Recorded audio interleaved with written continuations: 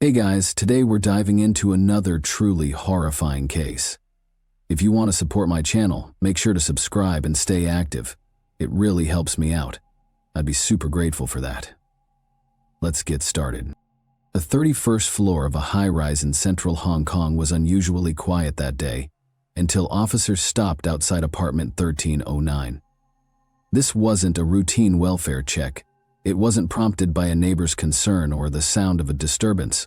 The call had come from within. The apartment's owner had phoned the authorities himself. "Something terrible has happened. You need to come immediately," the man said. When officers arrived, no one answered the door, but from underneath it, a suffocating odor leaked into the hallway, thick, unmistakable, the scent of decay. The building's security guard confirmed that residents below had been complaining for days, convinced the source was this very unit. Police knocked. Nothing. Only a low, unintelligible murmur came from inside. Someone talking to themselves. When they finally breached the door, a wave of putrid air surged out. The apartment was in complete disarray. Stained walls, discarded food containers, clothing strewn across the floor, an air so stale it felt like it hadn't moved in days. In the middle of the living room, a young woman lay partially unclothed, her body lifeless and marked by wounds to the neck and upper chest. Investigators immediately suspected she had been dead for some time. Just a few feet away sat a man, barefoot, clutching a bloodied knife. His eyes were empty, his voice barely audible as he muttered incoherently about God, evil, and that it had already happened.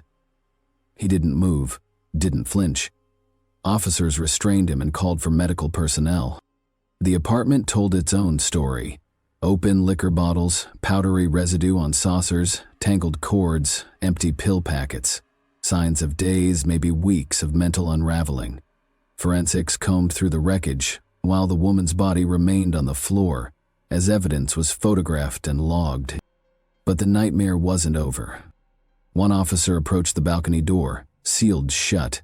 As he slid it open, he was hit by the same unbearable stench. Outside, tucked near the railing, sat a large black suitcase. The odor left no doubt. When they unzipped it, their worst fears were confirmed. Inside was a second body, dismembered, wrapped in cloth, and tightly packed. It wasn't a hasty cover-up, it was deliberate, methodical, and deeply disturbing. This wasn't just a crime scene. It was a descent into madness, hidden behind a locked door on the 31st floor. The suitcase had been placed in the far corner of the balcony, directly beneath a clothesline, perhaps in the hope that it would go unnoticed. Both victims were women, young with East Asian features. No passports, ID, or personal belongings were found near them. Their names, their stories, even the time they lost their lives remained unknown. But one thing was certain. Something horrific had unfolded in that apartment, and it hadn't happened overnight. Investigators documented every detail. The man found inside the apartment was taken into custody under heightened security. There were no signs of a struggle on his body. The medical team confirmed he was conscious, but his behavior remained highly erratic. He offered no explanations, only fragmented phrases about guilt, blood, and the final week. Hong Kong is one of the most densely populated urban centers in the world. Within a compact space, millions of people live amid constant noise, urgency, and overcrowding. Towering buildings stretch skyward, packed closely, with barely any gaps in between. Every square foot comes at a premium, and most residents squeeze into tight apartments, often divided by thin partitions where multiple individuals may share a single room. Those with more resources live higher up, behind thick glass facades in high-rise residences, outfitted with security, surveillance, and private elevators. The contrasts are striking. At the base of these gleaming towers, narrow alleyways wind through grimy drainage lines, impromptu street stalls, and strange storefronts with no signage. During the day, these places seem deserted, but at night they come alive. In certain neighborhoods, behind the facade of bars and clubs, filled with loud music and flowing drinks, a hidden system operates, one that quietly disguises unauthorized escort services as nightlife entertainment. Officially, these spots are listed as lounges or karaoke bars, where women work as hosts simply to entertain guests with conversation. In reality, many arrangements are made for private meetups at hotels or apartments. These businesses aren't openly advertised, but they're known among a select crowd. Wealthy men, often foreigners, who know exactly where to go. The women working there usually don't have legal work permits and find themselves in a vulnerable position. They can't seek help, can't report mistreatment. Any complaint could risk deportation. Many of these women originally came to Hong Kong from underprivileged areas of Indonesia and the Philippines. In the past, they worked legally as domestic helpers under work visas, but once those permits expired, they had to leave. Some later returned on tourist visas, hoping to earn again and support their families back home. Club work often becomes their only available source of income.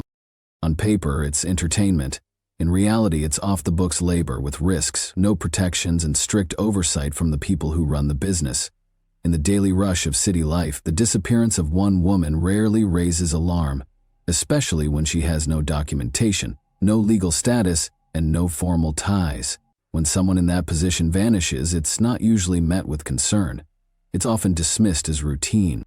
At best, a roommate or someone nearby might try to look for her. At worst, she's simply forgotten.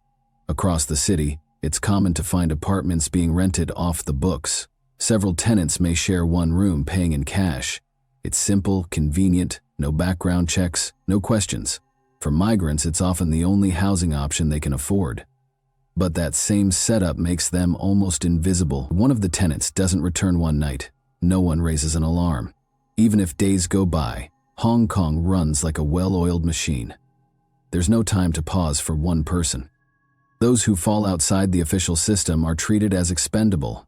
Their disappearance isn't considered an event. It's just another line in a statistic that no one pays attention to. Sumarti Ningsi was born in a small, impoverished village in Indonesia. Her family lived in difficult conditions. From the beginning, they struggled to afford basic necessities, food, medicine, and school supplies for her younger brothers. When she became an adult, the decision was made. She would go abroad to earn money.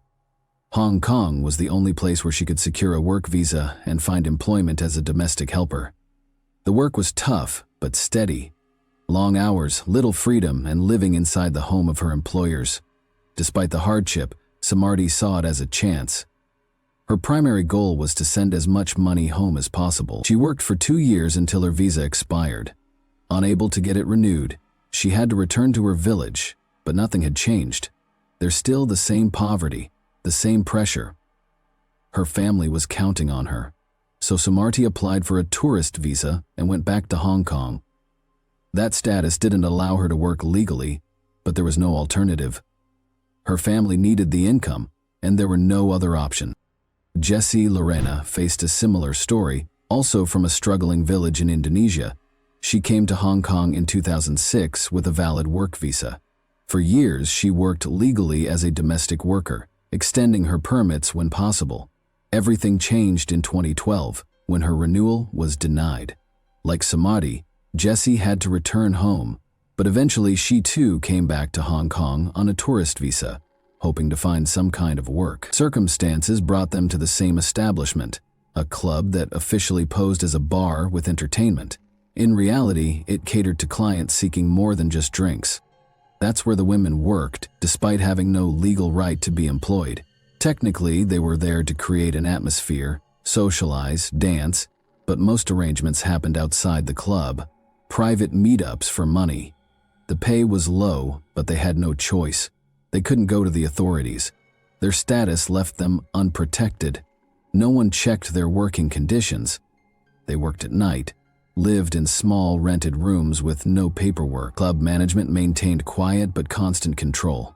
Refusal or complaint meant immediate dismissal, and for someone working off the books, that meant no more income. It was under these conditions that both women disappeared. Sumarti vanished on October 26. That evening, she had been at the club, spent time with clients, and then left. No one saw her again.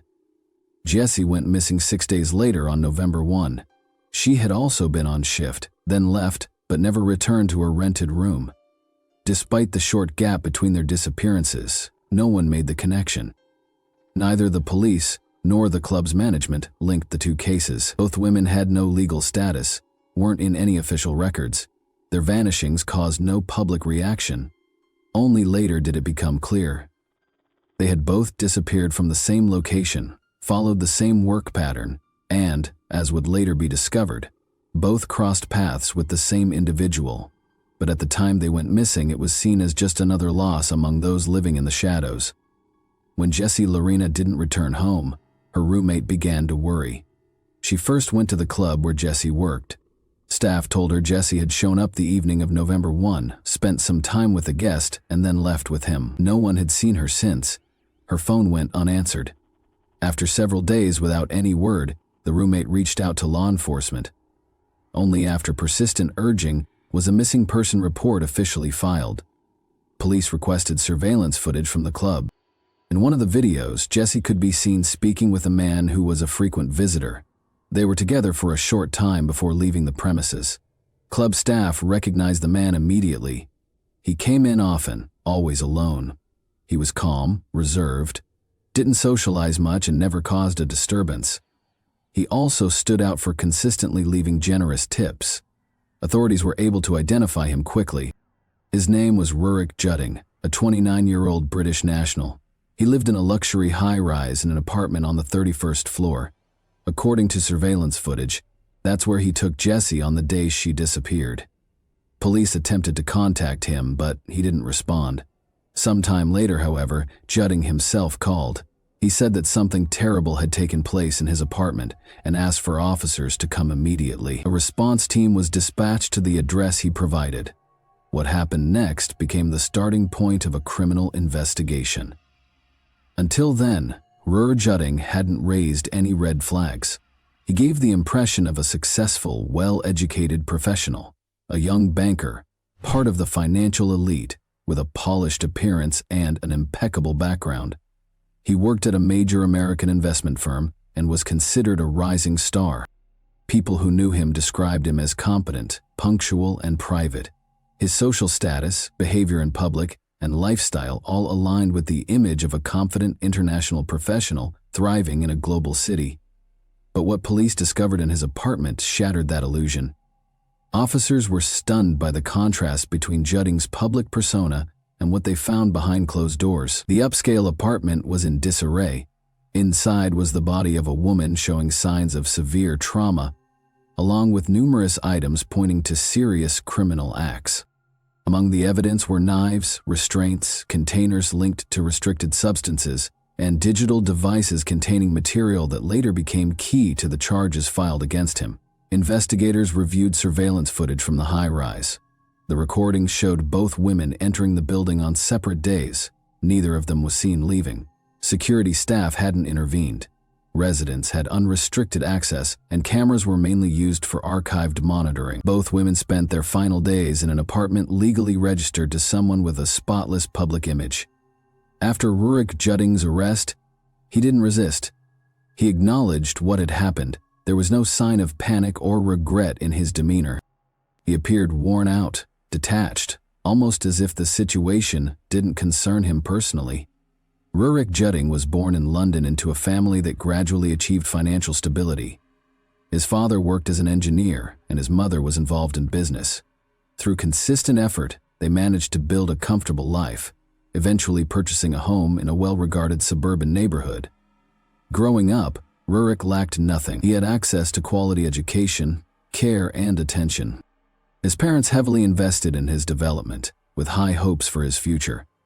From an early age, Rurik showed strong academic talent. He consistently performed well in school, excelling in both math and literature. Former classmates remembered him as quiet and withdrawn but intellectually sharp. He avoided large social groups and preferred solitude. His academic success earned him a place at Cambridge, one of the UK's most prestigious universities. At university, he pursued economics. Soon after graduation, he landed a job with a major investment firm in London. His career advanced quickly. He moved between increasingly prominent banks, taking on more senior roles each time. Within just a few years, he earned a reputation as one of the most promising young professionals in finance. Colleagues described him as extremely driven, detail-oriented, and hardworking. When his employer, an American banking corporation, expanded operations in Hong Kong, Judding was offered a key position in the new office. He accepted without hesitation. The move significantly increased his income.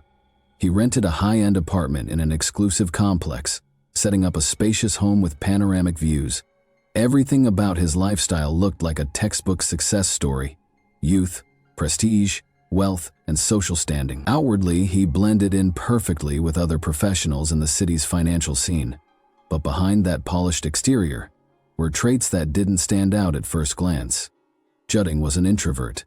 He kept a small social circle, avoided personal connections, and had no interest in public life. At the same time, he carried a quiet sense of superiority. Those who interacted with him professionally acknowledged his competence but rarely remembered anything personal. He shared little about his life and kept to himself. The first major disruption to his seemingly stable life came through a personal relationship. He had been involved with a woman named Sarah. Their relationship had lasted a while, though it was long distance. She lived and worked in the US while he was based in Hong Kong. According to people close to him, he was deeply attached to her and took the relationship seriously. The breakup came unexpectedly. Sarah began seeing someone else without giving Judding advance notice. The experience hit him hard. He fell into depression, began therapy, and was prescribed medication. His mental state began to show in his behavior: increased irritability, deeper isolation, and reduced focus. His relationships at work deteriorated. He missed deadlines, and his reputation started to decline. Internally, he was unraveling, a shift not immediately visible to others, but one that escalated quickly. During this period, his life began to unravel. He started using illegal substances, attending parties, and engaging in casual relationships. Gradually, he lost control, not only over his career but also over himself. Around the same time, he began dating a new girlfriend, Ariane Guaran, young, attractive, and active on social media. She frequently shared photos of their trips, dinners, and events. Their online presence appeared flawless: luxurious interiors, expensive restaurants, scenic flights. However, behind the beautiful images were arguments, outbursts of aggression, and the growing coldness with which Rurik treated her. The illegal substances heightened his irritability, making him harsh and unpredictable. The relationship soon fell apart. From that point, Judding's life spiraled further out of control. His consumption of illicit substances increased. He became reclusive, rarely leaving his apartment, and disappeared from the radar of colleagues and acquaintances. His behavior grew so unstable that even those around him began to avoid contact. He lost friends, professional connections, and trust within the banking community. Simultaneously, alarming signs of deep psychological disturbances emerged. His social media posts became strange and illogical, filled with metaphors and phrases indicating internal destruction and a loss of connection with reality. He began using imagery of darkness, fear, and demise. A post from October 27 resembled a farewell note. "I'm jumping into the darkness. The journey has begun. I'm not afraid, but I'm excited. The first step is the hardest." This message puzzled those who read it, but no one took action. The next day, he resigned without explanations or prior discussions. His work email was deactivated, but the auto-reply function remained active. Any email sent to his address automatically received the response: "I am out of the office indefinitely. Please do not contact a psychopath in case of emergency. Contact God, though I suspect custody has passed to the devil." This message seemed strange and inappropriate to colleagues. Most perceived it as a failed attempt at dark humor. Later, the email's content became part of the evidence.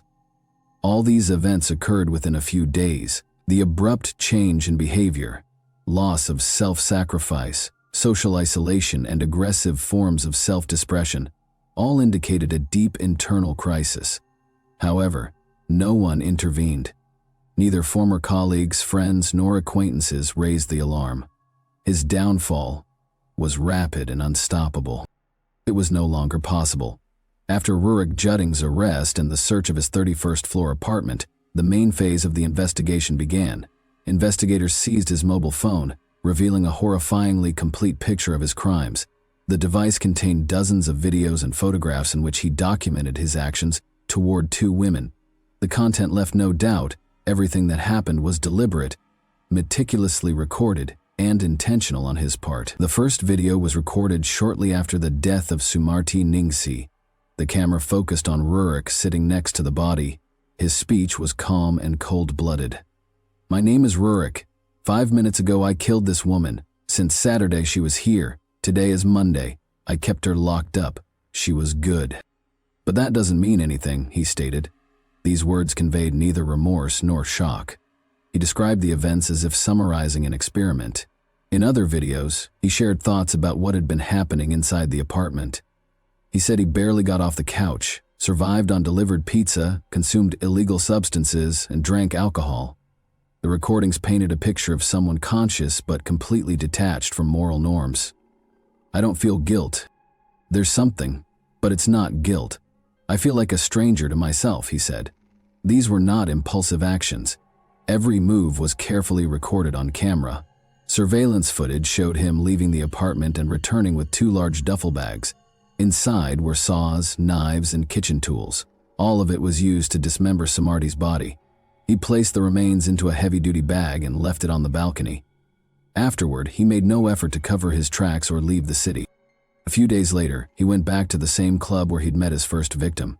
There, he approached Jessie Lorena. He offered her money to come to his apartment. Unlike the previous time, he didn't wait. The crime took place that same night. Her body was left in the middle of the room, and Judding was still beside it when officers arrived. He was covered in blood, holding a knife, and speaking incoherently. The recordings made it clear that these acts weren't the result of a breakdown, but a conscious decision. After the first crime, he chose to repeat it. His own words were chilling. "That was an experience. I want to do it again." The video files became more than just evidence. They were direct confessions captured and preserved by the perpetrator himself. Following his arrest, Rurik Judding was taken into custody, and during the initial interview, he immediately gave a full confession without pressure or hesitation. He described what had happened, made no excuses, and didn't attempt to soften the facts. He admitted to holding one of the women captive for several days before ending her life, and detailed the sequence of events. Investigators noted that he spoke calmly, showing no visible emotion. The next step was a mandatory court-ordered psychological evaluation. Several specialists assessed him. The goal was to determine whether Judding had the capacity to understand his actions and their consequences at the time of the crimes. Every professional involved reached the same conclusion: he was of sound mind and fully accountable.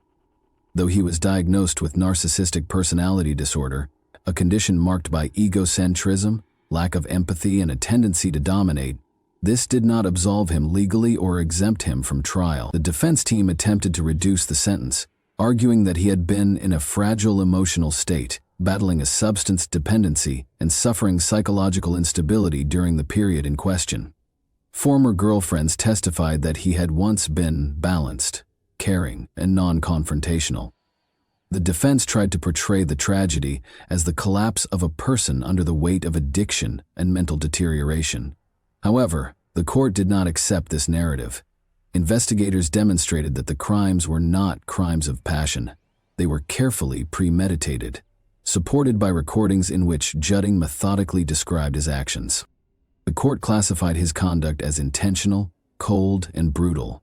The evidence, his own confessions, phone records, photos, and video files, left no room to interpret his actions as those of someone out of touch with reality or in a temporary state of crisis. In October 2016, the court delivered its final verdict. Rurik Judding was found guilty on both counts. He received 2 life sentences, one for each crime, without the possibility of parole. The decision meant he would spend the rest of his life behind bars. During the sentencing, he remained silent. His face showed no emotion, no gestures, no expressions, no trace of inner turmoil, even when it became clear that he would never walk free again. Judding displayed neither remorse nor resistance. His complete indifference became the final note in a deeply disturbing case. Despite the numerous recordings and his own confessions, Judding never provided a clear answer to the question: Why did he do it? The court interpreted this as a lack of remorse and a conscious choice to engage in extreme aggression. Thanks for watching, everyone. Your support means a lot to me, and you can help my channel grow by hitting that like button, dropping a comment, and sharing this video. Your engagement really makes a difference. See you soon. Hey guys, today we're diving into another truly horrifying case. If you want to support my channel, make sure to subscribe and stay active. It really helps me out. I'd be super grateful for that. Let's get started. In July 1974, the body of a young woman was found buried in the sand near Race Point Beach in Provincetown, Massachusetts. Her murder was brutal, but what shocked investigators the most wasn't just the violence, it was the silence that followed. No one came forward. No missing persons report matched her. No desperate families searching for answers. She had no name, no past, and no identity. For decades, she would be known only as the Lady of the Dunes, a haunting mystery that would baffle law enforcement for nearly 50 years. Provincetown, a peaceful coastal town at the tip of Cape Cod, thrives on tourism. In the summer months, it fills with visitors, artists, and families soaking in the sun. But in 1974, the town's serenity was shattered by a gruesome discovery. It was July 26, and 12-year-old Leslie Metcalf was spending the day with her family, walking their dog through the dunes about a mile inland from the Cape Cod National Seashore. The dog suddenly bolted, catching an unfamiliar scent. Leslie chased after it, expecting maybe a deer or a seabird. What she found instead would scar her memory forever. Hidden among the brush was the decomposing body of a woman. At first glance, Leslie thought it was an animal, but as she got closer, the horrific truth became clear. The authorities were called immediately, and soon police arrived to secure the scene. The woman's body was found lying face down on a beach towel, her hands missing, likely removed to hinder identification. Her head had suffered a devastating blow and her jeans were folded neatly beneath her. Despite the brutality, certain details suggested a strange, almost staged kind of order.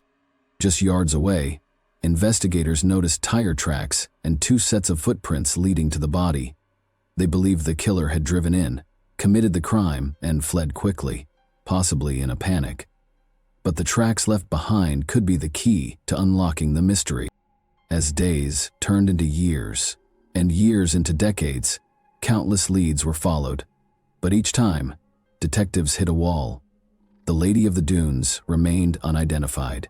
Her story became folklore in the town, a cautionary tale whispered among locals and revisited in cold case files again and again. And through it all, one question endured. Who was she? And why did no one notice she was gone? Her body was laying face down on half of a beach blanket, with no signs of struggle. This lack of resistance led police to theorize that she either knew her killer or had been asleep when she died.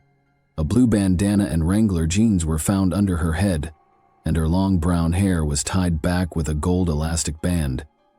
Her pink-painted toenails showed that she took care of herself and had her own style. Moreover, the physical description of the woman revealed she was approximately 5 feet 6 inches tall and weighed 145 pounds with an athletic build. The dental work of the victim was unusually expensive, with crowns priced between $5,000 and $10,000. However, for now, several of her teeth had been removed, and both hands and 1 forearm were missing. Estimating her age proved challenging, with investigators placing her between 25 and 40 years old. However, some believed she could have been as young as 20 or as old as 49. Her date of death was sought to be anywhere from 10 days to 3 weeks before she was found. The cause of the death was severe neck injuries, which were likely from strangulation. One side of her head had been crushed, most probably with a military-type entrenching tool. The nature of the attack suggested a disturbing level of intimacy. Investigators believe the attacker lay next to the Lady of the Dunes before delivering the fatal blow to her head. Additionally, the autopsy revealed signs of sexual assault, which investigators believe happened after she died.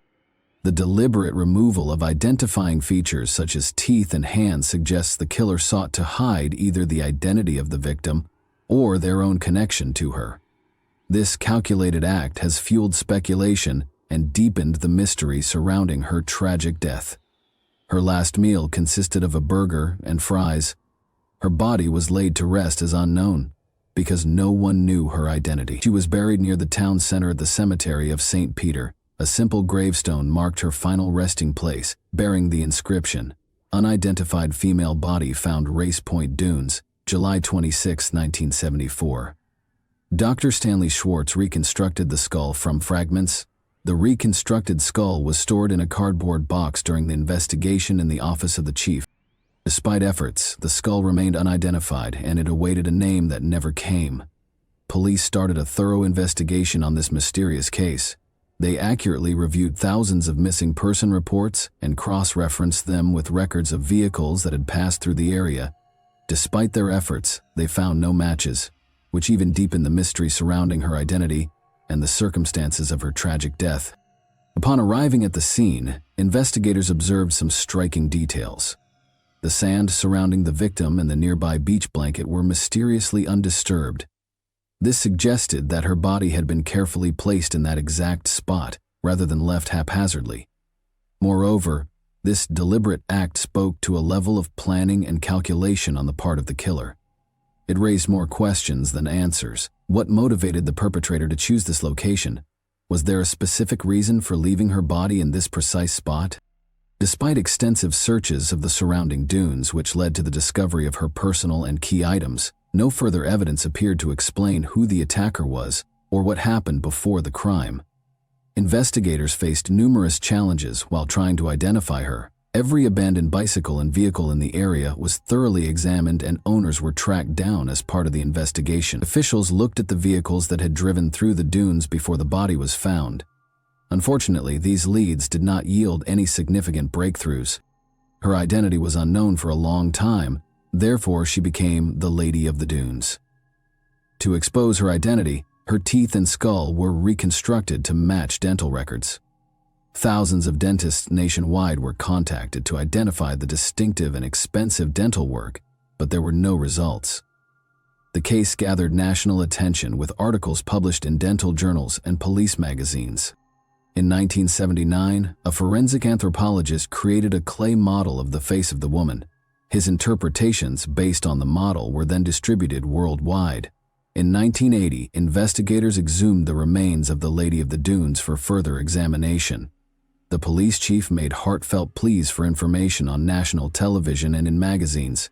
He traveled extensively across North America where he pursued leads, but none proved fruitful. Over the years, the chief received thousands of letters and phone calls, some of which offered potential clues to the identity of the victim. Each tip was carefully investigated, and various family members from all over the country supplied dental records for comparison. However, no match was ever found. In desperation, the chief even consulted a psychic, but the result was nothing. As time passed, the case grew cold with no concrete leads to investigate. The Lady of the Dunes remained a haunting mystery. However, there was another shocking fact, and a mysterious gesture has become an annual tradition. Every July 26, on the anniversary of her discovery, someone left flowers and bars at the site. The identity and motivations of this person remained unknown. Was it the killer, someone who knew her, or a good person paying respects? There were no leads, and police were looking for new ones. It was not until 1987 when this happened. A Canadian woman shocked investigators with a terrifying revelation. She disclosed this to her friend and claimed she had witnessed her father strangling a woman in Massachusetts around 1972. Police immediately pursued this lead and hoped it would shed light on the identity of the Lady of the Dunes. Despite their efforts, they could not locate the woman or gather further evidence to substantiate the claim. Around the same time, another woman approached the authorities with a heart-wrenching suspicion. She believed the reconstructed image of the victim resembled her long-lost sister who had vanished from Boston in 1974. This lead sparked renewed hope for answers. Detectives then deeply investigated the disappearance of her sister to establish its potential connections to the Lady of the Dunes case, but again it was all in vain. Not only this, but there was also another lead from the police criminal records in a separate angle, Investigators focused on Rory Jean Kessinger, a notorious criminal who had escaped from jail in 1973 at the age of 25. Authorities noticed a close resemblance between Kessinger and the victim, which raised suspicions about his possible involvement. However, DNA testing from the mother of Kessinger ultimately did not match the victim, which again led investigators to rule him out as a suspect. Additionally, the cases of two other missing women, Frances Awalt from Montana and Vicki Lamberton from Massachusetts, were thoroughly examined but ultimately dismissed because these were unrelated to the Lady of the Dunes. Each new lead brought hope, but the mystery remained unsolved. The community and investigators were left with haunting, unanswered questions. There were multiple theories surrounding the circumstances of her death, and each of them attempted to explain the mysterious clues and disturbing facts. Here are some of them. The first theory was about Tony Costa. His name often surfaces in connection to this case. He was a serial killer active in the area at the time. However, investigators quickly ruled him out as a suspect, as he died in May 1974. It was 2 months before the discovery of the body of the woman in July. Despite his elimination as a suspect, the name of Tony Costa frequently appeared alongside in discussions about the case. The second theory surrounding the Lady of the Dunes involved Haddon Clark, who was a convicted serial killer notorious for his heinous crimes.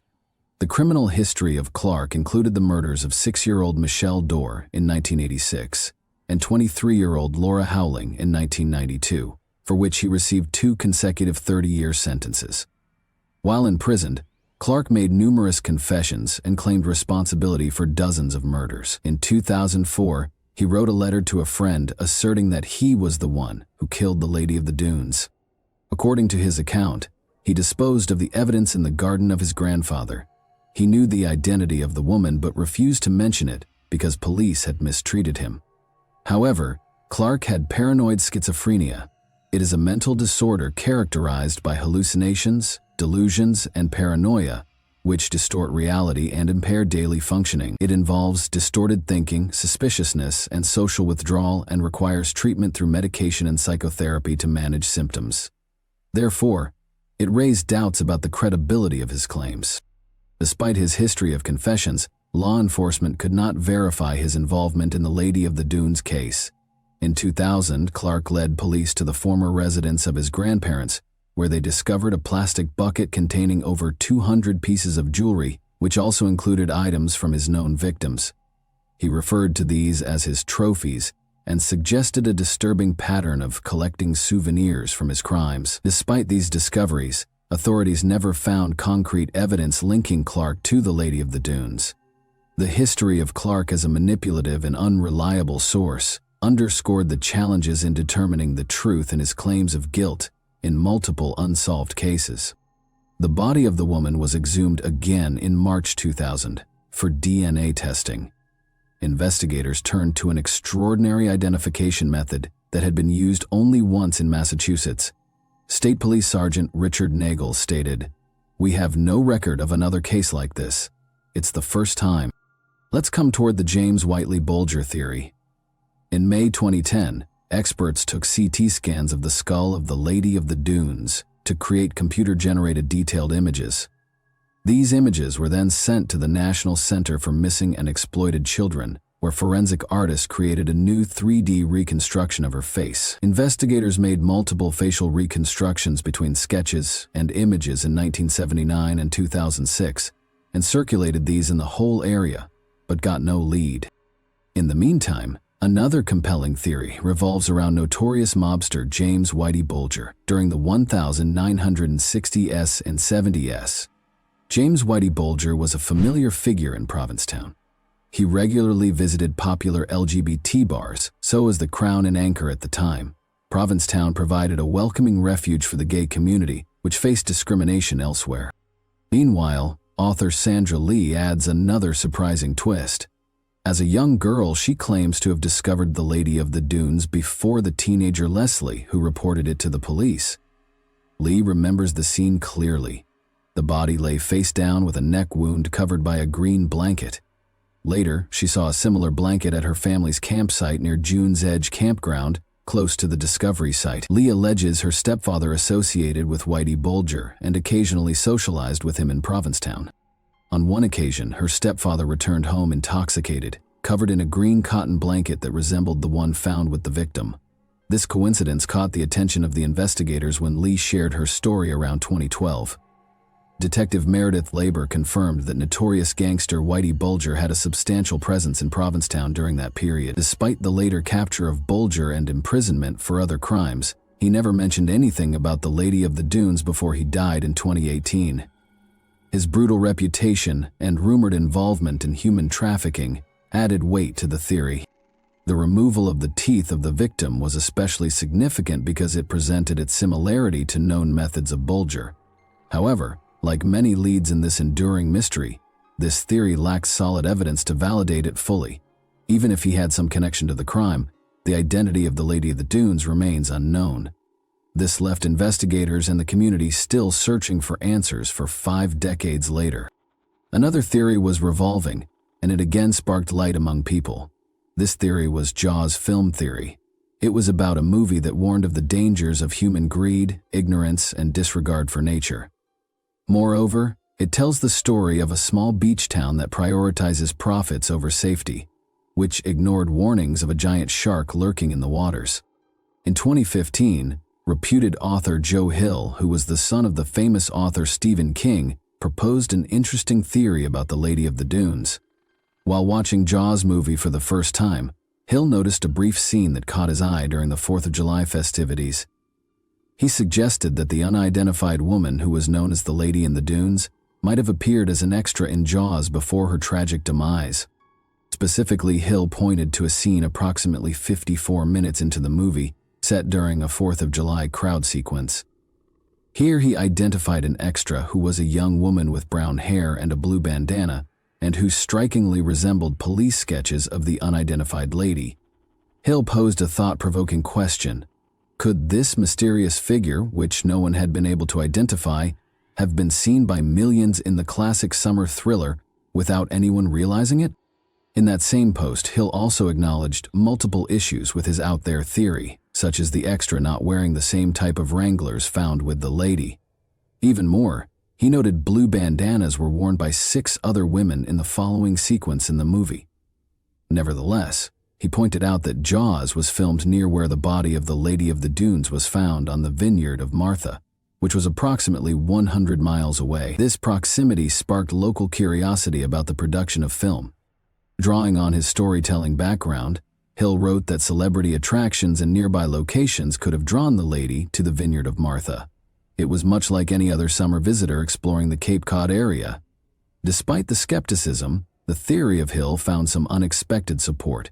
He recounted how an FBI agent he consulted cautiously encouraged him to pursue his idea and suggested that stranger ideas like this had cracked colder cases before.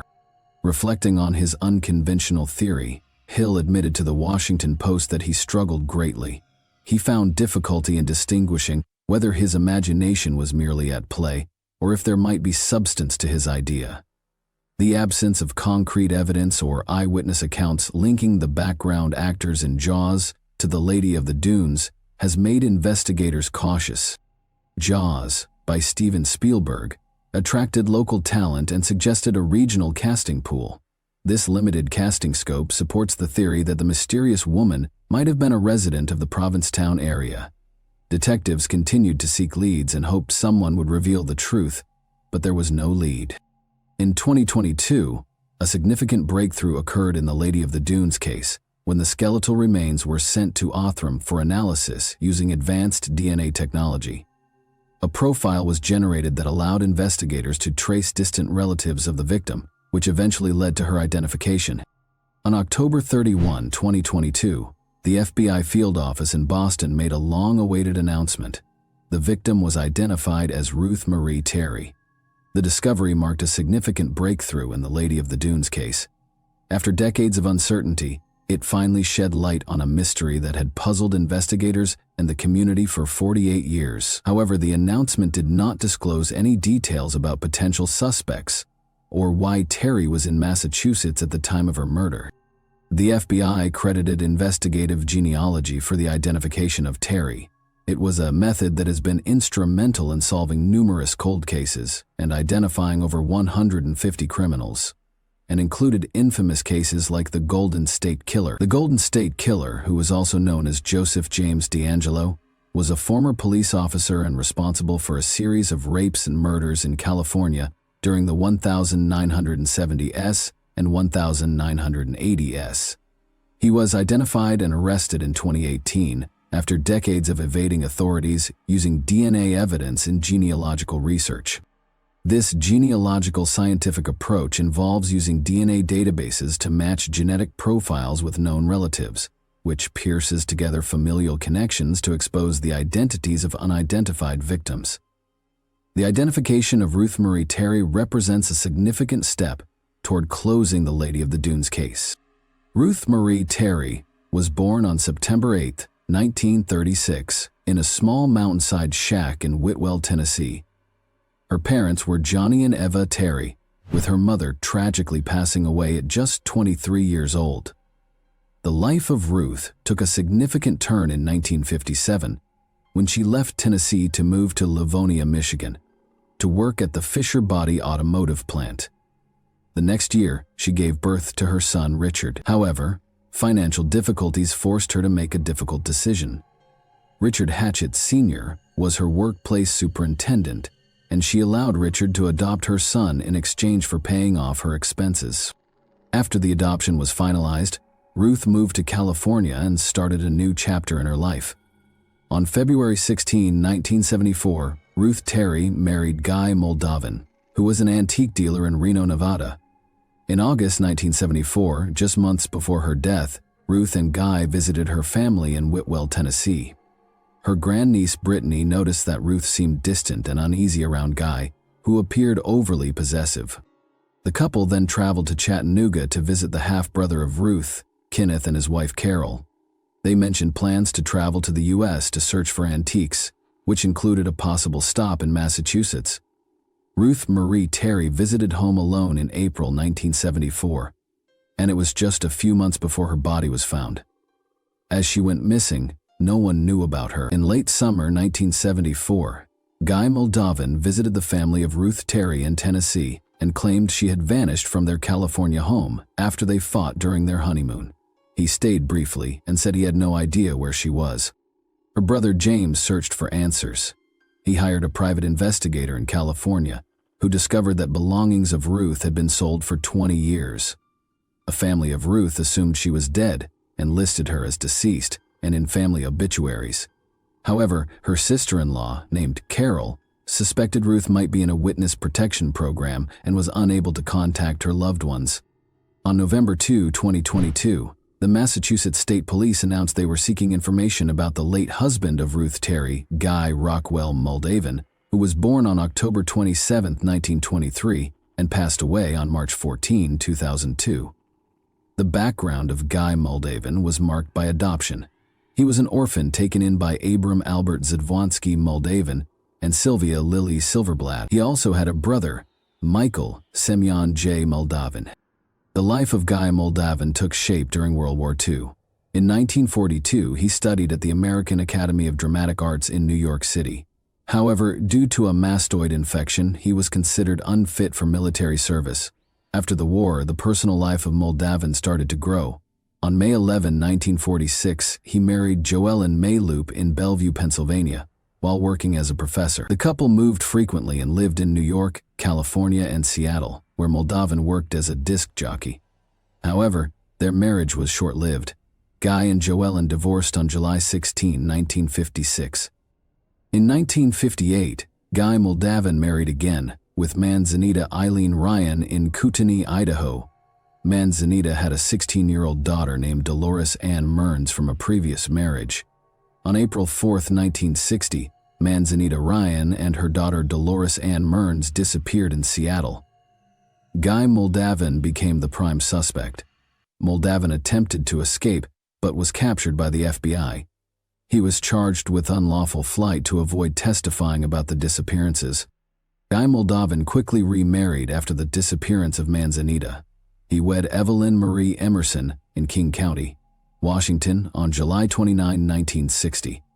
This was the same woman Guy would marry again in Los Angeles on August 10, 1963.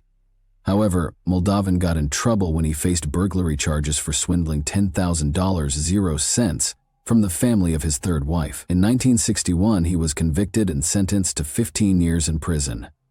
Moldovan received a reprieve in March 1962, when a judge suspended his sentence on the condition that he repay the stolen funds. True crime author Ann Rule examined case of Moldovan Guy in her 2007 books, Smoke, Mirrors, and Murder. She focused on the 1960 disappearances of Manzanita Ryan and her daughter Dolores Mearns. Investigators discovered dismembered human remains in the septic tank of Moldovan, but couldn't confirm they belonged to the missing woman. Despite suspicions, Moldovan wasn't charged due to insufficient concrete evidence, and Rule noted that Moldovan married again in 1974, this time to a woman named Terry in Reno, Nevada. She was later revealed as Ruth. Terry Moldovan was the prime suspect in the murder of Henry Lawrence Baird, a 28-year-old bread truck driver. Additionally, he was also suspected in the disappearance of 17-year-old waitress Barbara Jo Kelly, which occurred in June 1950. Barbara was last seen in Humboldt County, California, on June 17, 1950, when she went on a date with Baird, who was her boyfriend. The next morning, the body of Baird was found, face down on the beach near Table Bluff, and had been shot in the back of the head. He was found naked except for his shoes and socks. The clothing of Barbara was also discovered neatly folded under Baird, though her shoes and stockings were missing. To this day, no trace of Barbara has been found, and it is believed that whoever shot Baird may have kidnapped her. In 1983, after the murder of Ruth Terry, Guy Moldovan published Cooking with Rump Oil. This contained a disturbing recipe. Cape Cod shed the disturbing content of the recipe sent chills down the spine. An illustration of a long-hailed creature who looked innocent was juxtaposed with instructions that implied violence and suffering. The ominous language throughout the recipe only added to the sense of suspicion, and scary phrases like "the tender look will become one of despair" hinted at a dark and sinister purpose. Later, investigators analyzed and raised concerns about the involvement of Moldovan in the murder of Terry. In 1976, Moldovan relocated to Chualar, California, which is a small community near Salinas. A feature article published in 1985 noted that he had retired from his position as executive vice president of a silver store on Rodeo Drive in Beverly Hills. Police find some additional information. At the time of his profiling, he was volunteering as a host for a 3-hour weekly call-in show on aging and personal transitions at the radio station KAZU in Pacific Grove. Additionally, he worked at a tobacco shop in Carmel. As noted in his obituary, Moldovan was born in Santa Fe, New Mexico. He spent 22 years living in Salinas and worked as a buyer for bullocks. In addition to his career, he appeared to be a poet, artist, and actor, but beneath his charismatic face, there was pure evil. He deceived people with his charm and appearance and was responsible for a string of heinous crimes. He passed away at home after a prolonged illness and left behind his wife, Phyllis Moldovan, and his sister, Joan Tower. In 2018, Richard Hanchett, son of Ruth Marie Terry, learned the biological name of his mother through DNA testing. Moreover, throughout these years, the Tennessee family thought she was missing. On August 28, 2023, Moldovan was officially identified as the killer of Terry. Terry and her son finally found closure after 48 years, thanks to advances in DNA technology and diligent police efforts. The breakthrough brought peace to Richard Hanchett, ended decades of uncertainty, and provided justice for her memory. Dedicated police work and DNA technology made it possible to identify the remains of Ruth and give her loved ones the closure they had long awaited. Thanks for watching, everyone. Your support means a lot to me, and you can help my channel grow by hitting that like button, dropping a comment, and sharing this video. Your engagement really makes a difference. See you soon. Today we're diving into another truly horrifying case. On a cold February morning in 2021, something felt off at Sharon Public School in Kenton, Massachusetts. Staff members began to worry. 23-year-old Sandra Birchmore hadn't shown up in days, and she wasn't responding to calls or messages. At first, her absence was brushed off, attributed to a snowstorm that had recently swept through the area. But by day 4, concern turned into alarm. Her colleagues called emergency services, unaware that their call would open the door to one of the most baffling and heartbreaking investigations the town had ever seen. What unfolded next wasn't just a missing person case. It was the unraveling of a life marked by resilience, admiration, and ultimately betrayal. Sandra Birchmore was born on May 13, 1997, in the quiet town of Stone, Massachusetts. Her childhood was shaped by adversity. Her mother, Denise, struggled with chronic health problems that left her in and out of treatment and placed heavy pressure on the family's limited finances. Sandra's father was nowhere to be found, completely absent from both her life and her upbringing. The responsibility of raising her fell to Denise, her longtime partner, and Sandra's maternal grandmother, Grace. It was Grace who became a steady presence in Sandra's life, stepping in during the toughest times. When Denise was sick, when the bills piled up, when stability felt just out of reach. Amid all this, Sandra grew up fast. She learned early what it meant to shoulder responsibility and care for others. But even through hardship, one thing was clear. Sandra had dreams. She was fascinated by public service, drawn to uniforms, structure, and the idea of making a difference. Her admiration wasn't abstract, it was rooted in family. Several of her maternal relatives had served in law enforcement or the military, and she looked up to them with quiet pride. This environment shaped her worldview.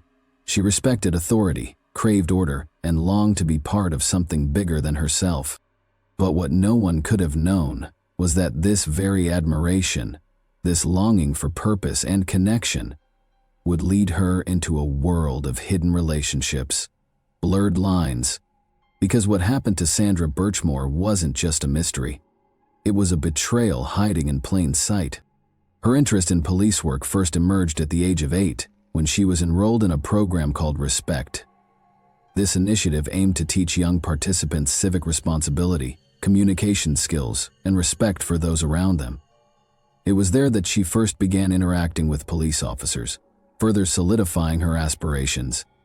By the time she turned 12, Sandra joined the Police Explorers program, established in the 1970s. This initiative provided hands-on experience for young people interested in careers in law enforcement under the guidance of experienced officers. Participants learned the fundamentals of police work, safety protocols, and emergency response strategies. Sandra remained involved in the program from 2010 to 2016, showing an impressive level of dedication. Those close to her recalled how seriously she took her training and how much time she devoted to perfecting her skills. This was more than just a passing interest. Sandra saw the program as a stepping stone toward her ultimate goal. However, her journey was far from easy. In 2016, at the age of 19, Sandra experienced a devastating loss. Her mother, Denise, passed away. This was a tremendous blow for her. After Denise's passing, Sandra's aunt, her mother's sister, stepped in to provide support and guidance. This heartbreaking event coincided with the conclusion of her time in the Police Explorers program, leaving a profound impact on her life. Her dreams of a career in law enforcement gradually took a back seat as she faced new personal challenges. After finishing high school, Sandra searched for her path. She enrolled in college prep courses, planning to pursue a nursing degree. Despite shifting her focus, her childhood admiration for police culture remained strong, and she stayed in touch with many individuals from the Police Explorers program over the years. Life's challenges and early losses didn't break Sandra, but they made her vulnerable to manipulation. The influences around her and the constant struggle to overcome hardships shaped her character and ambitions, yet they also left her seeking validation and support from those she viewed as authority figures. This longing for guidance would ultimately play a crucial role in her tragic fate. In 2020, after finishing high school, Sandra Birchmore moved to Kenton, a town in Norfolk County, Massachusetts, with a population of around 25,000. Kenton was known for its safe and family-friendly environment, making it an attractive place to settle for Sandra. This move marked a fresh start. She secured a job as a teacher's assistant at Sharon Public School. Her role involved working with students who had special needs, providing support while also earning a steady income. Though this position wasn't her ultimate goal, she saw it as a stepping stone toward a better future. Her ambitions were closely tied to her experience caring for her mother, which had instilled in her a deep desire to help others. To pursue this passion, she enrolled in preparatory courses for college, balancing her studies with her job in hopes of advancing her career. Her colleagues described Sandra as outgoing and friendly, but at times her behavior seemed somewhat immature. She tended to share personal details even with people she barely knew, which made some coworkers uncomfortable. Still, she had a genuine love for her students and put effort into her responsibilities. Despite having limited experience, her combination of warmth and emotional openness drew people toward her, but it also sometimes led to misunderstandings. Sandra viewed her time at Sharon Public School as a temporary phase on her way to fulfilling her dreams. She was full of plans, preparing for significant changes in her life. However, her trusting nature and eagerness to connect with those around her made her vulnerable, something that would later play a devastating role in her story. Sandra Birchmore first met Matthew Farwell in 2010 when she was 13 years old. At the time, she was part of the Police Explorers program, where Matthew, then 27, served as one of the instructors. He quickly became an influential figure in her life. Their communication began within the structure of the program, but gradually extended beyond it. By the time Sandra turned 15, she started receiving personal messages from Matthew. These conversations marked the beginning of a relationship shaped by manipulation and psychological pressure. As someone older and more experienced, Matthew skillfully leveraged his position to establish control over her. Over time, their relationship evolved, but became increasingly unhealthy. Matthew grew excessively possessive, showing an unusual interest in her personal life and restricting her independence. He insisted on knowing her whereabouts at all times, and pressured her to provide constant updates about who she was with. Eventually, he began using technology to monitor her movements, further deepening her dependence on him. As his jealousy and need for control escalated, they were accompanied by bursts of aggressive behavior. His tone often turned threatening, and any attempt Sandra made to assert her independence was met with resistance. Matthew exerted pressure on her, expecting absolute compliance with his demands, and he viewed any disagreement as an act of betrayal. Despite the growing tension, Sandra continued to see Matthew as someone she could trust. She genuinely believed their relationship could improve, and often found ways to justify his behavior. However, his influence over her only intensified, gradually undermining her confidence and limiting her freedom. What had started as a friendship eventually became a toxic and inescapable dynamic. The beginning of 2021 marked an important period for Sandra Birchmore. She was preparing for motherhood. Despite the difficulties she faced, she approached the future with enthusiasm. Her apartment began filling up with baby essentials she had ordered online, including newborn clothing, infant care items, and decorations for a baby shower she was planning. She was eager to celebrate this new chapter of her life with her loved ones, carefully organizing every detail of the event, from decorations to the guest list. Despite her financial constraints, her excitement and energy surprised her relatives, who noted how inspired she seemed by the idea of becoming a mother. Sandra had also scheduled a newborn photography session, intending to capture special moments after her baby's arrival. This decision further highlighted her commitment to her pregnancy and her anticipation of what was to come. However, those close to her began noticing signs of inner turmoil. Much of this stress stemmed from her strained relationship with Matthew Farwell, who remained a significant presence in her life, but was increasingly a source of anxiety. In the days leading up to the tragic events, Matthew's behavior became unusual. He visited Sandra's apartment, claiming he wanted to help her prepare for the baby's arrival. He asked for access to her home, requesting both a key and the door code, explaining that he wanted to be available in case of an emergency.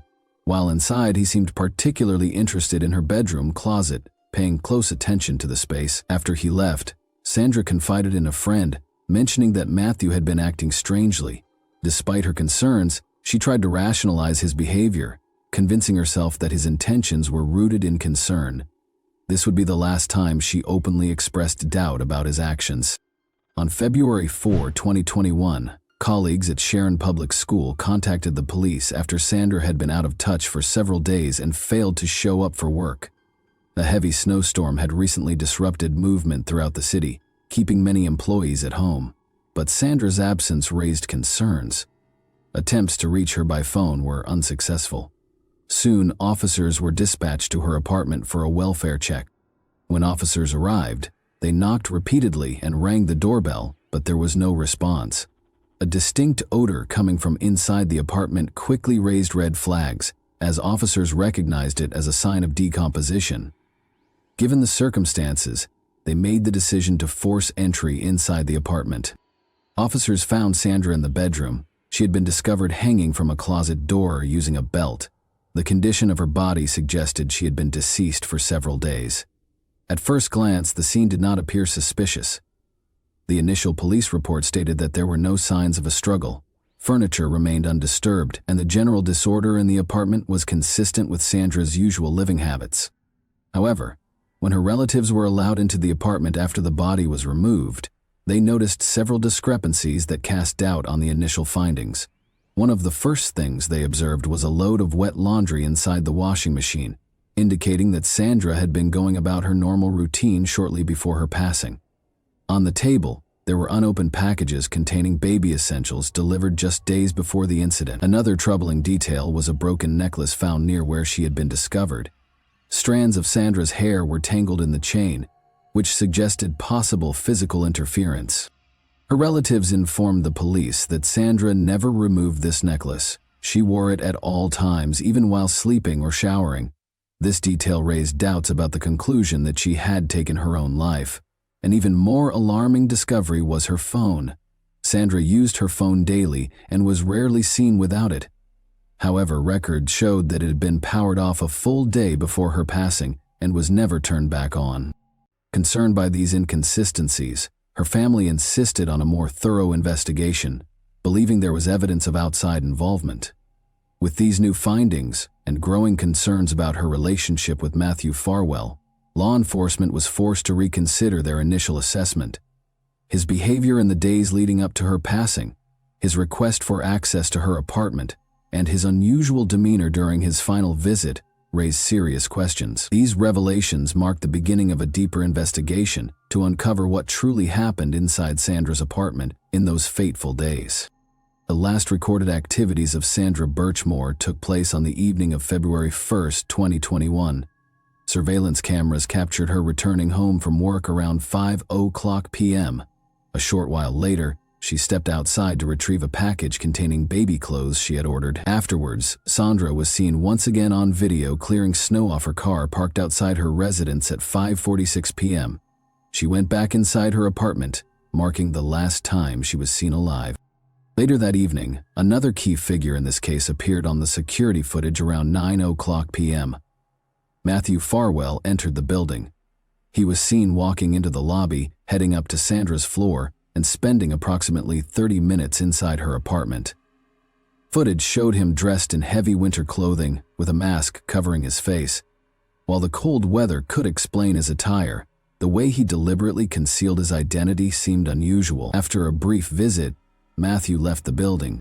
The next day, Sandra did not show up for work and stopped responding to messages. Federal investigators took over the case, conducting a full review of the initial findings. One of the first concerns was the superficial crime scene assessment and the overlooked details. Agents soon discovered that Sandra had been actively preparing for motherhood, ordering baby supplies, planning a baby shower, and even booking professional photo shoots. These details contradicted the idea that she had intentionally harmed herself. Further suspicion arose from the nature of the marks found on her body, which did not align with a typical case of self-inflicted harm. While analyzing Matthew's phone records, investigators recovered deleted messages that revealed a long history of manipulation.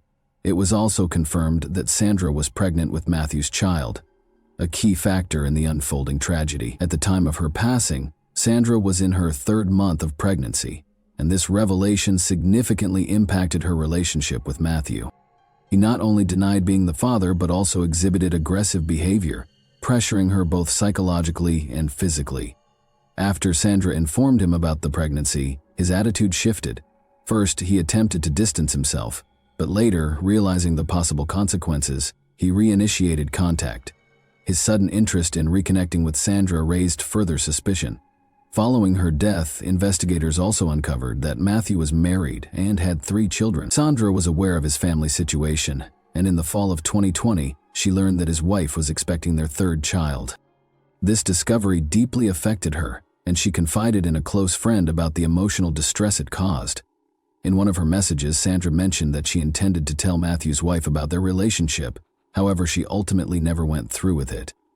When Sandra discovered her own pregnancy, she informed Matthew, but his reaction was hostile.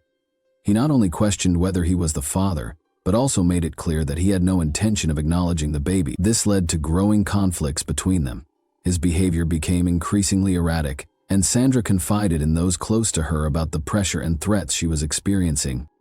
This dynamic played a crucial role in her fate and became a major focus of the investigation into her passing. Further examination of their messages revealed that Matthew had repeatedly monitored Sandra, expressed jealousy, and made threatening remarks. Even more concerning was the discovery that he may have used his professional position to exert influence over her. The investigation uncovered a much deeper issue. Sandra was not the only victim. A review of the Police Explorers Program archives, where Matthew Farwell had served as a mentor, revealed numerous cases of inappropriate relationships between instructors and participants. Sandra had joined the program at age 13, and her personal involvement with Matthew began when she was just 15. This was not only an ethical violation but also a serious offense, given the significant age difference. A broader investigation into the Police Explorers Program exposed systemic failures that enabled misconduct. Since its inception in the 1970s, there had been little oversight regarding the actions of mentors, creating an environment where some instructors exploited their authority. In addition to Matthew, other officers involved in the program were also suspected of inappropriate behavior. Among them were Matthew's brother William and their superior, Robert Devine. The investigation ultimately uncovered over 200 cases of misconduct, many of which had remained hidden for decades. FBI agents also discovered that a police officer had received an anonymous tip about potential misconduct in January 2021, but failed to file an official report. Instead, he privately warned Matthew, prompting a sudden shift in his behavior. From that point on, Matthew began deleting messages and attempting to rebuild Sandra's trust, moves that investigators believed were meant to prevent exposure. What exactly transpired inside Sandra's apartment remains unknown, but forensic evidence allowed investigators to reconstruct a likely sequence of events. The conversation may have escalated into a confrontation when Sandra once again brought up her pregnancy. She could have been pressing Matthew for acknowledgement or support, which posed a significant risk to him if exposed. The broken necklace found near her body suggested that a struggle had taken place. Investigators theorized that at some point, Matthew used force to overpower Sandra. Her phone was turned off shortly after he entered the apartment, leading to the possibility that he had deliberately disabled it to prevent her from reaching out for help. Sandra's case not only led to Matthew Farwell's arrest in 2024, but also shed light on widespread issues within regional law enforcement. The Police Explorers Program was permanently shut down, but the consequences of its failures continued to impact many lives. This case served as a wake-up call, prompting authorities to re-evaluate policies regarding adult mentors interacting with young participants in similar programs. The charges against Matthew Farwell marked the culmination of a long and complex investigation following Sandra Birchmore's death. In August 2024, he was officially arrested and charged in connection with the crime. Prosecutors presented compelling evidence linking him to the events of that night. Key evidence included recovered text messages from his phone, revealing years of manipulation and coercion towards Sandra, as well as surveillance footage confirming his presence at her apartment on the night of the tragedy. Additionally, forensic experts testified that the injuries on Sandra's body did not align with a self-inflicted act, but instead pointed to external force. The charges against Matthew Farwell extended beyond the primary crime. They also included multiple counts of inappropriate conduct involving Sandra during the years when she was underage. These details, along with other critical evidence, directly undermined his claims of innocence, which he continued to assert even after his arrest, Despite the overwhelming evidence and widespread public outrage, bringing additional suspects to justice proved to be a major challenge. Alongside Matthew, the investigation also implicated his brother William, their superior Robert Devine, and other officers whose actions had come to light during the inquiry. However, while misconduct was established in several cases, formal charges were not filed against most of those involved. This was largely due to a lack of direct evidence or an apparent reluctance within law enforcement agencies to subject their internal system to deeper scrutiny. As of early 2025, the trial against Matthew Farwell was still ongoing. Prosecutors argued that after Sandra was fatally restrained, the perpetrator staged the scene to make it appear as though she had taken her own life, positioning her body on the closet door. However, forensic experts noted inconsistencies. Key physical indicators that would typically be present in such a case, such as specific hemorrhages in the eyes and facial swelling, were missing. This supported the theory that she had been overpowered before the scene was staged. If convicted, Matthew Farwell faced the harshest possible penalty, including the potential for capital punishment. Sandra Birchmore's case was not just a personal tragedy. It became a stark reminder of the urgent need for systemic reforms within law enforcement and increased oversight of programs designed to work with vulnerable individuals. Her memory lived on through the ongoing efforts of her family and activists who continued to push for justice and meaningful change. Thanks for watching, everyone. Your support means a lot to me, and you can help my channel grow by hitting that like button, dropping a comment, and sharing this video. Your engagement really makes a difference. See you soon. Hey guys, today we're diving into another truly horrifying case. If you want to support my channel, make sure to subscribe and stay active. It really helps me out. I'd be super grateful for that. Let's get started. A young woman, 24 years old, brilliant, vibrant, and overflowing with potential, walked into a quiet restaurant one evening in Malibu, California. Her name was Matrice Richardson. By all accounts, it was supposed to be an ordinary night. But what happened inside that restaurant would set in motion a tragic mystery that continues to haunt those who knew her, and many who didn't. Matrice was taken into police custody that night. That much is undisputed.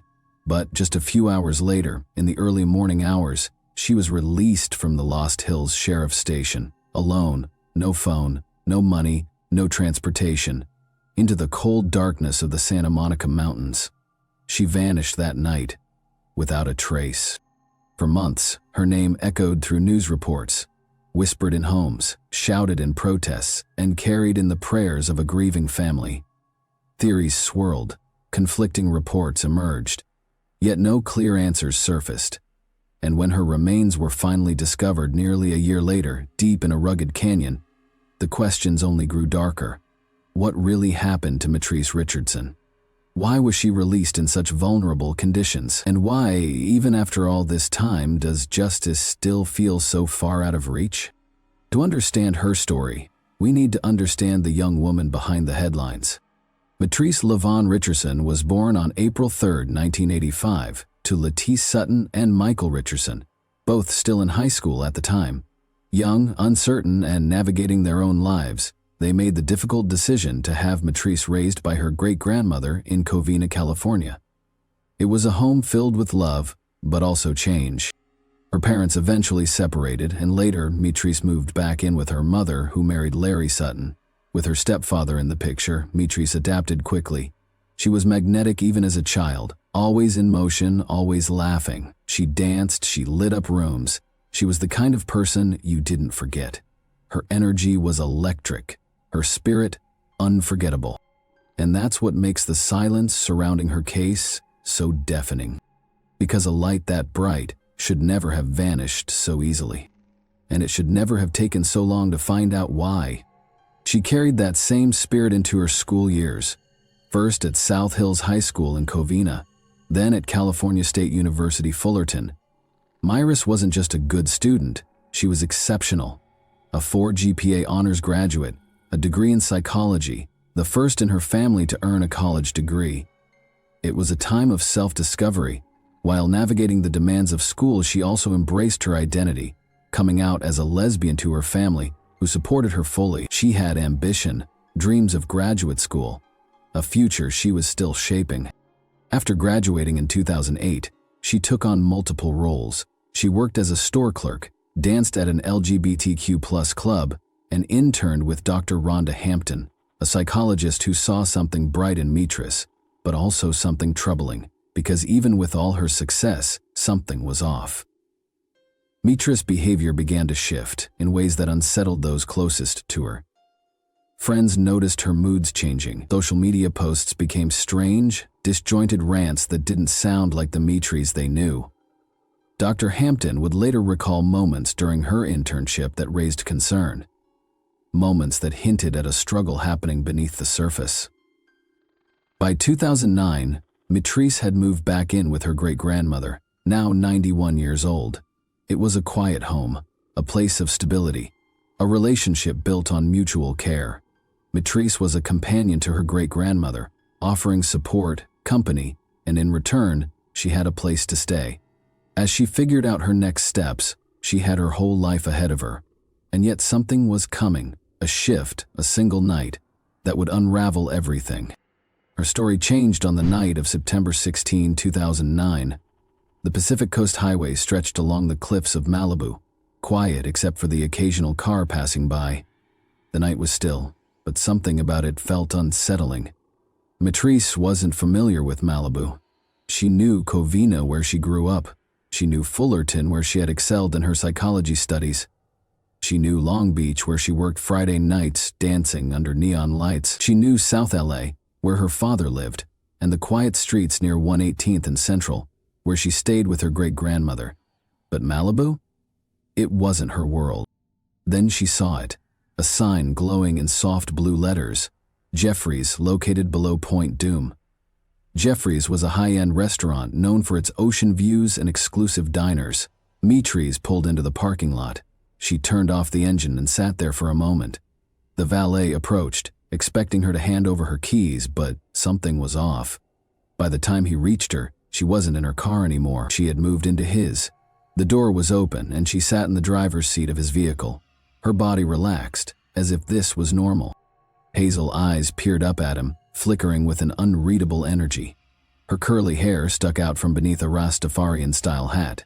She wore a long-sleeved white shirt under a black Bob Marley t-shirt, paired with faded jeans and a pink alligator mixered belt.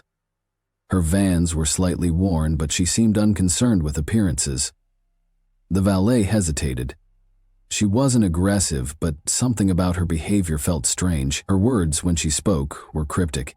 She muttered something about Michael Jackson's death, as if she were solving a puzzle only she understood. Then, just as casually, she handed him her own car keys and asked a bizarre question. "Vanessa here?" She told him to look out for a girl with tattooed arms, as if he should already know who she was talking about. Before he could respond, she strolled past him and entered the restaurant. Mitris took a seat and placed her order, a Kobe steak and an Ocean Breeze cocktail.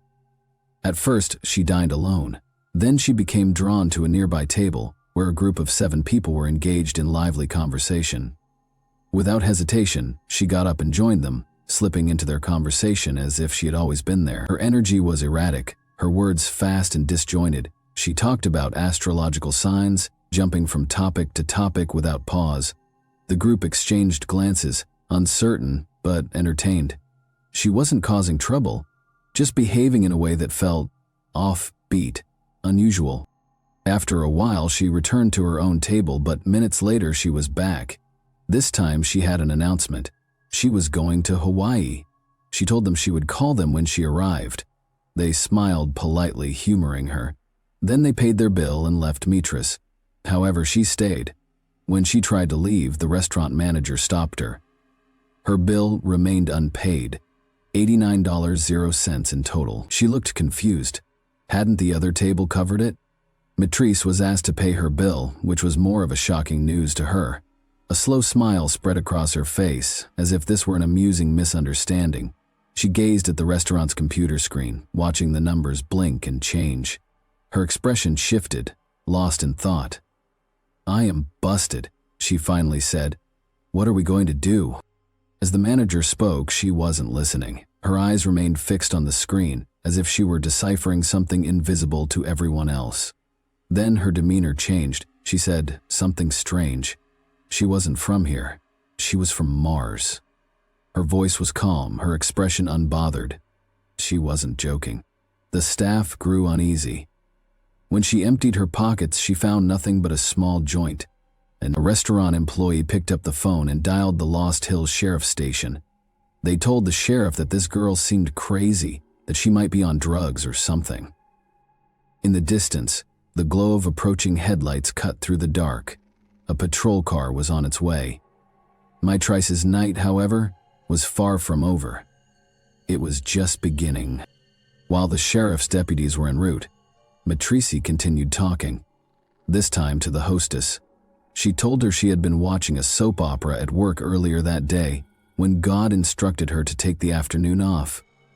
Her words were confident, as if this was an undeniable truth. Then she made another strange claim. She had no parents, she said, just her great-grandmother, Mildred. Concerned, the hostess decided to call Mildred. When the elderly woman answered, her voice was filled with worry. She quickly offered her credit card number to pay the bill. But there was a problem. The restaurant required a signature. The 90-year-old Mildred was unable to help. She was still on the phone at around 9 p.m. when the Lost Hills deputies, Frank Brower, Armando Loureiro, and John McKay arrived. The manager quickly filled them in on what had happened and described Mitrice's bizarre behavior. One of the deputies took the phone from the hostess and spoke to Mildred, who pleaded for them to take care of her great-granddaughter. Then the phone was passed to Mitrice. She sounded completely unfazed, as if nothing about the situation concerned her. Mildred, however, was not amused. "You put that phone close to your ear," she warned. "They'll get ready to take your black ass to jail." Her words carried the weight of experience, the urgency of a grandmother who knew trouble when she felt it. After the call ended, Mildred wasted no time. She immediately dialed another number, Lettice Sutton, Mitrice's mother. Mitrice's mother was already worried. When she found out her daughter had been arrested, she called the sheriff's station before Mitrice had even arrived. Would they be releasing her that night? She wanted to know. Lettice was uneasy. Mitrice didn't know the area, and this kind of behavior was so unlike her. She even tried to joke, hoping to ease the growing knot of fear in her stomach. At 12:30 a.m., Mitrice was released from the Malibu Lost Hills Sheriff's Department, alone, 50 miles from home, no phone, no wallet, no car. She stepped out into the night, disappearing into the darkness. By the time Lettice found out, it was already morning, and then began the journey of going back and forth at the doorsteps of law enforcement, demanding justice for their beloved daughter. For months, Mitrice's name was on top of missing persons reports. Theories surfaced. Was she working as a prostitute, being held against her will? Her father, Michael Richardson, was convinced he had seen her in January. He was in Las Vegas when he spotted a young woman who walked like Mitrice, moved like her. He almost got hit, but by the time he reached her, she was gone. Just like that night in Malibu. In the days following Mitrice Richardson's disappearance, her father, Michael Richardson, desperately sought help from local officials. He approached Malibu Mayor Andy Stern, hoping to rally support for the search. But instead of finding an ally, he was brushed off. Stern, in a hurry to attend a meeting, dismissed Richardson's plea, claiming he didn't have time to stop and talk. But Michael Richardson wasn't willing to be ignored. He decided to test the mayor's priorities. He called Stern's real estate business, disguising his voice and posing as a black professional football player interested in purchasing one of Stern's multi-million-dollar properties. The response was immediate. Stern suddenly became available, eagerly offered to cancel his meeting and show the property right away. When he realized he was actually speaking to the same man he had just rejected, Stern was caught off guard and embarrassed. The situation spoke volumes about whose concerns the mayor found worth his time. Tensions between the two escalated in October when Richardson called Stern again to discuss the case. The mayor abruptly hung up, later claiming Richardson had become abusive. Frustrated and desperate, Richardson left voicemails threatening to organize a protest outside the mayor's office. Stern responded by reporting Richardson to the sheriff's department. Despite this slow and reluctant response from local officials, the search for Mitrice continued. By November, the city of Malibu finally offered a $15,000 0 cents reward for any information leading to her whereabouts. A month later, in December, Congresswoman Maxine Waters intervened, requesting an FBI investigation into the case. In January, law enforcement from the Los Angeles County Sheriff's Department and the LAPD joined forces to conduct a search across the Lost Hills and Malibu Canyon area, but by then, crucial time had already been lost. Mitrice Richardson was 24 years old when she vanished. At that age, most people are building their futures, but for some it is the first time mental illness manifests in full force. Bipolar disorder, classified as an adult-onset disorder, often doesn't reveal itself until a person's early or mid-20s. Witness accounts from the night of her arrest strongly suggest that Mitrice was in the middle of a manic episode. Employees at Jeffrey's Malibu described her behavior as erratic. She seemed euphoric, talking about astrological signs and claiming she was from Mars. She attached herself to strangers, convinced they would pay for her meal, and when confronted about her unpaid bill, she became detached, as if the situation didn't fully register. The restaurant manager noted her fixation on the numerical patterns on a computer screen, her thoughts turning into incomprehensible statements, her speech patterns, delusions, and impulsivity were all red flags. Yet instead of recognizing these signs, authorities dismissed them. The sheriff's department did not conduct a proper mental health evaluation. Instead, they released her into the night, alone in a desolate area she had never been to before, without her car, phone, or money. After Mitrice's disappearance, her father spoke with a restaurant employee who revealed an alarming detail. Mitrice's car was filled with clothes, purses, books, makeup, and stacks of journals, almost as if she had been living out of it. Her friends later confirmed that it wasn't unusual for her to sleep in her car for days at a time. All the signs pointed to a mental health crisis. Her mother, Letice Sutton, had called the sheriff's station the night of her arrest, pleading with them not to release her in the middle of the night. She explained that Mitrice was unfamiliar with the area and that her behavior was completely out of character. She even raised her concerns of finding her daughter's head chopped off, disguised as a joke. But little did she know what she feared would happen. If a police officer believes that an arrested person is mentally unstable, they have the power to detain them for a 5150 hold, a legal term for someone who may be a danger to themselves or others. In these cases, the person is either kept under strict watch at the station or sent to a hospital for a 72-hour psychiatric evaluation. But both options require extra paperwork, time, and effort. That didn't happen with Mitrice Richardson. The deputy who arrested her, Loretto, didn't mention anything unusual in his report. No strange behavior, no odd statements, just a simple charge, failing to pay her bill at Jeffrey's and carrying a small amount of marijuana. Her record was clean. Keeping her locked up without reason would have been against policy. Mitrice never called her mother from jail. The only number she had memorized was her great-grandmother, Mildred. The jail's logbooks show she tried to call Mildred 4 times that night. The sheriff's department later claimed that she had a conversation, but Mildred swears her phone never rang. And then came a shocking piece of information. The payphone in the station was broken. That meant Mitrice had to use a line that didn't record calls. No one knows if she actually spoke to anyone. She could have been talking to a dial tone. Alone in that cold, fluorescent-lit room, with no way to reach her family. Her mother Letice assumed Mitrice would sleep in the holding cell overnight, but at 5:35 a.m., she called the station to check on her daughter, only to hear words that would haunt her forever. "She's not here." The jailer, Sharon Cummings, knew Mitrice had no belongings, nothing but her driver's license and 2 keys in her pocket. She also knew no one had come to pick her up. Yet, despite all that, Mitrice was released at 12:15 a.m. into the pitch-black night, alone, with nowhere to go. The sheriff's department later claimed she was offered a place to stay in the lobby, but that she turned it down, saying she was going to meet friends. But what friends? No one was expecting her. The jail sat along a desolate stretch of road. The nearest open businesses were a mile away, out of sight, past empty sidewalks and darkened buildings. Beyond that, just the vast, sprawling wilderness. A moment after speaking to Cummings, Lettice called the station again. This time she spoke with Deputy Kenneth Baumgardner. She had no idea that this conversation would mark the beginning of a nightmare after her release. Sightings of Matrice were unsettling to say the least. At 5:30 a.m., a man called the sheriff's department to report a young black woman asleep on his lawn.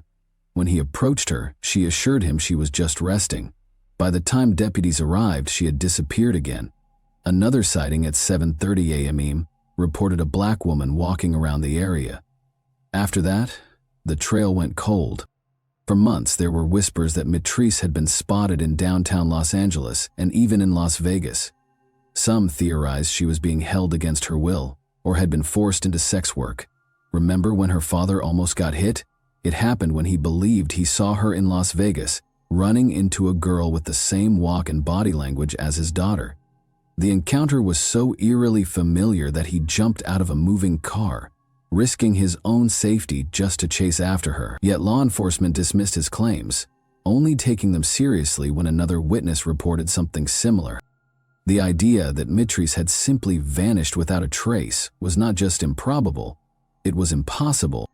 The sheriff's department justified their decision to release Matrice by stating that she had passed a field sobriety test and showed no obvious signs of impairment. But that reasoning ignored the reality of mental illness. A person experiencing mania does not always appear obviously distressed. They may seem alert, talkative, even overly energetic. That does not mean they are okay. What logical person would choose to be released into an unfamiliar area with no resources in the dead of night? The answer is simple: someone who is not thinking clearly. And yet, despite her mother's urgent warning and all the bizarre behavior witnessed earlier that night, Matrice was sent out alone. The Friends Group of Pasadena later wrote to the Sheriff's Department demanding transparency about their nighttime release policies. Why had no mental health assessment been conducted? Why was Matrice not held for further observation? When Matrice Richardson went missing, people had questions. But when her body was found nearly a year later, the mystery only grew darker. It was a hot August afternoon in 2010 when park rangers made the shocking discovery. They were deep in Dark Canyon, a remote and wild part of the Santa Monica Mountains, checking on an old marijuana farm. The farm had been abandoned after a police raid the year before, but the rangers were making sure no one had come back to restart the operation. Dark Canyon was the perfect hiding place, thick with trees and steep hills. It was hard to reach and rarely traveled. It was close to Malibu and Calabasas, yet felt completely cut off from the world. The only way through was by scrambling over boulders and pushing through sharp, scratchy bushes. Poison oak grew everywhere, and the creek that ran through the canyon made the ground as slippery and uneven. Anyone moving through this area had to be careful. The rangers found the usual signs of an old grow site: coiled garden hoses, broken pipes, and other scattered equipment, but no new plants. Satisfied that the farm was still shut down, they started heading back. Then they saw something unusual: a clearing about 60 feet from the creek. It looked like nothing at first, just dirt and fallen leaves. But as they stepped closer, something pale stood out against the dark earth: a skull, and beneath it, a body. The remains were badly decomposed, lying in the dirt, uncovered and exposed. The rangers froze. They had come expecting to check on a drug operation, but instead, they had walked into something far worse. They immediately radioed for help. The Malibu or the Lost Hills Sheriff's Station, the same station that had released Matrice alone into the night nearly a year ago. I was alerted. Deputies arrived quickly, securing the area and calling in the coroner. Though no one had confirmed it yet, they all knew. The missing woman had finally been found. But instead of bringing closure, this discovery only raised more disturbing questions. How did Matrice end up in this isolated canyon, miles from where she was last seen? Had she wandered here alone, or had someone brought her here? And most haunting of all, what really happened to Matrice Richardson? Thanks for watching, everyone. Your support means a lot to me, and you can help my channel grow by hitting that like button, dropping a comment, and sharing this video. Your engagement really makes a difference. See you soon. Hey guys, today we're diving into another truly horrifying case. If you want to support my channel, Make sure to subscribe and stay active. It really helps me out. I'd be super grateful for that. Let's get started. He seemed invisible, boring, forgettable. But behind that dead-eyed stare was a monster who couldn't stop killing even when the bodies started stacking up. Gary Ridgway wasn't flashy. He wasn't a genius. He didn't have a signature catchphrase or a flashy MO. He was just ordinary, a guy who stuttered often while speaking, who clocked into his job at a truck factory, mowed his lawn on weekends, and blended in so well with suburban life that even when he was a prime suspect in a string of grisly murders, the cops couldn't quite make it stick. But don't let the bland exterior fool you. This man murdered 49 confirmed, but he claims the number could be closer to 70, maybe even higher. His victims were young women, often sex workers, often runaways, always vulnerable. Gary strangled them with his bare hands or with crude ligatures like shoelaces, ropes, whatever was around. Then he dumped their bodies near Washington's Green River or in the thick woods nearby. And sometimes he'd come back not to bury them, not to move them, but to violate them again, long after they were dead. It was the early 1980s, and in King County, Washington. Bodies were turning up fast. A woman here, another one there. 5 in total, all found in or near the Green River. The media needed a name, and they got one. The Green River Killer, a faceless predator who hunted at night and vanished into the fog by morning. But here's the kicker. The killer was already known to police. Gary Ridgway had been questioned back in 1982. He even passed a lie detector test. The man responsible for one of the biggest murder sprees in U.S. history was right under their noses, and they let him walk free. At home, Ridgway played the part of a devoted family man. He was married multiple times.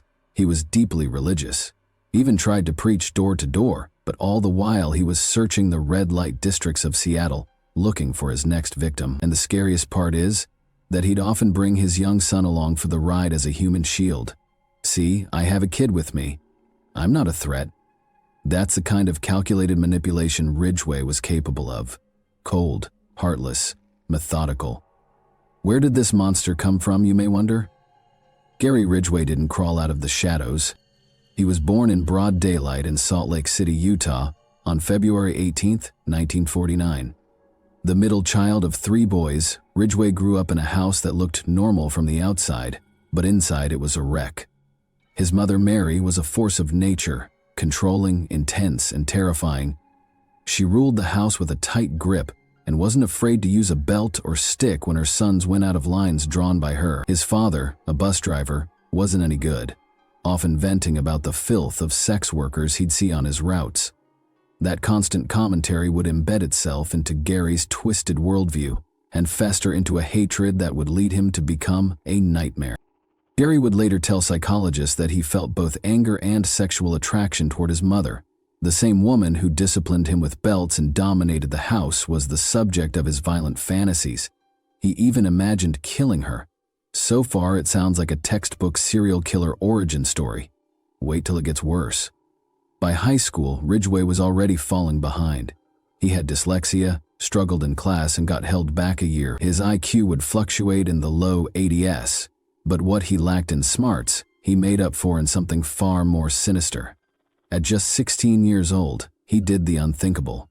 He lured a 6-year-old boy into the woods and stabbed him in the ribs, piercing his liver. The boy survived, but Gary Ridgway had made his first real move toward becoming a killer, and no one seemed to notice. No follow-up, no serious consequences, just another angry kid from a rough home. But inside that teenager, something was growing. A rage, a hunger, a compulsion that would eventually take hold and leave dozens of women dead in his wake. Gary Ridgway graduated from Tahi High School in 1969 and did what a lot of young men did back then. He married his teenage girlfriend, Claudia Craig, and enlisted in the Navy. From the outside, it looked like he had found his calling. But Gary never stayed on the path for long. He was shipped off to Vietnam, where he served on a supply ship and saw combat. But it wasn't the bullets that left a mark, it was the brothels. While overseas, Ridgway racked up frequent flyer miles with local sex workers. He even caught gonorrhea, which infuriated him, but not enough to make him stop. That compulsion was already starting to take hold, and just like that, his first marriage crumbled, done within a year. Back in the States, Ridgway gave the word double life a whole new meaning. By the time he married his second wife, Marcia Winslow, he'd become intensely religious. He'd read scriptures out loud at home, cry after sermons, and preach door to door like he was on a mission to save souls. But while he was reciting Bible verses by day, he was cruising the streets at night looking for sex workers. His appetite was insatiable. His ex-wives and girlfriends said he demanded sex multiple times a day, often in public places, or even in the same wooded areas where, years later, his victims' bodies would be found. To the outside world, Ridgway was weird but harmless, a bit too intense with religion, maybe a little off, but nothing scary. Behind closed doors, though, Gary was unraveling. He had a sick obsession with prostitutes, and not just lust, it was hatred too, a burning resentment. He admitted in court that he didn't want to pay them and felt justified in ending their lives. Some believe he was at war with himself, his raw, animalistic urges clashing against his desperate need to feel righteous. That tension between the preacher and the predator would fuel one of the most horrifying murder sprees in American history. While all of this was happening, he had a son with Marcia, a child growing up with a serial killer dad who had no idea what was going on behind the scenes. Gary Ridgway began acting upon his hatred in the summer of 1982. It was then that the lifeless body of his first known victim surfaced along the banks of the Green River. Wrapped around her neck was a piece of clothing tainted with an industrial spray paint, one that wouldn't be analyzed for another 2 decades. At the time, it was just another overlooked detail. But had it been tested, that microscopic trail could have pulled Ridgway into the spotlight much earlier. Instead, he slipped back into the shadows and kept killing. Over the next 2 years, death spread like a plague across King County, Washington, and the Green River became more than just a picnic spot. It became a graveyard. Body after body surfaced along its muddy edges and in dense, mossy woods near Seattle, Tacoma International Airport. The victims had one haunting thing in common. They were all young women, many of them sex workers or runaways, the forgotten and discarded of society. They were easy prey, and Gary Ridgway knew it. He stalked Pacific Highway South in his pickup truck, armed with nothing but a disarming smile, a wallet full of cash, and sometimes a photo of his son. In that image, so ordinary, so innocently paternal, drove his victims into a false sense of security. It was part of his carefully crafted trap. Ridgway would coax the women into his truck, drive to secluded areas, and then, after briefly getting intimate, he would strike with terrifying precision. One arm locked across their necks like a vice, the other pulling tight with practiced force. There was no hesitation, no remorse. He squeezed the life out of them slowly, methodically, until their limp bodies sagged in the seat beside him. Often he'd kill them in his home or truck, other times in the middle of the forest, where no one could hear their last gasps. Then he'd dump the corpses in clusters without clothes and twisted among ferns and dirt, sometimes posed in grotesque, degrading ways, their eyes staring up blankly toward the trees. But his brutality didn't end with death. Ridgway revisited his victims' corpses. Sometimes days later, he'd return to their graves like a predator guarding its kill, crawling through branches to lie beside their rotting bodies, violating them again. It wasn't about lust, he later confessed. It was about control. Raping dead bodies meant no resistance, no rejection, no cost. He didn't have to pay them and didn't have to worry about being turned in. The silence of the dead was the only intimacy he craved. He went so far as to contaminate his dump sites, leaving behind cigarette butts and chewed gum from other people, scattering belongings that weren't his, all in an effort to confuse investigators. In some cases, he even transported victims across state lines, dumping bodies in Oregon to muddy the trail. It worked. The body count rose, and the killer stayed hidden behind his mask of normalcy. By 1983, the panic had become undeniable. With 5 women dead and more missing, the Green River Task Force was formed, spearheaded by seasoned officers like Robert Keppel and Dave Reichert. The group was under immense pressure. They were chasing a ghost who left almost no forensic evidence and blended in with blue-collar regulars. Desperate for insight, the task force even turned to Ted Bundy, who, from his prison cell in Florida, offered his own theory: the killer was returning to the bodies for sex. Bundy warned them to stake out fresh dump sites. He wasn't just speculating, he was describing Ridgway's behavior with eerie accuracy. Still, Ridgway eluded capture. He was arrested once in 1982 and again in 2001 for prostitution charges, but released both times. In 1983, 18-year-old Marie Malvar disappeared. Her boyfriend and pimp had trailed the truck. He entered a maroon pickup to a house. That house belonged to Gary Ridgway. The police interviewed him, noted his calm demeanor, and let him go. Other tips named him too, but nothing stuck. A year later, he passed a polygraph test. The man killing women by the dozens was clever enough to beat the machine. What the task force didn't know was that Ridgway was also juggling a personal life that shielded him from suspicion. By 1985, he had met Judith Mawson, a kind, unsuspecting woman who became his third wife.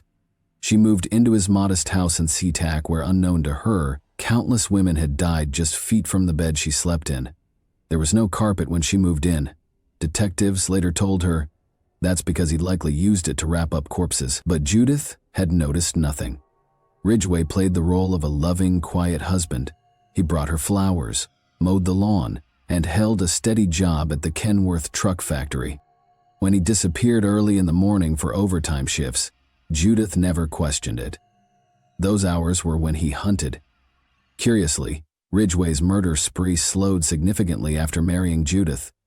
He later told investigators that she made him feel content that he truly loved her, and perhaps that fragile connection was enough to curb the storm inside him. Of his 49 confirmed murders, only 3 occurred after their wedding in 1988. Judith herself once said, "I feel I have saved lives by being his wife and making him happy." But love wasn't enough to bury his past. In 1987, investigators collected saliva and hair samples from Ridgway, storing them in evidence lockers for years. It wasn't until the rise of DNA profiling in the early 2000s that science finally caught up to him. A year later, in November, while he was at work painting trucks at Kenworth, police walked in and arrested him. 2 decades of horror came to a halt on that factory floor. DNA linked Ridgway to the murders of Marcia Chapman, Opal Mills, Cynthia Hines, and Carol Ann Christensen, all of whom had been discarded like trash across King County. Later, 3 more names were added to the indictment: Wendy Caulfield, Deborah Bonner, and Deborah Estes. The link wasn't just semen, it was microscopic spray paint spheres matched exactly to the formula used at Kenworth during Ridgway's tenure. That same paint had clung to clothing wrapped around his first victim's throat. The monster had always been right there, driving among them, smiling at coworkers, quoting Bible verses, killing again and again, and still being lucky enough to head home for dinner. By the summer of 2003, whispers began swirling through Seattle's media. Gary Ridgway, the man behind the worst serial killing spree in American history, might escape the death penalty. The idea sent shockwaves through the public.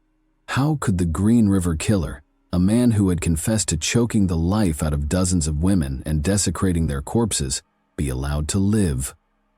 The answer is a deal with the devil. Ridgway had spent over 2 decades outsmarting law enforcement, blending into society and leaving a trail of bodies stretching from Washington to Oregon. But now, with the hard evidence finally catching up to him, DNA, paint particles, and recovered remains, he was cornered. His lawyers, led by Anthony Savage, began to negotiate the unthinkable. Ridgway would be spared execution only if he confessed fully to the murders and helped locate the victims still lying in the woods, forgotten. In November 2003, the plea was finalized. The Green River Killer stood in court and admitted to 48 counts of aggravated first-degree murder. But this wasn't a display of remorse. It was a calculated confession delivered in exchange for life. In his signed statement, Ridgway explained how he had committed every murder inside King County, Washington, and transported a few victims to Oregon specifically to throw investigators off his trail. It was a long game of cat and mouse, a game he had nearly won. Deputy Prosecutor Jeffrey Baird acknowledged the scale of the deal. 41 of the 48 victims would never have been connected to Ridgway in court if not for the plea. The case against him had evidence for only 7 murders without his cooperation. The rest would have remained nameless, numbers buried in case files. On December 18, 2003, Ridgway returned to the courtroom, not as a suspect, but as a self-admitted mass murderer. There would be no trial, no debate, just the cold hammer of justice.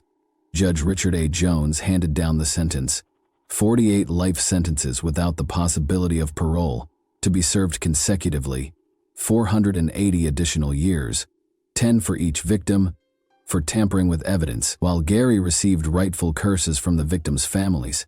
One statement from a victim's father would break his emotionless facade. In the months that followed, Ridgway led police to 3 more bodies. On August 16, 2003, a hiker found the remains of 16-year-old Pammy Annette Avant dumped off State Route 410. Then, in September, the bodies of Marie Malvar, the woman whose boyfriend had once led police to Ridgway's door, and April Bucha were unearthed in shallow woodland graves. 2 years later, on November 20, a weekend hiker in Issaquah stumbled upon a human skull. DNA would confirm it belonged to Tracy Winston, a 19-year-old who vanished from Northgate Mall in 1983. It was the 49th confirmed victim, and it earned Ridgway 1 more life sentence. And even decades later, Ridgway's trail of destruction kept unraveling. In 2023, forensic science finally gave a name to a victim long known only as Bone 17.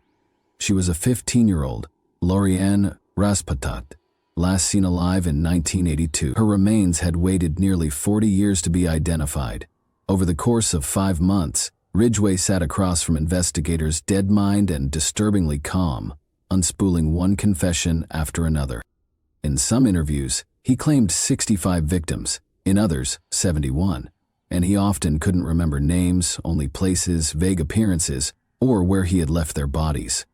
On February 9, 2004, prosecutors began releasing the videotaped confessions. What the world saw was not a remorseful man, but a cold, matter-of-fact killer talking about strangling women like it was part of his morning routine. He admitted to necrophilia without a flicker of shame. He explained that he buried later victims to stop himself from revisiting them because he feared he might not be able to resist. He confessed to picking prostitutes because they were easy to pick up and because he hated most of them. To Ridgway, they were disposable objects. Their lives meant nothing beyond his brief, violent thrill. With 49 confirmed victims, Ridgway confessed to more confirmed murders than any other serial killer in American history, but investigators and Ridgway himself believe the real number is much higher. Dozens more women may remain missing, their bodies still hidden in forests, ravines, and rivers across the Pacific Northwest. He now lives out his days in Walla Walla State Penitentiary, where he will never again walk free. The Green River Killer is no longer stalking highways. He's locked behind bars. But the scars he left, the empty chairs at dinner tables, the daughters who never came home, the mothers who died not knowing what happened to their children, those remain. When Gary Ridgway entered the Washington State Penitentiary in January 2004, the man who once roamed highways and back roads as a predator was now just another inmate, stripped of power, cloaked in a jumpsuit, and watched around the clock. But Ridgway was no ordinary prisoner. He was placed in solitary confinement, isolated from other inmates not for his safety, but for theirs. Even among rapists and murderers, his name carried a weight of revulsion. His crimes were too depraved, too numerous, too cold-blooded. For over a decade, he rotted behind those stone walls in Walla Walla, but then, in May 2015, he disappeared from Washington, quietly flown across state lines and deposited inside USP Florence, a high-security federal prison in Colorado. The move went mostly unnoticed. Once word spread, the public backlash was quick and furious. Why was the most prolific serial killer in American history being housed out of state, hundreds of miles from the crimes he committed and the families who still demanded justice? Governor Jay Inslee stepped in, so did Corrections Secretary Bernie Warner, and soon the message was clear. Ridgway was too important to move off the map. He still held secrets, answers to open murder investigations, clues buried deep in his decaying memory. On October 24, 2015, Ridgway was flown back to Washington State Penitentiary, chained, watched, and escorted by a chartered plane like some twisted form of royalty. He's remained there ever since, but even now the story isn't finished. In September 2024, Ridgway was quietly pulled from his cell and transferred back to King County Jail, the place where all of this began. The move was unannounced, unexplained, and shrouded in mystery. For days he vanished from the penitentiary's records, raising questions among journalists and victims' families. Why now? Why him? What did he still know? The silence only deepened until March 2025, when the sealed transfer order was finally made public. The reason: Ridgway was still leading investigators to bodies. More women, more forgotten graves. Even after 2 decades behind bars, the Green River Killers still had secrets to spill, and we may never know all of their names. Many were runaways, prostitutes, or young girls caught in the cracks of society. Women whose disappearances barely made headlines, whose families were told they were probably just out there somewhere. But Ridgway knew better. He hunted them because they were easy to forget. In some confessions, he struggled to remember their faces. He gave investigators vague details. The girl I left by the fence, the one with curly hair, the one I went back to. His victims became ghosts defined only by where they were discarded. Even now, with decades of police work behind it, the Green River case feels unfinished. Some remains were found by hikers, others were uncovered by dogs, a few were discovered only because Ridgway agreed to speak, and some may never be found, buried so deep in the woods they've returned to the earth completely. To this day, the FBI and Washington State investigators believe there are still bodies out there, waiting for someone to remember them, waiting for their name. And that's the final horrific legacy of Gary Ridgway. Not just the number of women he killed, but the silence he left behind. The names that will never be known, the stories that will never be told. Can any punishment ever be enough to make up for the horrors he committed? Or is true justice a pursuit that will forever remain out of reach? Thanks for watching, everyone. Your support means a lot to me, and you can help my channel grow by hitting that like button, dropping a comment, and sharing this video. Your engagement really makes a difference. See you soon. Hey guys, today we're diving into another truly horrifying case. If you want to support my channel, make sure to subscribe and stay active. It really helps me out. I'd be super grateful for that. Let's get started. Dismembered limbs. A head boiling in a pot. Blood smeared across nearly every surface of the home. These are the horrifying scenes that greeted officers during what began as a simple welfare check at the Guy family residence in Tennessee. What they uncovered was something out of a nightmare. A crime so gruesome, so unthinkable, it left even the most seasoned investigators shaken. For most parents, there's no greater purpose than raising their children, nurturing them, guiding them, protecting them long after they've grown. Joel and Lisa Guy were no different. They had devoted their lives to giving their son the best they could offer. But in a chilling twist, it was that very devotion that would be their undoing. Before we go any further, consider this your warning. What you're about to hear is graphic, disturbing, and not for the faint of heart. This isn't just another true crime story. This is one of the most savage murders ever committed by a child against their own parents. To understand what led to this horrific act, we need to take a closer look at the victims. And if you're picturing cold, abusive parents, you're wrong. Joel Guy Sr., known as Michael to his friends and family, was a kind, hard-working man. The kind of father who showed up, provided for his family, and tried to lead by example. Alongside him was his wife Lisa, a loving mother who poured everything she had into raising their children. They had spent their lives making sacrifices for their son, but behind closed doors, their generosity was being manipulated, and what happened next would turn a quiet suburban home into the scene of one of the most horrifying family massacres in American history. Michael was born on February 10, 1955, and he worked as a pipeline engineer. With his experience in the field, it's safe to say he was doing well for himself.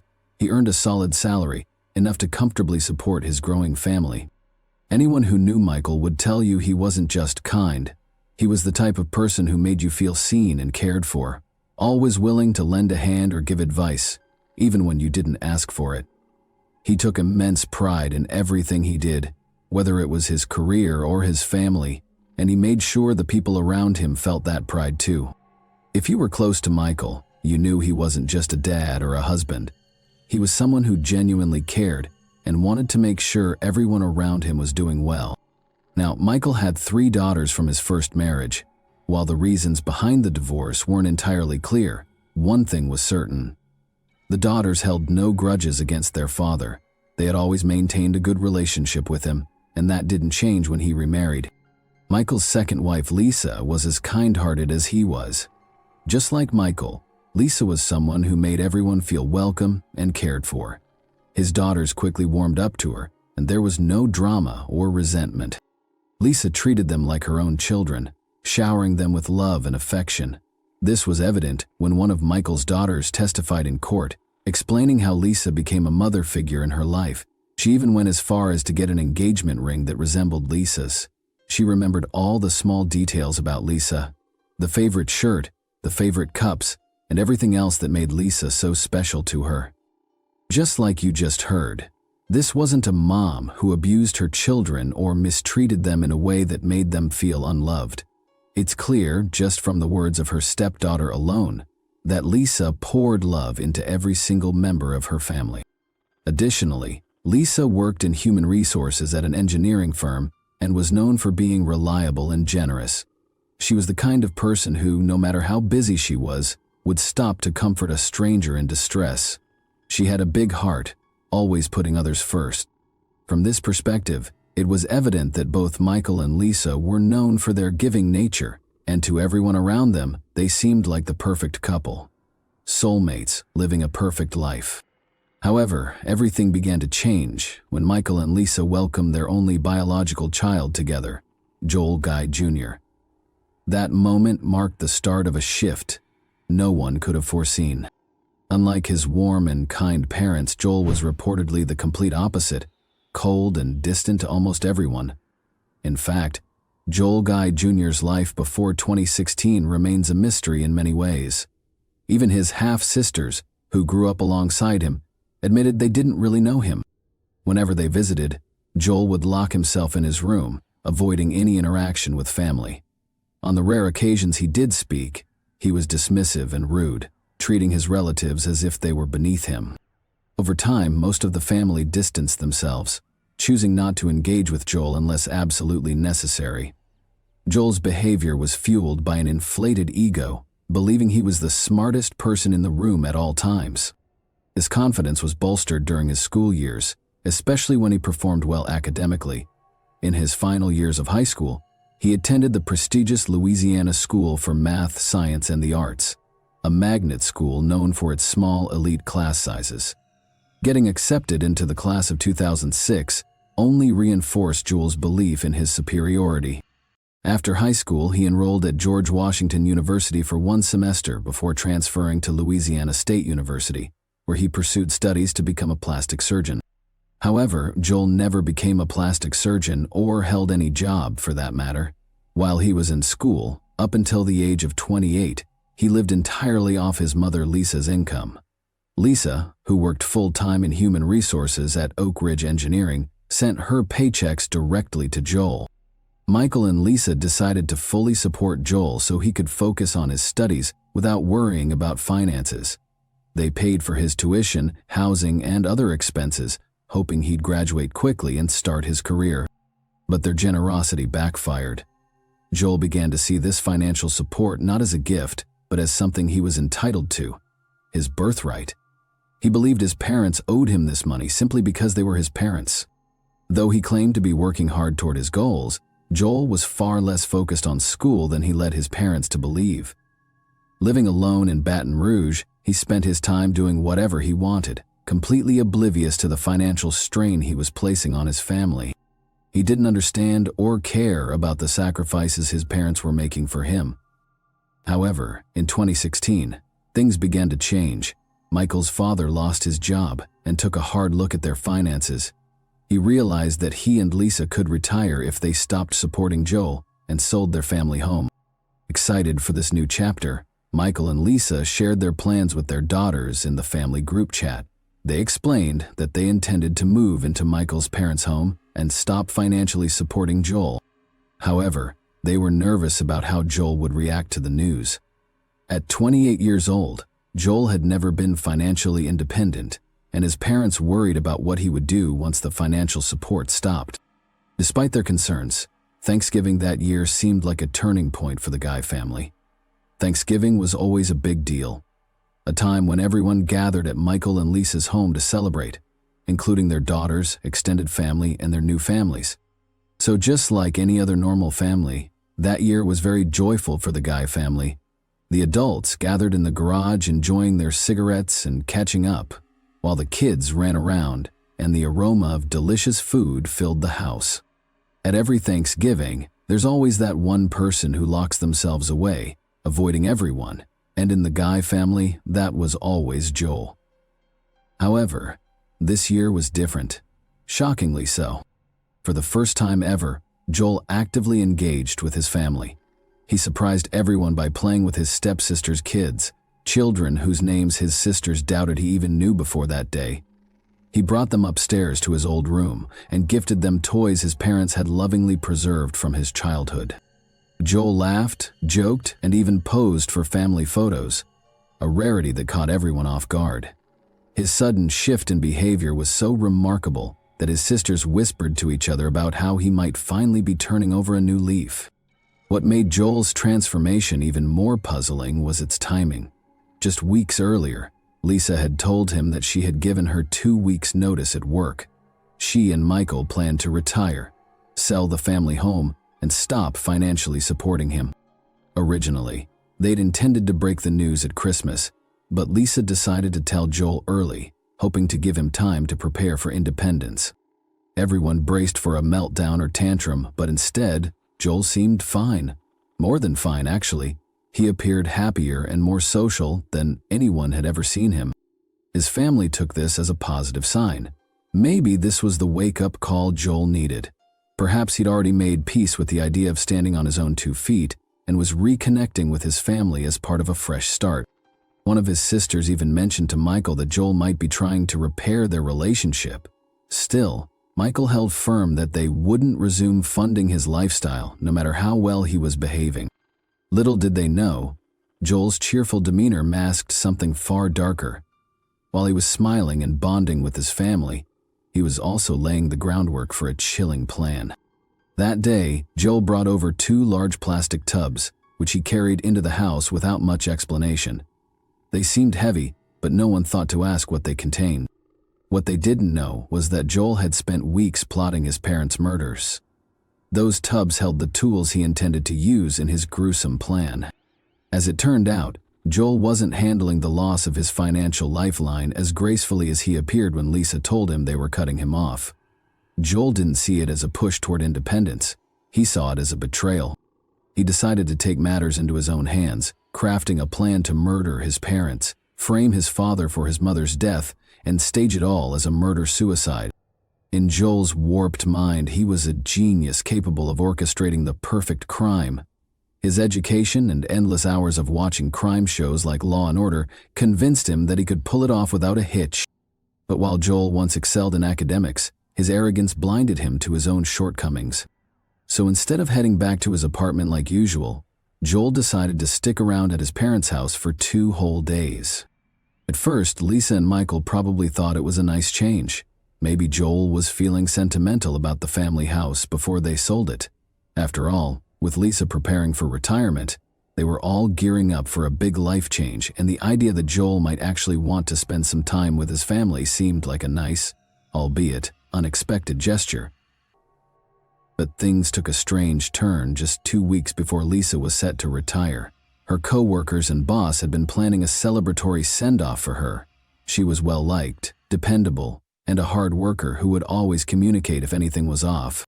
So when November 28 came around, and Lisa didn't show up for work, Jennifer, her boss, started to worry. It wasn't like Lisa to just vanish without a word. especially since she'd been so involved in the retirement celebration plans. Jennifer tried calling her several times, but there was no answer. Then she reached out to Michael, but he didn't pick up either. That was strange. Lisa and Michael were the kind of people who always made sure to check in, even if something came up. This wasn't adding up, and Jennifer knew it. So after a couple more unanswered calls, Jennifer made the decision to call the non-emergency police line and request a welfare check at the Guy family home. When the officers first arrived at the house, everything seemed normal, so they didn't think much of it and were about to call it off. But Jennifer, Lisa's boss, wasn't convinced. She had a gut feeling something wasn't right, so she called again. What they uncovered next was something no one could have prepared for. During a thorough check, the officers noticed a few strange things. The house had a for sale sign out front, but something seemed off. There was no lockbox on the front door for a realtor's key, and the doorknob didn't look like it had been there long. It didn't even match the door. It had obvious signs of being tampered with, likely with a screwdriver. Not wasting any time, the officers decided to check the back of the house, and that's when things took an even darker turn. The back door was missing its doorknob altogether. One officer peered through the hole where the knob should have been and was immediately hit with a blast of heat from inside the house. But that wasn't the worst part. There was a sharp chemical smell hanging in the air. It was the kind of smell that instantly tells you something was seriously wrong. The officer looked closer and saw bottles of bleach scattered across the floor, still unopened. But the clues didn't stop there. He also noticed groceries that had been dropped at the front door, like someone had rushed inside without finishing what they were doing. That was enough for them to make their move. They headed back to the front, found an unlocked vehicle with the garage door opener inside, and used it to gain access. The officers entered the house, and what happened next was all caught on body cam footage. The pot you saw earlier? Yeah, that was the same one Joel used to boil his mother's head for about a day. It's chilling when you think about it. Investigators first found a table with the guy's wallets and a sledgehammer on top, followed by another table with long guns. As they made their way up the stairs, they could hear a dog intermittently barking. They then spotted Michael's ring on the floor in a hallway and eventually discovered the dismembered bodies submerged in a solution in the bathroom. Among the other items found in the home were sewer line cleaner, a bag of baking soda, drain opener, a bottle of muriatic acid, lye, hydrogen peroxide, several bottles of bleach, a spray bottle, gloves, and trash bags. Investigators also came across a note inside an open suitcase, which included the name and address of a Louisiana Ace hardware store, as well as a reference to sewer line cleaner. Given the hazardous chemicals, the Knox County Sheriff's Office hazmat team had to step in for biohazard removal. With the overwhelming amount of evidence, the KCSO Forensics Unit worked through Monday night and into the next day to process the crime scene. Now, what really happened after that Thanksgiving on November 26? Joel Guy Jr. attacked and killed his father in a second-floor exercise room while his mom was out shopping at Walmart. The scene was chaotic, with torn blinds and blood splattered on the walls and an overturned Bowflex machine. The amount of blood was beyond horrific. The struggle must have been brutal. The poor man's clothes were shredded from the knife wounds, and it was reported that he was stabbed at least 40 times. However, this is just an estimate according to the autopsy, since most of the tissue was gone when they found the body. The actual number of stabs could never be fully determined. But it doesn't stop there. Joel also dismembered the body, leaving his father's hands behind in the room. When his mom came home from Walmart, Joel tricked her into going upstairs. She was in such a rush that her groceries got scattered across the foyer. But when she reached the top of the stairs, Joel ambushed her, stabbing her in the back over and over, just like he did to his father. Blood was everywhere. The prosecution later claimed he used so much force to decapitate her that her head actually broke. And then, get this, he just chopped her up like it was nothing, then put her head in that same boiling pot on the stove. According to the medical examiner, Lisa was stabbed at least 31 times, and 9 of her ribs were completely severed. During the trial, the forensic examiner testified that the head wasn't just severed, but had been forcefully broken off. Both victims had their arms and legs detached, Michael at the waist and Lisa at the knees, and their body parts were placed in a bin filled with chemicals to help dissolve them. This was the very same bin that Joel had brought into the house during Thanksgiving. After death, both bodies had deep cuts made so that the chemicals could more easily penetrate the body's main cavities. So you can probably imagine how heartbreaking it must have been for both of them, loving their child and spoiling him all the way into adulthood, only for them to be brutally murdered like this. It's beyond evil. But despite Michael loving his son so much, he didn't go down without a fight. Joel sustained several cuts on his hands, including a deep gash on his left thumb. Around 3:30 p.m., he was seen in the first aid section at Walmart buying bandages and ointment for his hand injuries. He also picked up isopropyl alcohol and hydrogen peroxide. It was also around this point that Joel returned to his apartment, likely because he was too lazy to continue with his plan. After spending 2 intense days carrying out his crime, it seems that for the first time, he was exhausted. He probably felt he had worked harder than ever before and needed a break, so he headed back to his apartment, possibly to rest. Little did he know, it was exactly during this time that the police also uncovered what he had done. The police began questioning those closest to Michael and Lisa. When they inquired about who had been at the house that weekend, everyone pointed to Joel. His sisters revealed that he was about to be cut off financially and that his behavior over Thanksgiving had been strangely out of character. The soiled clothes found at the crime scene matched the description given by his sisters, and when investigators found a book bag containing a notebook filled with Joel's meticulous plan, it became undeniable he was behind the murders. The only thing left to do was finalize the paperwork for his arrest. Now, the day after the bodies were discovered, Joel was arrested while heading back to the house. In his trunk, police found a KitchenAid meat grinder, a chilling indicator that he wasn't done with the gruesome process yet. But what really exposed Joel's intentions was what he had written in his notebook. From the gruesome methods of killing and dismemberment to his strategy for destroying the bodies and erasing forensic evidence, every step was carefully thought out. He planned to grind the bodies, destroy all DNA evidence with bleach and lye, and even set a fire to cover his tracks. He went as far as faking an alibi by scheduling a text message from his mother's phone, attempting to erase any evidence that could point back to him. Joel's motive, driven by a financial incentive, was also clearly outlined in the notebook. He calculated his parents' life insurance policies, assets, and joint property with the intention of inheriting everything. His obsession with money was evident, as he described in detail how he would inherit the full value of his mother's assets, including her life insurance, the family homes, and other financial resources. In the weeks leading up to the murder, Joel continued to buy supplies like knives, acid, and plastic bins, keeping the notebook hidden in his backpack alongside his school books. He made sure to pay in cash, thinking he was being smart and inconspicuous, but in reality, Joel's arrogance and sense of entitlement were his downfall.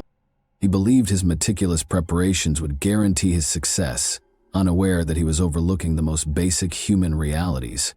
Joel was so spoiled and out of touch with the real world that, even while erasing his tracks, he grew lazy and decided to take a break from his gruesome task. He had no real understanding of the consequences of his actions, thinking he could simply get away with it. But what he failed to factor in was the kindness of his parents and how their disappearance would immediately raise suspicions. Despite the mountain of evidence stacked against him, Joel Guy Jr. still pleaded not guilty, dragging his family through a painful 4-day trial. He knew he couldn't win. It was clear to everyone that he was guilty, but he wasn't trying to win. Instead, he wanted to make his family suffer by refusing to admit what he'd done. He kept control over them, forcing them to hear every ugly detail of his crime. It was like his final act of revenge, making them live through his cold, calculated cruelty. Even Joel's defense lawyer struggled to defend him. All they could muster was that Joel was a kind man who couldn't possibly commit such a horrific crime. But the jury wasn't swayed by this weak argument. On October 2, 2020, Joel Guy Jr. was found guilty of 2 counts of first-degree murder 3 counts of felony murder, and 2 counts of abuse of a corpse. He was sentenced to life in prison without the possibility of parole. Additionally, his appeal to overturn his conviction was shot down by the Tennessee Court of Criminal Appeals in April 2023. With that, Joel's fate was sealed. He will now spend the rest of his life behind bars at the Northwest Correctional Complex in Tiptonville, Tennessee, where he will forever live with the consequences of the brutal crime he committed. Now, remember when we first said that not much was known about Joel's past? Well, as the trial went on, a surprising revelation came to light. Joel actually had one and only one friend. People were shocked to find that Joel had a friend he cared so deeply about that he even called him in prison to apologize. That friend's name was Michael McCracken. Very little is known about the nature of Joel and Michael's relationship, but it seemed that, at the very least, Joel respected him. The two met when they lived together in their high school dorms, and when Joel went off to study at George Washington University, he left after just 1 semester and transferred to Louisiana State University, where Michael was going. They ended up living in the same apartment building, and when Michael's roommate moved out, Joel moved back in with him. Some have speculated that their relationship might have been more than just friendship, but that's all we really know about the situation. When Michael was questioned about the case, he stated that he wasn't surprised that Joel had killed his parents. He explained that over the years, Joel had become increasingly reclusive, spending weeks on end alone in his bedroom, to the point where Michael sometimes didn't see him for months at a time. For whatever little comfort it may offer, Joel will spend the rest of his natural-born life in prison, exactly where he belongs. He will forever be remembered not as the genius he thought he was, but as a gigantic fool who couldn't take care of himself, and despite his so-called wisdom, made the catastrophic mistake of leaving a notebook, a kind of manifesto, at the crime scene. But what do you think about this case? I mean, we can all agree that Joel was definitely a psychopath, right? It's hard to believe he had any real justification for killing his parents, other than his own twisted desire to live a carefree life. But do you think there were other factors behind his actions? Was there something deeper going on that we're missing? Thanks for watching, everyone. Your support means a lot to me, and you can help my channel grow by hitting that like button, dropping a comment, and sharing this video. Your engagement really makes a difference. See you soon. Hey guys, today we're diving into another truly horrifying case. If you want to support my channel, make sure to subscribe and stay active. It really helps me out. I'd be super grateful for that. Let's get started. At this precise moment, Kimberly made a mistake that gave the cops a significant lead in the murder of her boyfriend. The serious investigation that was about to commence began with the discovery of 31-year-old Gabrielle Montanez's body, shot just outside her apartment. Even though there were several hints that fit the murder's chronology exactly, what transpired next completely upended the case. It all began on July 25, 2017, when a troubling 911 call regarding a fatal gunshot was received by Michigan police at 2:05 a.m. EM. Several troops raced to the site, not knowing what they were getting into. But as soon as they got there, they saw that the shot man was having trouble breathing. Based on experience, this blood trail would show that the victim was not shot at the scene of his discovery. Look under his hat to see whether he has any firearms. In an attempt to save him, the officers performed cardiopulmonary resuscitation. Paramedics quickly stabilized him and hurried him to the hospital as they arrived. He was taken in for emergency surgery by the hospital's surgeons as soon as he got there. His identity was eventually revealed when they discovered his ID card. He tragically died during the procedure, and his death was formally declared a homicide in spite of the doctor's best efforts. A mourning family, including a mother, wife, and daughter who had always been by his side, were left behind when 31-year-old Gabrielle Juarez Montanez passed away. At the same time, the police began investigating the murder at the crime scene. After making sure nothing had been disturbed, they guarded the entire area and started closely inspecting the location where Gabriel had been shot. The officers thought the blood trail they discovered during their inspection of the area belonged to Gabriel. This trail implied that he had crawled to the location of his discovery rather than being shot. After realizing this, they began searching the area for leads that might enable them to pursue the investigation. They soon realized that there were a number of apartment complexes close by, raising the possibility that someone had heard or seen something. They made the decision to discreetly knock on people's doors and ask them if they knew anything about the shooting. There was also an apartment complex nearby. The cops made the decision to look there as well. One of the men they encountered while knocking on doors was a 98111 caller who had actually seen the incident. He said that it was 2 shots. The man instantly ran away on foot, heading east, when he confronted the shooter. Even though this information was crucial, it was insufficient to identify the suspect.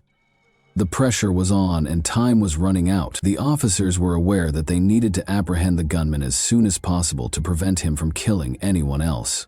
Following hours of research, the detectives focused on Gabriel's past in an effort to identify any adversaries or potential reasons why he would be the subject of their investigation. As they looked more, they found that Kimberly, also known as Kelsey, was Gabriel's ex-girlfriend. However, that wasn't the only item that caught my attention. They were particularly interested in a previous complaint that Kimberly had made against him. At Kimberly's request, the police had called Gabriel a few days prior to the shooting. He had shown up unexpectedly and hung around while she was at work, which infuriated her so much that she phoned the police to have him removed. The police initially thought this would have been a minor occurrence, but now they started to question whether it could have grown into something much more serious. They had to talk to Kimberly to find out the truth. Their suspicions about her only intensified as they began investigating her past and located her current residence. They went to her apartment with the search warrant in hand, not knowing what they would discover there or what the results of the inquiry would show. After rapidly assembling a SWAT unit, detectives arrived to her flat. Innumerable options flooded their thoughts as they ascended the stairs warily. Was she the one confined inside the barred walls, or had Kimberly murdered Gabriel? They unlocked the door and started yelling to let everyone inside know they were there and to make sure they weren't going into an unexpected situation. They were shouting for any possible dangers when a woman's voice came from the bedroom. Kimberly was introducing herself. Kimberly stayed in bed when investigators arrived, strangely composed in spite of the commotion and the constant loud fighting. Her inability to respond in the mornings left them wondering if she had actually been asleep or if she was just acting. But finding a clue that could unlock the case was more important than asking Kimberly about her strange behavior. They had to inspect her home for this. The police searched the entire house, but they were unable to find any evidence that clearly connected Kimberly to Gabriel's death. Nevertheless, they had a gut feeling that there was more to the story. In an effort to learn more, they turned to Kimberly and asked her if she had any information. But not only did she discuss her relationship with Gabriel, they were surprised by what she disclosed next. It wasn't shocking that she mentioned that it wasn't the first time she had lost her boyfriend, even though police hadn't yet told her of Gabriel's passing. It caused some grave worries. It implied that she was already aware of Gabriel's killing. They asked her to come to the Kalamazoo Department of Public Safety headquarters to be questioned in order to ascertain exactly how much she knew about the crime. The cops persuaded her to come in for the interview, in spite of her repeated denials. She finally caved and showed up for the interview at the downtown sheriff's office. Kimberly claimed that she had met Gabriel at approximately 12:55 a.m. immediately after she got home from work. Kimberly's interrogation had yielded no important clues, but detectives assumed she was not aware of Gabriel's death and told her watching her intently for the smallest hint that would disprove their suspicions. However, her response was quite different from what they had anticipated. After witnessing Kimberly sob after learning the news, the investigators decided she was not a potential suspect since they believed her feelings were sincere. But they needed a lead, and Kimberly was the only person who could help them discover it. However, obtaining information from her proved to be more difficult than anticipated. Kimberly denied having any knowledge of Gabriel's passing. She did, however, acknowledge having several extramarital encounters while dating Gabriel, which caused him to become deceived. The detectives became suspicious. Could her deceit have contributed to his demise? They questioned her about the night of the murder, after pointing out her adultery with Gabriel. It was implausible that she hadn't heard the gunshots because the incident happened directly outside her home, But when they questioned her further, they discovered that she appeared equally confused about the murder as she did about the house search. Given that Kimberly's lover had just been shot and murdered outside of her apartment, it looked odd that she claimed to have been asleep and had no idea why the police were at her door. They were aware, though, that she was not being completely honest. Investigators had a hazy suspicion that Kimberly's adultery was a crucial line of inquiry to follow in order to learn more about the other men she had been seeing. Karen Riveted, the lead detective, was called in to answer questions. In addition to Gabriel, Kimberly had already disclosed to the other two investigators that she had dated 3 other males. She felt more at ease disclosing that Gabriel had accused her of cheating, now that a woman was in charge of the inquiry. The idea that her deceit toward Gabriel may have contributed to this murder is strong.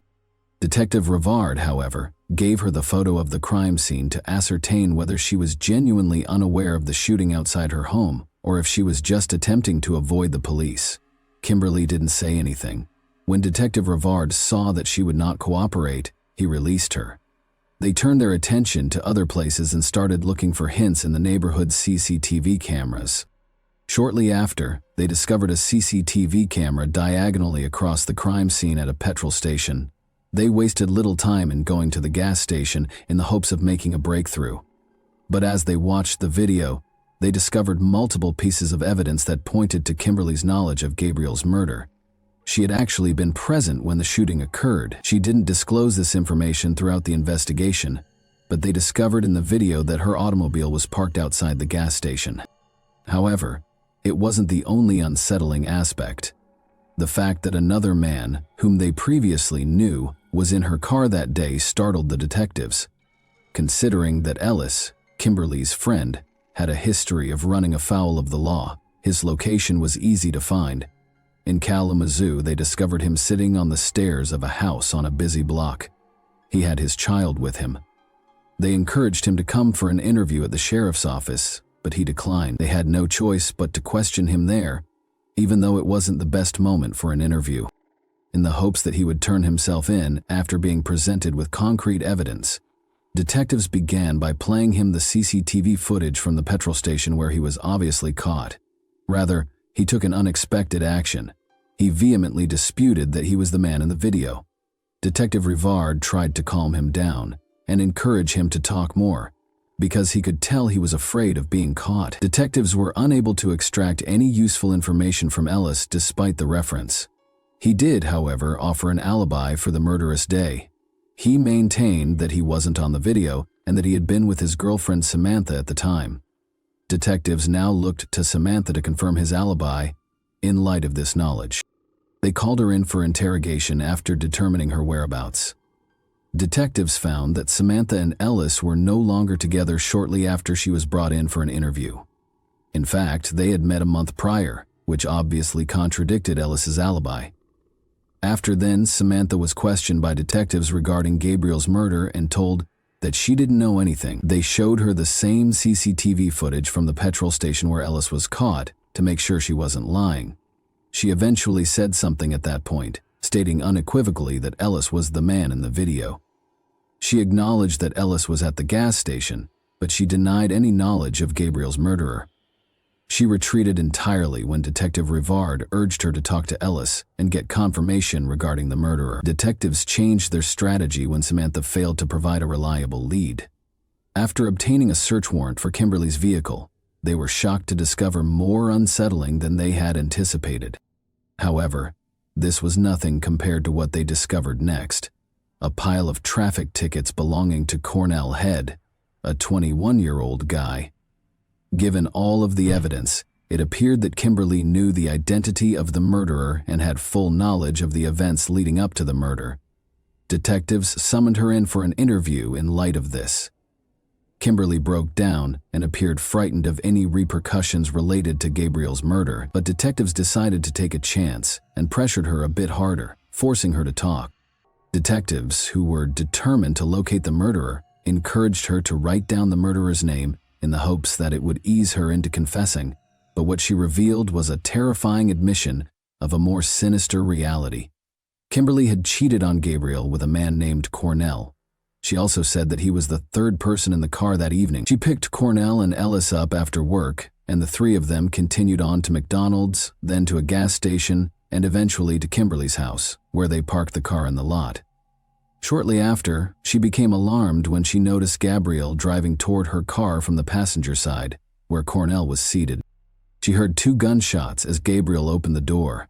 The next thing she noticed was Gabriel on the ground, dead. She then ran inside her flat and went into hiding. Detectives quickly located Cornell after confirming that he was the true murderer.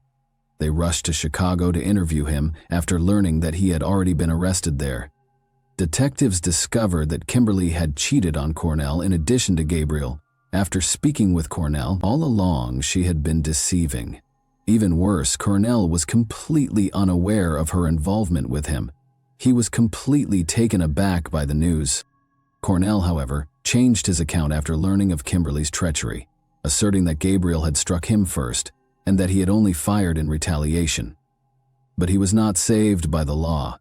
On November 6, 2018, he was found guilty of second-degree murder and given a sentence of 30 to 50 years in jail, plus 2 more years for each of the 2 felony firearm possession convictions. The sad tale of love and betrayal that Gabriel Montanez told ruined not only him but also everyone who knew him.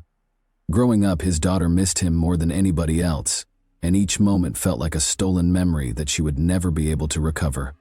The loss caused by Cornell's crime of passion was irreplaceable, shattering lives and leaving hearts in eternal sadness. Thanks for watching, everyone. Your support means a lot to me, and you can help my channel grow by hitting that like button, dropping a comment, and sharing this video. Your engagement really makes a difference. See you soon. Hey guys, today we're diving into another truly horrifying case. If you want to support my channel, make sure to subscribe and stay active. It really helps me out. I'd be super grateful for that. Let's get started. On a quiet September night in 2009, a family of 6 in the small town of Beeson, Illinois, prepared for what they believed would be just another peaceful evening. The children were tucked into bed, the lights were dimmed, and the comforting routines of family life played out one last time. But before the night was over, everything would change. By morning, the house would be silent, not with sleep, but with death. A stranger had entered their home, and what followed was a night of pure horror. The crime was so brutal, so deeply disturbing, that it would later be named the Beeson Bloodbath. Even the most seasoned investigators were shaken by what they found inside. The quiet town of Beeson, with its population barely reaching 200, would never be the same. Surrounded by farmland and rolling hills, Beeson had always felt like a safe, almost forgotten place. But after that night, it became the center of one of the most chilling crimes in Illinois history. At the heart of this story are 2 families, the Gees and the Constants, neighbors, friends, and longtime residents of the area. Let's start with Rick G. Rick was known for being hardworking and determined. He had a never-give-up attitude that everyone respected. Early in his career, he worked at his stepfather's construction company in Lincoln, the closest town with schools, stores, restaurants, and other basic services. Lincoln was where you went if you needed something that small town Beeson didn't have. Rick's stepdad Pudge and his mother Judy had lived in Lincoln for years. It was a close-knit area where everyone knew each other, and that made what happened next even more devastating. Rick hustled hard, picking up construction gigs wherever he could, and saving every penny to build a better future for himself and his daughter Nicole G. His dedication finally paid off when he bought property on the edge of Beeson, and instead of sticking with his stepdad's company, he started his own business, which he called G Construction. He snagged a ranch-style home with a 2-car detached garage, an above-ground pool, and plenty of farmland for keeping chickens and other animals. But owning a business came with its costs, so Rick decided to rent out a room in his home. That's when Ruth Constant entered the scene, moving in with her 2 little kids, 3-year-old Justina and 1-year-old Dylan Constant. Initially, Ruth became Rick's tenant, but it didn't take long for sparks to fly between them. Ruth was a warm-hearted woman known for her outgoing personality and sense of humor, and Rick was the perfect match for her. As their bond grew stronger, Ruth discovered she was pregnant in 1997. They tied the knot with Rick at 34 and Ruth at 27. Not long after, they welcomed a baby boy, Austin, and their home was bustling with life. A year later, they celebrated the arrival of a baby girl, Jessica G., filling their hearts with more joy. Unfortunately, that joy was short-lived, as they learned that little Jessica was born with a serious neurological condition, leaving her with disabilities that required around-the-clock care. With no facilities in Beeson that could meet Jessica's needs, and unable to afford the necessary care, they reluctantly had to move her 50 miles away to Peoria, Illinois, where she became a temporary ward of the state. It was reported that she died well before the tragic murder occurred. Dylan was also showing signs of trouble. According to their relatives, he was full of energy and often acted out, which is typical for kids his age. His teachers frequently sent home behavior reports, and Rick and Ruth worked hard to find ways to help him. Eventually, he was diagnosed with ADHD after they decided to seek therapy for him. While the therapy helped a little, it didn't make a significant difference. However, there was a glimmer of hope when Rick's daughter Nicole turned 18 and started dating Christopher Harris, a 21-year-old local. Their relationship grew serious quickly, and they married, moving just a minute away from Rick's house. Not long after, Nicole discovered she was pregnant, making Ruth and Rick grandparents for the first time with the arrival of little Elisa Harris. They were thrilled, and Nicole and Chris often dropped Elisa off with Ruth while they worked. And in late July 2009, Nicole and Chris welcomed their second baby. To everyone who knew them, they seemed like the perfect family. With a new baby expected to start crawling soon, Rick's stepdad Pudge and his grandson Adam decided to help Nicole by putting in new carpet in her home that September. The following day, 10-year-old Seton Landstrom ran over to the Gee's house to show off his new bike, but when he reached the porch, he froze at the sight of blood smeared all over the porch and the door slightly open. Worried, he dashed to Nicole's house, where Rick's stepdad had spent the night.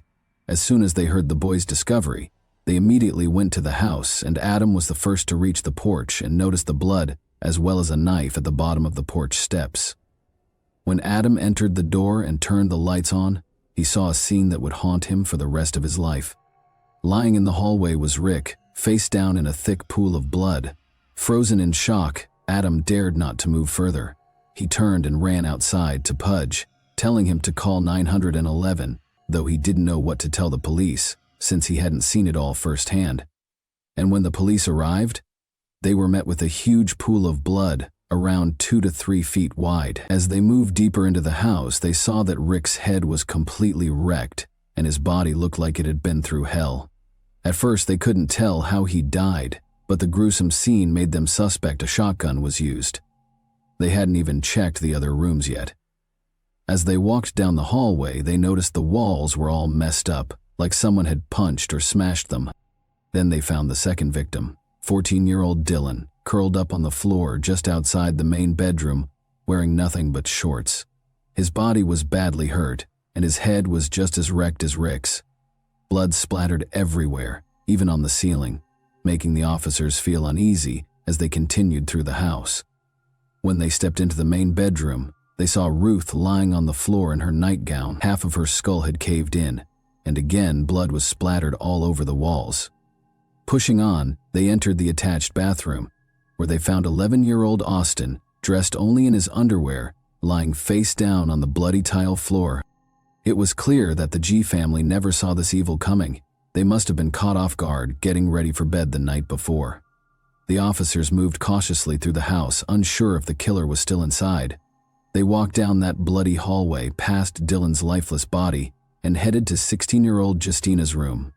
And when they entered the room, they found something far more gruesome than what was initially found in the house. Blood smeared across every surface, soaking into her bed, where Justina lay on her stomach, her head hanging over the edge, leaving a puddle of brain matter below. She had suffered the worst injuries of anyone in the family, and just when they thought it couldn't get worse, they braced themselves for what came next. As they left Justina's room, they checked an adjacent space and initially saw no more victims, but then they spotted something in the dark closet. There they found a 3-year-old girl's body crumpled on the floor, surrounded by blood, with skin peeled back above her right ear. It broke the officers' hearts. They were trained professionals, but nothing could prepare them for such a brutal scene, especially involving such a young child beaten to death. Suddenly, a corporal noticed something move. It was the child. A paramedic rushed over and scooped her up like a baby, dashing out to the ambulance. They quickly ushered Nicole into the ambulance too, and off they sped toward the nearest hospital. But when they arrived, they discovered that Tabitha's vital signs were alarming. Moments later, Nicole's husband Chris showed up at the G's house. He had been called from work about the terrible incident. When he arrived, the police confirmed the heartbreaking truth. The family had been murdered. But in the middle of all the chaos and tragedy, there was hope. The police told Chris that Tabitha had survived. Everyone felt a wave of relief because despite the horrific events, Tabitha was alive and might be able to help uncover who was behind this terrible crime. But not for Chris. He felt nervous when he learned Tabitha was alive. Without thinking twice, Chris jumped back in his truck and drove urgently toward the trauma center where Tabitha was being rushed. Meanwhile, two first responders, Logan County Sheriff's Corporal Michael Block and Illinois State Trooper Paul Hennessy, were left to sift through the crime scene for clues about what had happened inside the G family's home. 2 o'clock. Officers found a bloody handprint on the bathroom vanity where Austin was killed, along with a fresh shoe print outside that matched K-Swiss' tennis shoe. Officers canvassed the small community and followed up on tips. One neighbor reported seeing a silver pickup truck passing by around the time of the murders, noting it had exhaust pipes coming up through the bed behind the cab. Despite these leads, police found no further clues. Jar John Ralston, a forensic pathologist, performed the autopsies that night. He photographed every inch of the victims' bodies, but the injuries were so numerous that it was hard to keep track of them. But one thing was clear: they had been brutally attacked, and it wasn't from a gun, initially thought to be caused by a shotgun. It turned out that each member of the G family had been bludgeoned to death, suffering with each blow until they were too weak to fight back. Starting with Rick G., the father, he had 39 impact wounds, 13 of which were to his head. His wife, Ruth, suffered 28 blows all over her body, and her skull was crushed. Their 11-year-old son, Austin, had a caved-in skull and was struck at least 21 times. Signs showed he had been pushed against hard objects, and someone had stomped on his feet. 14-year-old Dylan had over 100 wounds and was struck at least 52 times. 16-year-old Justina had at least 15 identifiable injuries and was missing the top part of her skull. Meanwhile, Tabitha was in a real fight for her life. Doctors quickly discovered she had multiple skull fractures and serious brain swelling. It was tough for her. She couldn't speak or see because of the swelling in her face, but there was a small silver lining. She could still move her arm, showing she had some strength left to help her recover. The doctors made the difficult decision to remove a few small pieces of her skull. They hoped this would ease the pressure from the swelling and help her brain heal properly. It was a scary situation, but the medical team was doing everything they could to save her. Nicole remained by Tabitha's side throughout her recovery at the hospital. The atmosphere was tense, with police officers standing vigil behind her hospital bed. They knew Tabitha was the only survivor of the horrific incident, and there was a real concern that the suspect might try to come after her. This made it all the more important for the authorities to keep a close watch on her. Additionally, Nicole did her best to help the authorities, sharing everything she could about her loved ones and what had happened. On the other hand, Chris was a constant source of support for Nicole during this incredibly tough time. He spent hours with her, trying to offer comfort and help her navigate the chaos surrounding them. However, things weren't simple between Chris and Nicole. Their relationship had been tumultuous, filled with ups and downs. They had broken up several times, but had only managed to patch things up again earlier that same year in 2009. Days passed, and the police found themselves at a standstill, despite following every lead they could. Like the details of the suspicious car and the fresh shoe prints, they still hadn't identified any official suspects. The G family had no known enemies. In fact, they were well liked in the neighborhood, known for their generosity and kindness. Many neighbors could vouch for their good nature, painting a picture of a family that was both wealthy and loving. In light of the recent events, the police took precautions and encouraged everyone in the community to secure their homes and stay alert. A week passed, and the funeral for the G family was held on the 28th of that same month. It was a heartbreaking day, but among all the grief, Tabitha was still fighting for her life in the hospital. And while the community mourned, there was also a lingering fear, because the killer was still out there, and no one knew when or if they might strike again. Then, in a random but significant twist of fate, a major break in the case came at the hospital where Tabitha was being treated. One officer, after finishing his shift in guarding Tabitha, shared an elevator ride with Chris Harris, who had just left Tabitha's room. The officer happened to glance down and noticed Chris's shoes, K-Swiss sneakers with an aggressive tread, just like the shoe print found outside the crime scene. The officer quickly informed detectives, which led to Chris being called in for questioning. They compared his tread to the print found at the scene, but there was a slight discrepancy. The shoes were a half size too big. However, the detectives knew something was off, so they didn't stop there. They collected Christopher Harris's fingerprints and palm prints, sending them to the crime lab for further analysis to prove his innocence. His brother Jason Harris stepped in to defend him, providing an alibi and claiming they had been together the entire time, far away from Beeson where the murders occurred. Meanwhile, Nicole was furious at the mere suggestion that Christopher could be involved. She took to her MySpace page to defend him, writing in an emotional, though error-filled message, "This whole situation is such a mess and so unfair. Not only have my children lost 5 close family members, but now their daddy is being set up and taken away. This is too much to bear." Nicole continued, "There's solid evidence that all 6 victims fought for their lives, and Chris doesn't even have a scratch on him. He's been with us through everything, and now they've taken him too." Nicole wasn't the only one standing up for Chris. His stepmother, Debbie Harris, also spoke out to the media, saying their family believed in his innocence. Chris's father, Ed, was in tears during a phone call with Chris from jail. According to Debbie, Chris was shocked by his arrest and scared for his family's safety, telling his father, "Dad, I'm scared because I know the killers are still out there." He swore he didn't commit the murders. When police booked Chris, they photographed his entire body. Although he didn't have any injuries, they noticed a large blister on the palm of his right hand. Coincidentally, a tire iron was later found near a creek by Jason's house, where investigators were still searching for clues. On October 2, when they seized Chris's truck, they found it belonged to Jennifer Ernest, Jason's girlfriend and mother of his other children. Both Jennifer and her mother, Sarah Duncan, had provided alibis for Chris and Jason on the night of the murders, but as the investigation unfolded, those alibis were proven false, leading to their arrest for obstruction of justice. The police were able to discredit the alibis, partly because Chris's palm print had been found at the scene. Additionally, a woman named Lori Cole, an armed security guard, came forward. She claimed that on the night of the murders, around 11:35 p.m., Chris and his brother Jason knocked on her door, asking if she wanted a party. Lori, who lived not far from the G family, recalled telling Chris she wasn't interested and needed to sleep for work. She noticed a Ford Ranger parked outside, similar to the one Chris and Jason were seen with earlier. Although she told them to leave, their behavior left her unsettled, as they seemed to have already been partying and didn't want the night to end. Another woman, Christy Moore, came forward during the investigation. She told investigators that she and Chris had been on-again, off-again lovers. She revealed that Chris had called her late on that same Sunday night, but she was busy with her kids and couldn't meet up for what she knew he wanted: sex.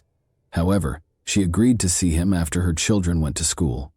The next morning, Chris arrived at her house in Clinton, just a 15-minute drive from Beeson, about 12 hours after the murders. They slept together, and Christy said Chris was acting completely normal afterward. Christy even took selfies of the two of them in bed. In the pictures, they were kissing and giving each other flirtatious looks, with Chris smiling in some of them.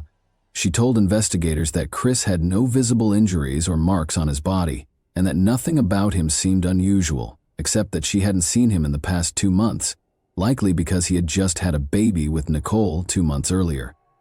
From the moment Chris was accused, he maintained his innocence, denying any involvement in the murder. However, when confronted with fingerprint evidence, he invoked his Fifth Amendment right to remain silent and got a lawyer.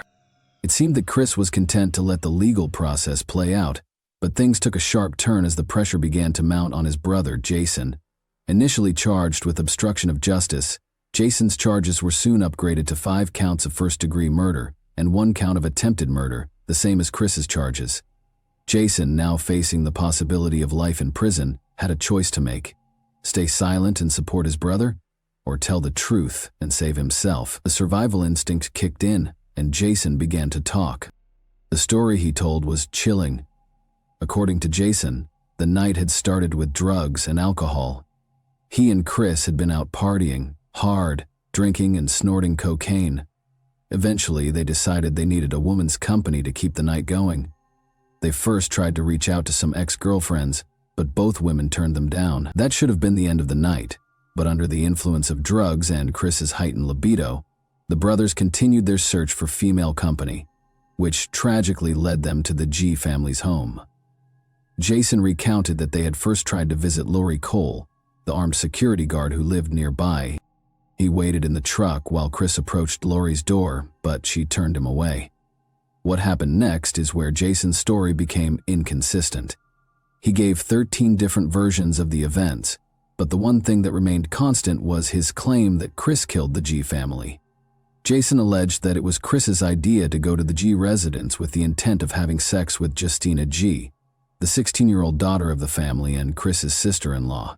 Chris had convinced himself that Justina had been flirting with him.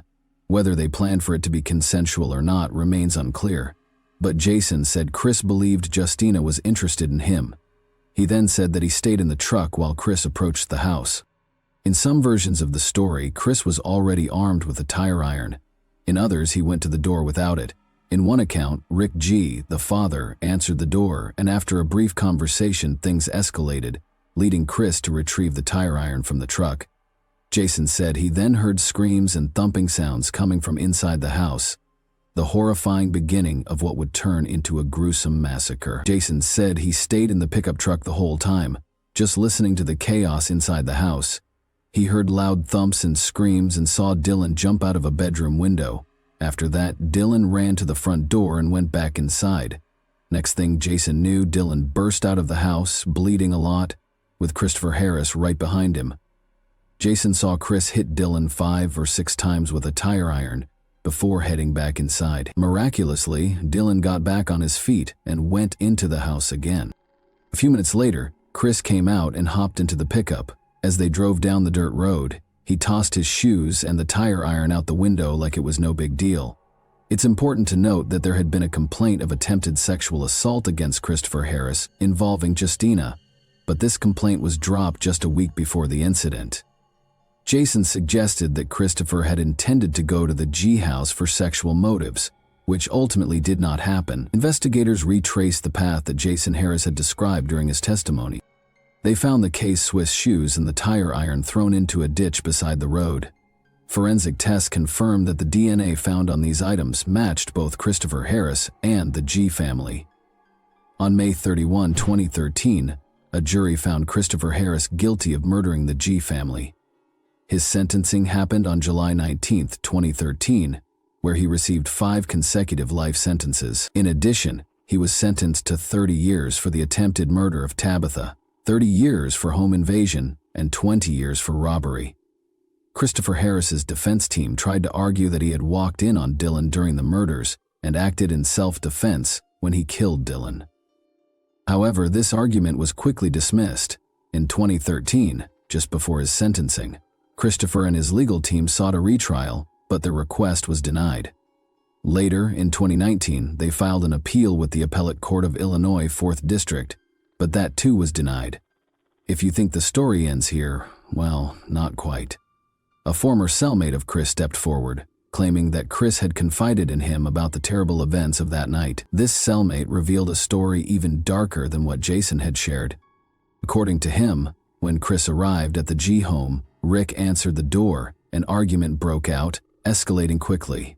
When Chris hit Rick with the tire iron, Ruth heard the commotion and rushed in to see what was going on. Sadly, as she entered the room, Chris turned his violent rage on her. In the midst of the chaos, Dylan grabbed a kitchen knife trying to protect his mother, but Chris was too strong and it was during this intense moment that Jason saw Dylan crash through the window for the first time. In a chilling twist, the cellmate reported that Chris felt no remorse for his actions. In fact, he claimed his only regret was not burning down the house that night, suggesting that if he had, no one would ever know he was responsible for the violence. And let's not forget Nicole. With all the evidence piling up against Chris, she went from defending him to cursing him. Additionally, during the sentencing hearing, Tabitha also delivered an emotional statement that tugged at everyone's heartstrings. She said, "I am 7, and it still breaks my heart. I wish you were dead and my brother, sister, and mommy and daddy were alive. You don't sneak up on other people. You have to say sorry, because do you know how badly that broke my heart?" As for Jason, he got a 10-year sentence in exchange for testifying against Chris, with credit for time served. This decision sparked debate. Many questioned if it was fair for someone who played a part in such terrible acts. There were many times that night when Jason could have stepped in to help. He heard Dylan calling out for assistance, begging him to intervene, but he didn't act. However, his testimony helped bring justice for the G family. After the trial, Jason's girlfriend Jennifer and her mother faced probation and fines for hiding evidence. Meanwhile, little Tabitha, who was protected by state troopers during her hospital stay, formed a special bond with them. They painted her toenails, read her stories, and played games, showering her with the love and care she needed. They even threw her a birthday party. Despite going through many surgeries, Tabitha made a remarkable recovery, and fortunately, the head injuries she suffered allowed her to forget the horrific events that took her family away. Tabitha spent some time in foster care, but eventually found a loving home with her sister, Nicole. As the community mourned and tried to heal from this tragic loss, they dedicated a playground in memory of Austin, Dylan, and Justina, creating a space where their spirits could be honored and celebrated. In an interesting twist, in 2014, the show When Murder Comes to Town aired, trying to shed light on the G family murders. Despite interviewing various residents and officers involved in the case, the show leaned heavily on the defense's narrative, suggesting that Dylan was a deeply troubled boy capable of violence. This portrayal sparked outrage among those who had worked on the case. The officers involved wrote an open letter questioning the show's accuracy, particularly how Dylan was portrayed. They emphasized his heroism, stating he wasn't just a victim, but a brave teen who tried to protect his family. I agree with their perspective, as Dylan's actions deserve recognition for his courage in the face of tragedy. What are your thoughts? Was the sentencing fair? Or do you believe the accomplices should have received harsher penalties? Thanks for watching, everyone. Your support means a lot to me, and you can help my channel grow by hitting that like button, dropping a comment, and sharing this video. Your engagement really makes a difference. See you soon. Hey guys, today we're diving into another truly horrifying case. If you want to support my channel, make sure to subscribe and stay active. It really helps me out. I'd be super grateful for that. Let's get started. On April 7, 2021, 29-year-old Helene Arias disappeared from her house in the city of Oviedo, Spain. Her previous partner's family lived in a little rural location in the province of Leon, and she was on her way there. There were no concerns raised by the excursion. This was a path Helene had previously followed. She was going back that same day and had made no mention of any problems. However, she stopped answering messages by the evening. Her phone also went silent shortly after. Later, her personal items were still in her car, but Helene was nowhere to be seen. What started out as a missing person case swiftly developed into a well-publicized inquiry. The mystery was only made more complex by contradictory reports, the silence of important witnesses, and a number of factors that simply didn't line together. The plot darkened with each new hint, but none could have predicted where it would end up at the time. Oviedo, a city in the northern Spanish autonomous community of Asturias, is where Helene Arias was born in 1992. She was raised in a middle-class household. Her parents worked regular jobs, lived a calm, steady life, and made an effort to provide a secure and nurturing atmosphere for their daughter. As their only child, Helene was raised with a strong emphasis on independence and responsibility. There was seriousness and quiet in the family household. There were hardly any arguments. Helene was notable for her organization and excellent self-discipline even as a young child. She regularly fulfilled her commitments to her parents and teachers and didn't require continual supervision. She was an excellent student in elementary and high school. Outside of school, she preferred spending time alone with her family or doing hobbies by herself to being in big social groups. She had already made up her mind about her future by the time she started high school. She wished to assist people. Helene chose to major in social work and psychology at the University of Oviedo after graduating. Her primary objective was to acquire useful skills to assist others going through the most trying times in life. She stayed quiet while she was at college. She only focused on topics that matched her own interests and ideas, avoiding social activity and university politics. People who knew Helene said she was serious, quiet, and compassionate. She liked a sedate, steady pace of life and was not attracted to dangerous situations. She never acted impulsively and always made well-considered decisions. She spoke with honesty, even though she didn't display any emotions. Throughout school and college, she was regarded as a reliable person and had a small, close-knit group of friends. He avoided shady organizations and unruly conduct. Helene was a few years younger than José Alejandro Bobadilla. He was already employed and out of school when they first met. They first met in 2018 while hanging out with common acquaintances in Oviedo. They stayed in contact after that, and their bond gradually grew. There were no overt indications of confrontation, and it was steady. José first struck me as considerate and deferential. He was kind, on time, and really interested in Helene's life. He also respected her personal space. Helene had no reason to suspect him because all of this aligned with what she thought was proper behavior in a relationship. José presented Helene to his family a few months into their romance. In the province of León, he resided in the small rural village of Prado de la Guzmán. In 2019, Helene got to know the Bobadilla family. His father, mother, and younger sister, Andrea, were presented to her. Everything appeared to be quiet on the surface. Helene was met with no opposition from his parents. They had a polite but formal talk. Andrea, José's younger sister, appeared interested in and amiable toward her brother's fiancée. During that initial visit, Helene saw nothing concerning. His family seemed kind, albeit a little reticent. Their bond kept evolving as time went on. Regular travels from Oviedo to Prado de la Guzmán became a regular part of Helene's routine, and she began to spend more time with José's family. José assisted her with daily problems and was encouraging. He talked about their future together and frequently shared his long-term objectives without setting unreasonable expectations for her. On the other hand, his employment status wasn't as stable. His income fluctuated, and he owed more than 13,000 euros in unpaid debt. Although Helene knew about it, she didn't consider it a warning sign. She didn't feel compelled to intervene because she considered it to be his private matter. Helene and Andrea also kept up a cordial relationship. José's sister was friendly, outspoken, and frequently expressed her opinions to Helene. Helene gradually integrated herself into the Bobadilla family's daily routine and became more interested in their lives. However, by 2020, things between Helene and José started to change beneath the tranquil exterior. There were cracks beginning to appear. More often than not, their conversations became tense.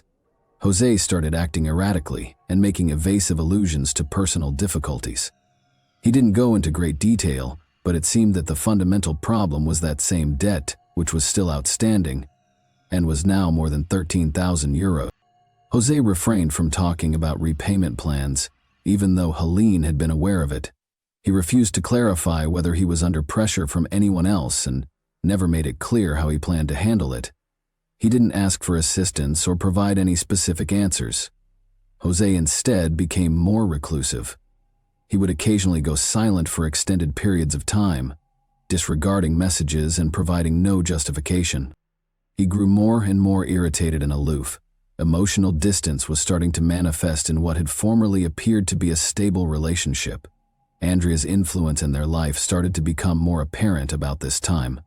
José's sister was frequently close by, participating in discussions and attending gatherings. Even while she never publicly showed animosity, there was a sense of uneasiness in her actions. She lost the warmth of her interactions with Helene as they became more professional. Andrea never spoke out against her brother's behavior or offered direct criticism. but her quiet only served to highlight the rising hostility in the family.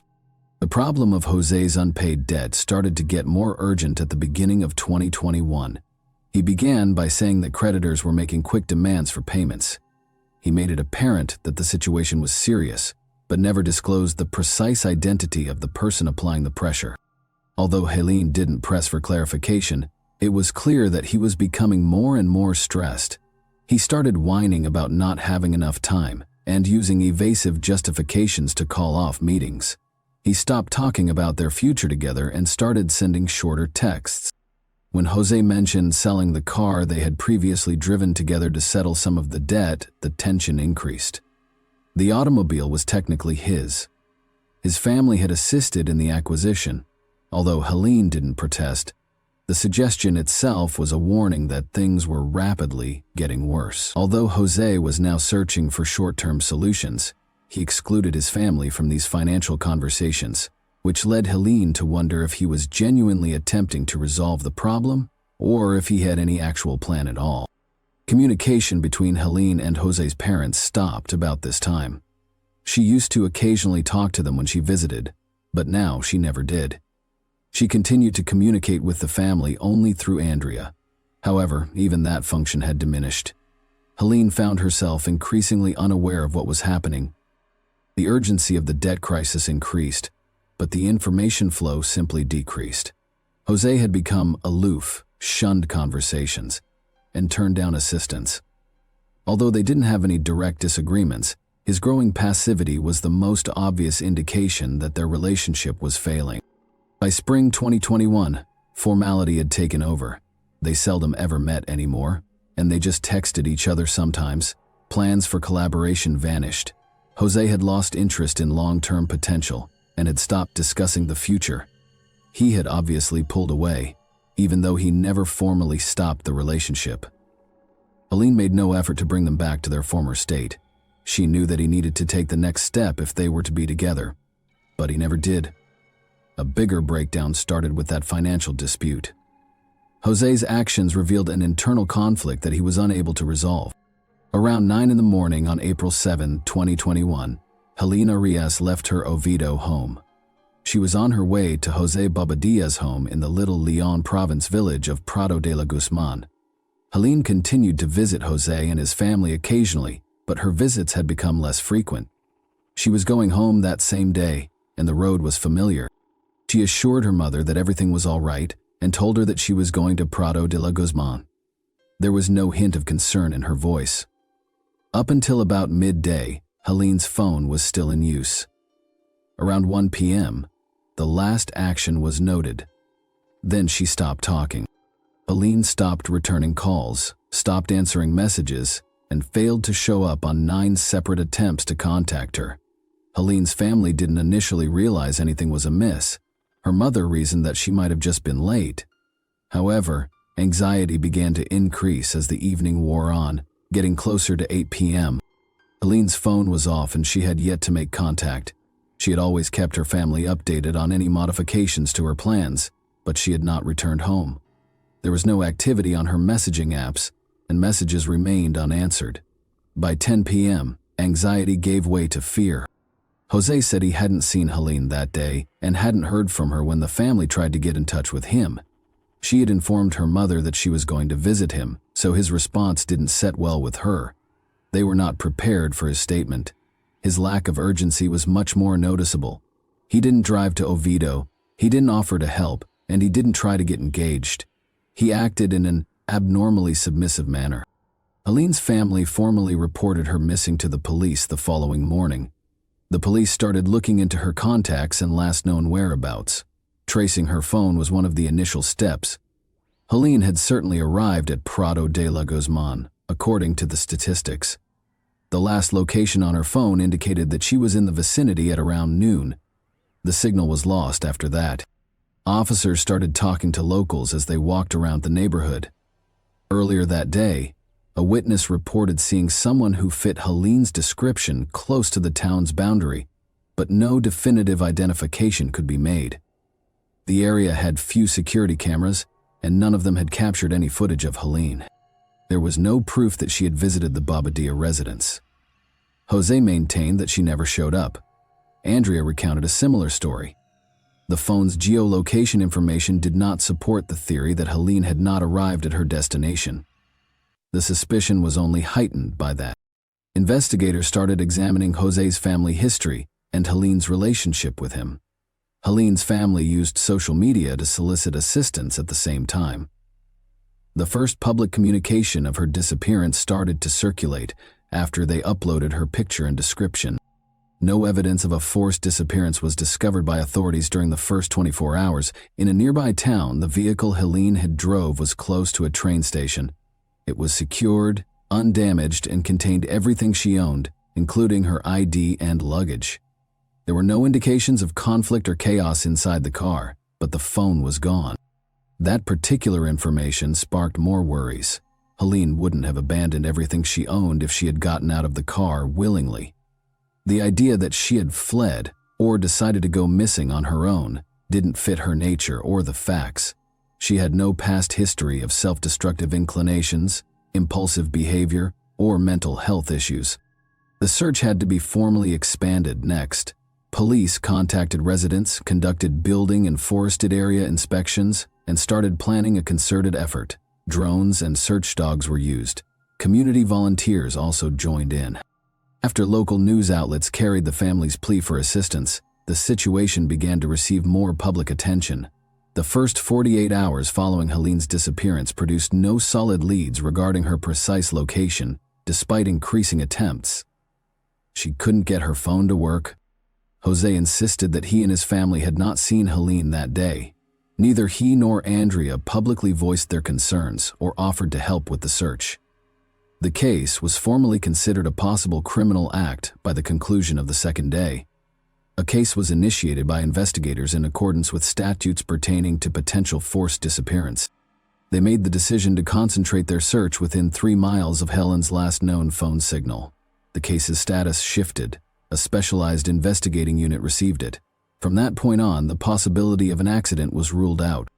A team of civilian volunteers who joined the search found Helene Arias's body on April 11, 2021, 4 days after she was last seen. One of them spotted broken branches and odd patterns that went toward a ravine while they were searching through an area close to the town's outskirts. The body was near the bottom, buried under a layer of rubble and thick foliage. The site was promptly cordoned off by police. Helene was discovered sleeping on her back during the initial check. Plastic zip ties had been used to secure her wrists. She had an obvious head injury that indicated blunt force trauma, and marks around her neck suggested strangulation. Although there were no indications of a struggle at the scene, her face was damaged. Drag marks were visible in the nearby earth, suggesting the remains had most likely been moved there. After the death, local investigators discovered a ripped bag, shreds of cloth, and cut zip ties. There were tire marks nearby, indicating that a car had been driven. Based on the state of her clothing and body, there were no signs of intimate assault. But nearby, hair strands that weren't Helene's were discovered and sent for DNA testing. Every piece of evidence was recorded and gathered from the location. In order to estimate when the body had been deposited in the ravine, authorities noted its depth, potential access points, and a general date. Although the strike to the head was severe and probably rendered the victim unconscious, the forensic analysis verified that asphyxiation was the cause of death. The moment Helene's phone had ceased sending signals coincided with the time of death. According to medical professionals, she died 1 to 2 hours after her last phone call was recorded. Her body had been transported to the location after death and quickly covered with whatever materials were available, as there were no indications that it had been exposed to the weather for an extended period of time. Law enforcement responded quickly that same day to find and apprehend individuals responsible. Andrea Bobadilla and her ex-partner Raul were the first to be arrested. Andrea divulged important information while being questioned. She named Jose as the one who started the act and acknowledged that she had assisted in hiding the body. Only a few hours later, Jose Bobadilla was arrested. He didn't fight being arrested.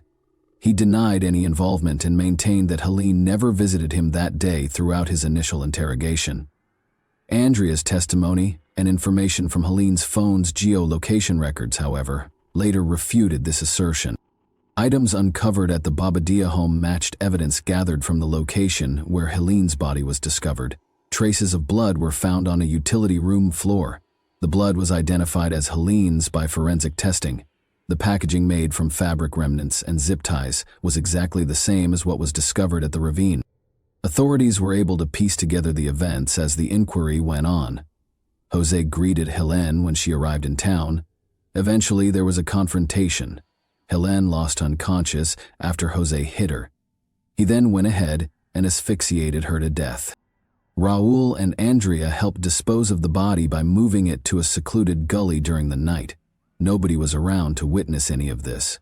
Investigators collected sufficient evidence to press formal charges within 48 hours after the arrest. Officially, the matter was categorized as a criminal offense, including concealment and planned activity. Raul declined to testify when he was being questioned. He didn't provide a different version of events or corroborate Andrea's story. According to his lawyer, Raul was there but didn't know why they were there. However, based on Raul's subsequent actions, not reporting what had transpired and aggressively aiding in its cover-up, investigators came to the conclusion that he had participated knowingly. Jose partially acknowledged what had happened during his third interrogation, saying he acted out of emotional exhaustion. However, investigators found that he acted with purpose and intention. He actively worked to hide what had happened, never reported the incident, and made no attempt to seek for assistance. Raul and Andrea were found to be accomplices.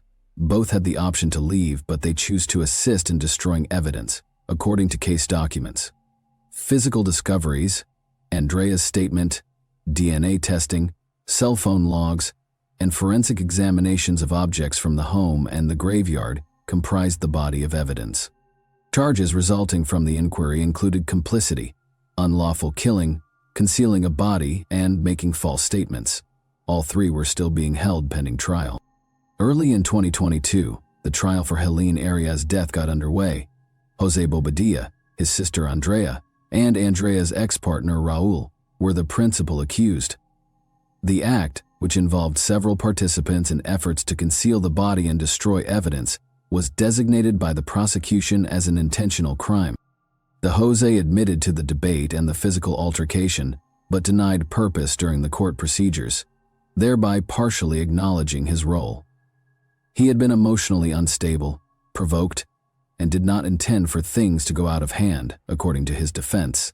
In the end, the court rejected that version.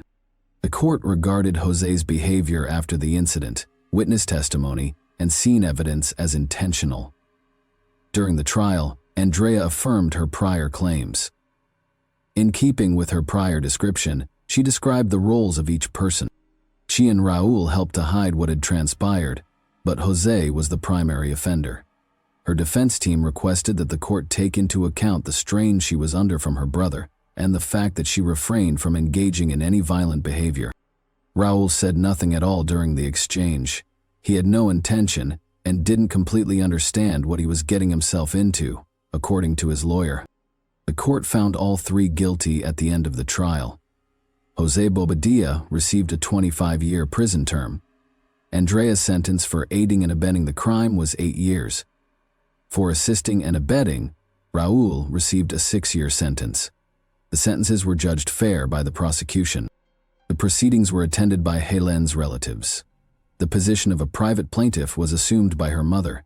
She took a hard stand. She advocated for the harshest punishments imaginable. She was disappointed when the decision was read, saying that Andrea and Raul had received too light terms.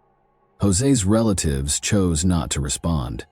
Jose Bobadilla's defense team appealed his sentence a few months after it was handed down. Their primary contention was that important evidence from the first trial ought to have been declared inadmissible. The objects discovered in the family home did not prove Jose's involvement in the crime, according to his attorneys, and Andrea's confession had been forced.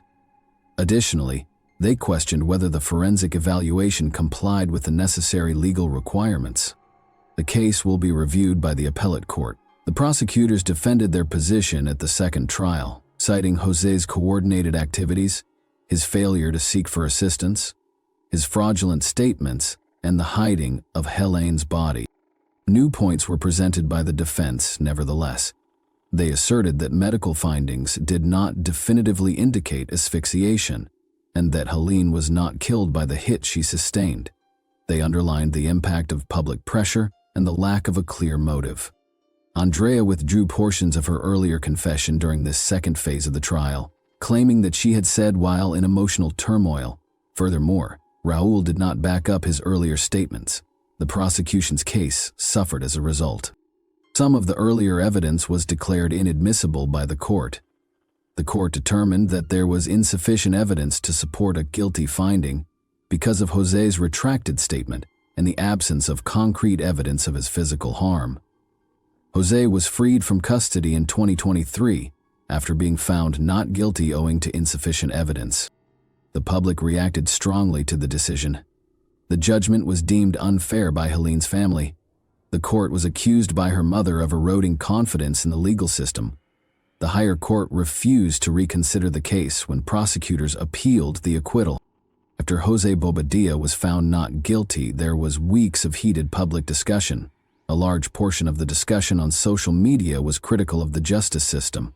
There were differing views. While some cited the absence of conclusive evidence, others said the acquittal was a miscarriage of justice. The public's trust in the courts and law enforcement was closely examined. Less attention was paid to Andrea and Raul's predicament. They carried on with their sentences. Following the conclusion of the court proceedings in Helene Arias's case, the Bobadilla family refrained from making any public statements. In both trials, certain important concerns were left unexplained, particularly about José's motivation. Investigators think that a relationship breakdown, mental stress, and unsolved financial difficulties are what caused the conflict to escalate. Thanks for watching, everyone. Your support means a lot to me, and you can help my channel grow by hitting that like button, dropping a comment, and sharing this video. Your engagement really makes a difference. See you soon. Hey guys, today we're diving into another truly horrifying case. If you want to support my channel, make sure to subscribe and stay active. It really helps me out. I'd be super grateful for that. Let's get started. Just minutes after a frantic 911 call, police arrived at the Beverly Hills mansion of José and Kitty Menendez, and what they found inside was pure carnage. The couple had been shot execution style, their bodies so brutally mutilated that they were nearly unrecognizable. The scene was chilling. But what shocked the world even more came 7 years later, when their own sons, Lyle and Eric Menendez, were convicted of the murders. Case closed? Not quite. Decades later, the Menendez brothers' case continues to spark debate, dominate headlines, and flood social media feeds. Some still believe they were cold-blooded killers, motivated by greed. Others argue they were deeply traumatized, victims of long-term abuse who saw no other escape. But before we can begin to unpack the controversy, we need to understand where they came from. The Menendez family wasn't just wealthy, they were extravagantly rich. They lived a life most people could only fantasize about: private jets, luxury cars, and million-dollar homes. In the late 1980s, their Beverly Hills mansion looked like something straight out of a Hollywood fantasy, more fitting for a movie star than a family of four. But their lavish lifestyle didn't come easy. It was built on the relentless ambition of one man, José Enrique Menendez. Born in Cuba, José fled the country during the revolution. At just 16, he arrived in the United States with no money and no safety net, only an unshakable determination to succeed. He earned a degree in accounting, but he didn't stop there. He climbed the corporate ranks in the entertainment industry with laser focus, eventually landing powerful positions at major companies like RCA Records and Live Entertainment. By the time of his death, José was a multi-millionaire, a self-made man who believed in hard work, success, and control. But behind the closed doors of their perfect home, something else may have been brewing. Something darker. Something that would eventually explode into one of the most infamous family murders in American history. His wife, Kitty, was once a school teacher, but she left her career behind as José's success skyrocketed. With their growing fortune, the Menendezes gave their sons every possible privilege. Lyle and Eric attended elite private schools, wore designer clothes, and lived a life free from financial worries. But beneath the glamorous surface, cracks were forming in the perfect family image. Eric, the younger of the two, had an undeniable talent for tennis. Ranking among the top young players in the country, his potential could have taken him to the professional level, competing against tennis legends like Pete Sampras and Andre Agassi. Lyle, the older brother, was accepted into Princeton University, but he struggled academically and was eventually suspended for plagiarism by the summer of 1989. Lyle was 21 and Eric was 18. Their future was seemingly set. Their father's fortune, their connections, and their privileged upbringing meant they had access to a world of opportunity. The Menendez estate alone was worth well over $10 million, 0 cents. And had things played out differently, their father might have told them, "One day, kids, all of this will be yours." Instead, on the night of August 20, the Menendez brothers walked into the family room where their father was watching television. Armed with shotguns, they unleashed a brutal attack, firing multiple rounds at their parents. The gunshots echoed through the mansion, shattering the illusion of a perfect family. When it was over, their father was riddled with bullets, his body slumped over in the chair where he had been watching television. Their mother, who had tried to escape, was shot so many times that part of her skull was blown away. The sheer violence of the attack stunned even the most seasoned investigators. But what happened next was just as shocking. The brothers didn't panic. They didn't flee in fear. Instead, they cleaned themselves up, changed into fresh clothes, and went to the movies that night, while their parents' bodies lay lifeless in their blood-soaked home. Lyle and Eric sat in a theater watching Batman. After that, they returned home, and that's when they called the cops and pretended to be shot. When the police arrived at the scene, they found Eric rolling around on the front lawn, curled up in the fetal position, howling in grief. His cries echoed through the night, an Oscar-worthy performance that would have fooled even the most seasoned detectives. But given what they went through throughout their childhood, the realistic cries of them just make sense. The brothers sobbed, clung to each other, and played the part of heartbroken sons to perfection. But behind the theatrics, something didn't sit right. Investigators pieced together the brutal execution. Jose Menendez had been sitting on the couch, watching television, completely unaware of what was coming. The first shotgun blast struck the back of his head, killing him instantly. The force of the shot was so powerful that it nearly decapitated him. Kitty, hearing the deafening explosion of gunfire, rushed into the room. Her scream barely had time to leave her lips before the second shot rang out. The blast struck her in the leg, sending her sprawling to the floor. She attempted to crawl away, leaving behind a slick trail of blood on the polished hardwood, but there was nowhere to go. Her own sons towered over her, reloading their weapons. The next round of shots tore through her chest and arms as she writhed in agony, but it wasn't enough. The final devastating shot was delivered point blank to her face, obliterating her features and rendering her unrecognizable. It was a grotesque overkill, something more akin to a mob hit than a spontaneous crime of passion. And then, in an eerie and calculated move, the brothers fired additional shots into their parents' kneecaps. This detail was chilling. Why would sons do such a thing to their own parents?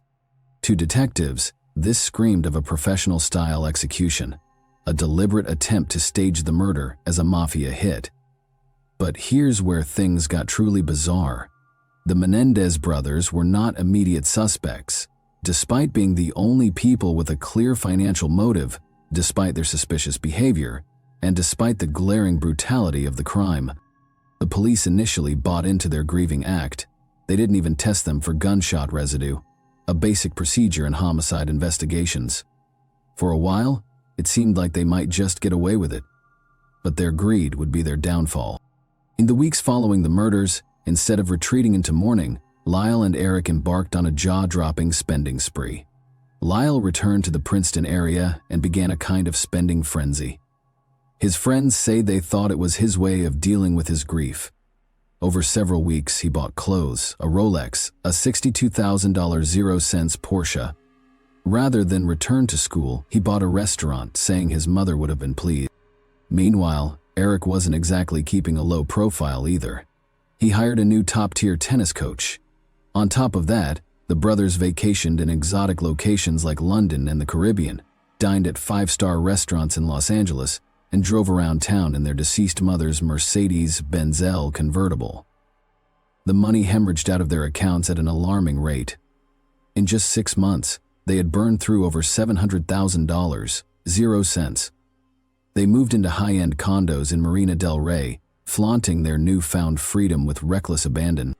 But while they were celebrating their new lives, the police were busy chasing a dead end. Investigators initially believed Jose Menendez's business dealings had made him a target. He was known for his ruthless and cutthroat style, making enemies in the entertainment world. The police considered the possibility of a mob hit. The staged kneecap shots made it look like an organized crime execution. But something didn't add up. If the mafia wanted Jose dead, why kill Kitty too?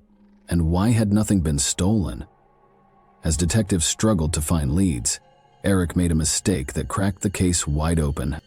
Feeling guilty, overwhelmed, and unable to keep the secret buried, he confided in his psychologist, Dr. Jerome Oziel. He admitted everything: how they planned the murder, how they executed it, and how they covered it up. Dr. Oziel, bound by doctor-patient confidentiality, initially kept the confession secret. But here's where things took a wild turn. Oziel had a mistress, a woman named Judalon Smith. She knew about the confession, and in a moment of betrayal, she went to the police. Now, if you were the doctor's mistress at the time, what would you have done? According to her, she knew that Lyle and Eric were sexually abused, so if you knew that for a fact, would you still report it to the police? I want to hear your thoughts on this. At this point, Lyle and Eric were still oblivious. They truly believed they had pulled off the perfect crime. Lyle even went so far as to hire bodyguards for his shopping trips, parading around like a celebrity. Additionally, the two brothers had just established their own business called the Menendez Investment Enterprises. But law enforcement wasn't so easily fooled. With Judalon Smith's tip, they finally had the breakthrough they needed.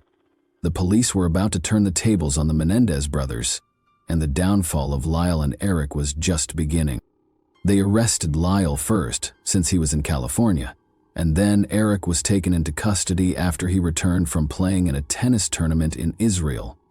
The case, however, was anything but simple. The legal battle was just beginning, and what followed was a courtroom drama filled with shocking twists and relentless maneuvering from both the prosecution and defense.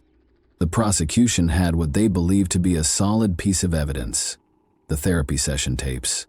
A judge ruled that these tapes could be used in court, but the brothers had hired a top-tier legal team, and they fought tooth and nail to suppress them for over a year. Every motion, every appeal, every legal loophole was explored. It was a fierce battle of legal expertise and strategy, stretching out the case and delaying the inevitable. First things first, let's talk about the person who first knew who killed the Menendez parents: Dr. Jerome Oziel. They started discussing what would happen, or how it would be, if the person who was a dominating force and a negative force and a very controlling person in their life wasn't there anymore. And at that point, it evolved into a discussion about killing the parents. Most particularly the father. Basically that the father had just been completely dominating and controlling, was impossible to please, had perfectionistic standards, that he was controlling of a lot of different aspects of Eric and Lyle's life in a very extreme way. They went up to the office where the infamous confession tape was recorded, a piece of evidence that would shake the entire case. But despite how damning the tape was, it didn't immediately lead to a guilty verdict. Instead, it played a major role in the Menendez brothers' defense. They claimed their father had abused them for years, physically, emotionally, and sexually, and they saw no other way out. In the tape, the brothers not only admitted to the murders, but also revealed something shocking. They had found their mother's suicide note before the killings, which deeply affected their decision. Eric described his mother's pain, how she discovered their father's long-term affair, and how it broke her. He recalled her struggling with alcohol and pills, telling him, "You don't understand how much stress I'm under. I take 13 pills a day and drink." The brothers believed that by killing her, they were actually doing her a favor, freeing her from misery. But there was also another terrifying thought. If she took her own life, they would be left alone with their father, and that was even worse. Eric later testified in court, revealing horrifying details about the abuse. He said that one night he finally told his older brother Lyle what had been happening. When asked why, Eric simply said, "I wanted it to stop." He described how their father forced him into oral sex and even used pins and tacks to hurt him during the assaults. He also shared that their father once threatened him with a knife, a jagged Rambo knife, to keep him silent. Lyle also took the stand and testified about the abuse he suffered between the ages of 6 and 8. To back up their claims, their defense team showed disturbing photographs as evidence, revealing the dark reality the brothers said they had endured. This is a proof sheet of the sequence of photographs from Eric's 6th birthday party.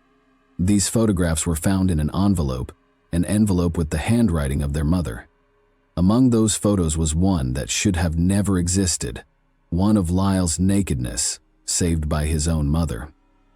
Lyle would later testify that his father, Jose Menendez, took photographs of them in their most vulnerable moments, bathing, changing, just being kids. Lyle said that he wouldn't ask, he wouldn't say anything. He would just come in, snap the photo, and leave. Lyle described in court how, after sports practice, his father would massage him. Then the touching began. It escalated, and Lyle was forced to touch back. After this, they would undress, and the nightmare played on repeat. 2 to 3 times a week, in his bedroom or the bathroom. Then there were the object sessions, a toothbrush, a shaving brush, a tube of Vaseline. This was his father's twisted routine, and when Lyle finally found the courage to tell his mother, her response was, "Stop exaggerating. Your father loves you. He's punishing you because you do things wrong." But the trauma didn't stop with Lyle. The abused become the abuser. Lyle admitted that he did the same to Eric. He took Eric to the woods. He used the same toothbrush, and in the courtroom, with the weight of his own guilt crushing him, he could only say one thing: "I'm sorry." Years later, Eric finally confided in Lyle. He revealed that their father had been abusing him too, and when Lyle confronted Jose about it, the fear set in. However, the prosecution had its own version of the story.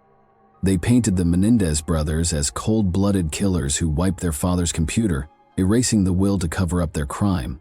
A computer expert testified that the data was gone, irretrievable. But here's the twist. Lyle's computer expert confirmed that he was hired not to recover the files, but to make sure they could never be recovered.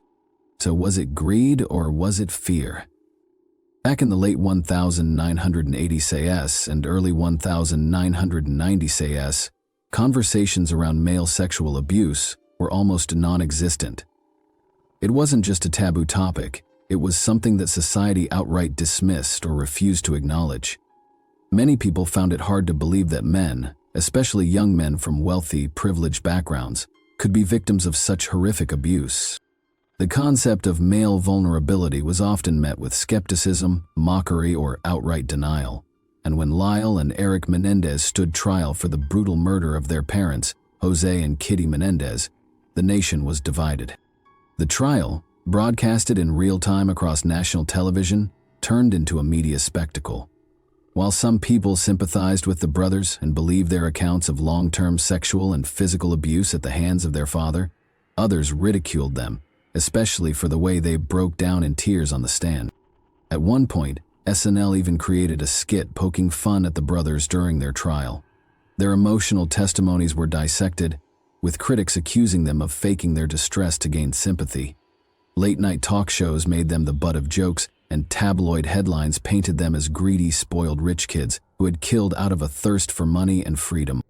However, the trial took an unexpected turn when a forensic psychologist took the stand, presenting a crucial argument. The crime was not premeditated, according to the psychologist.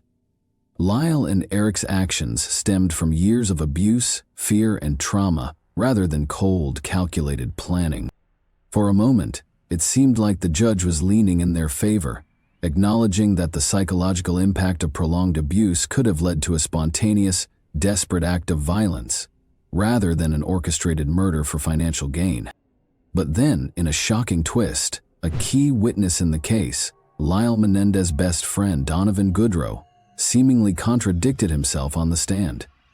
Goodrow had previously provided a recorded statement in which he admitted that Lyle confided in him about years of sexual abuse at the hands of their father.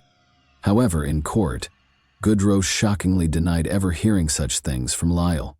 This contradiction sent shockwaves through the courtroom and was even aired on Prime 9 News.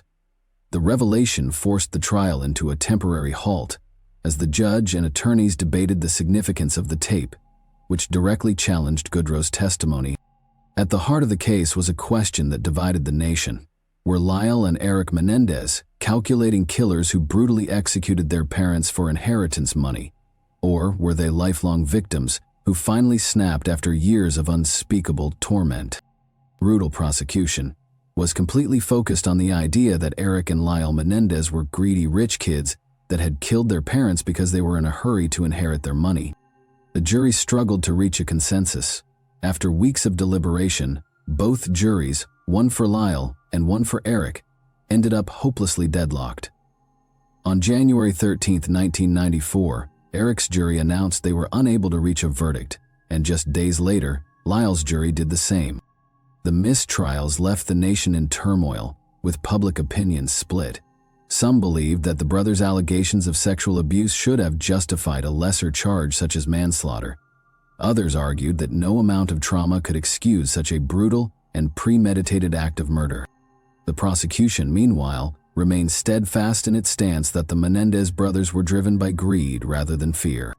When their second trial began in August 1995, the media frenzy had died down significantly. Judge Stanley Weisberg, who had presided over the first trial, made a critical decision this time. No cameras were allowed in the courtroom. The lack of live television coverage meant the case no longer held the same level of public spectacle, and as a result, much of America lost interest in the proceedings. But behind closed doors, the defense faced major setbacks. Judge Weisberg significantly limited the testimony regarding the brothers' claims of sexual abuse, making it harder for the defense to argue that the killings were an act of desperation rather than cold-blooded murder. Additionally, unlike in the first trial, the jury was not given the option to convict the brothers of manslaughter instead of first-degree murder. Prosecutors dismissed the brothers' claims as nothing more than an abuse excuse and worked aggressively to dismantle their defense. Lyle, who had testified in the first trial, chose not to take the stand this time. On March 20, 1996, after just 4 days of deliberation, the jury found Lyle and Eric Menendez guilty of first-degree murder and conspiracy to commit murder. 3 weeks later, after 3 more days of deliberations, the jury sentenced them both to life in prison without the possibility of parole. The once prominent Menendez brothers, who had grown up in Beverly Hills luxury, were now locked away for life, their fate sealed. But despite their convictions, their story was far from over. Years later, new evidence surfaced that suggested the Menendez brothers had been telling the truth all along. In May 2023, the defense team filed a habeas petition citing newly discovered evidence that could potentially overturn their convictions. One of the most significant pieces of evidence was a letter Eric Menendez had written to his cousin Andy Cano in December 1988, 8 months before the murders. In the letter, Eric detailed the ongoing sexual abuse he was enduring at the hands of his father. He expressed his fear, his inability to escape, and his hesitancy to tell anyone, even his own brother, because of his father's threats. Despite this evidence, the prosecution had previously dismissed Cano's testimony during the original trials, branding him a liar. However, the letter written long before the murders suggested that Eric had indeed been desperate for help, contradicting the prosecution's claim that the abuse allegations were fabricated after the fact to justify the killings. But the revelations didn't stop there. In 2023, Roy Rosello, a former member of the Latin boy band Menudo, came forward with shocking allegations. Rosello claimed that Jose Menendez, who was an RCA Records executive at the time, had sexually assaulted him when he was just 14 or 15 years old. According to Rosello, Menendez had lured him to his home, drugged him, and raped him. He further alleged that he had suffered multiple assaults by Menendez, once before and once after a performance at Radio City Music Hall. His sworn affidavit was submitted as part of the Menendez brothers' legal appeal, lending further credibility to their claims of abuse. If their appeal is successful, the Menendez brothers could be retried under different charges, possibly reducing their convictions to manslaughter. Given that the maximum penalty for voluntary manslaughter in California is 11 years per count, and considering they have already served more than 34 years behind bars, a retrial could mean their release after decades. Lyle and Eric were kept in separate prisons, Lyle at Mule Creek State Prison, and Eric at Richard J. Donovan Correctional Facility. They were only allowed to communicate through daughters. But in 2018, after nearly 20 years apart, the California Department of Corrections granted their request to be housed together. The moment they were reunited was deeply emotional, with both brothers expressing relief and joy at finally being able to see each other again.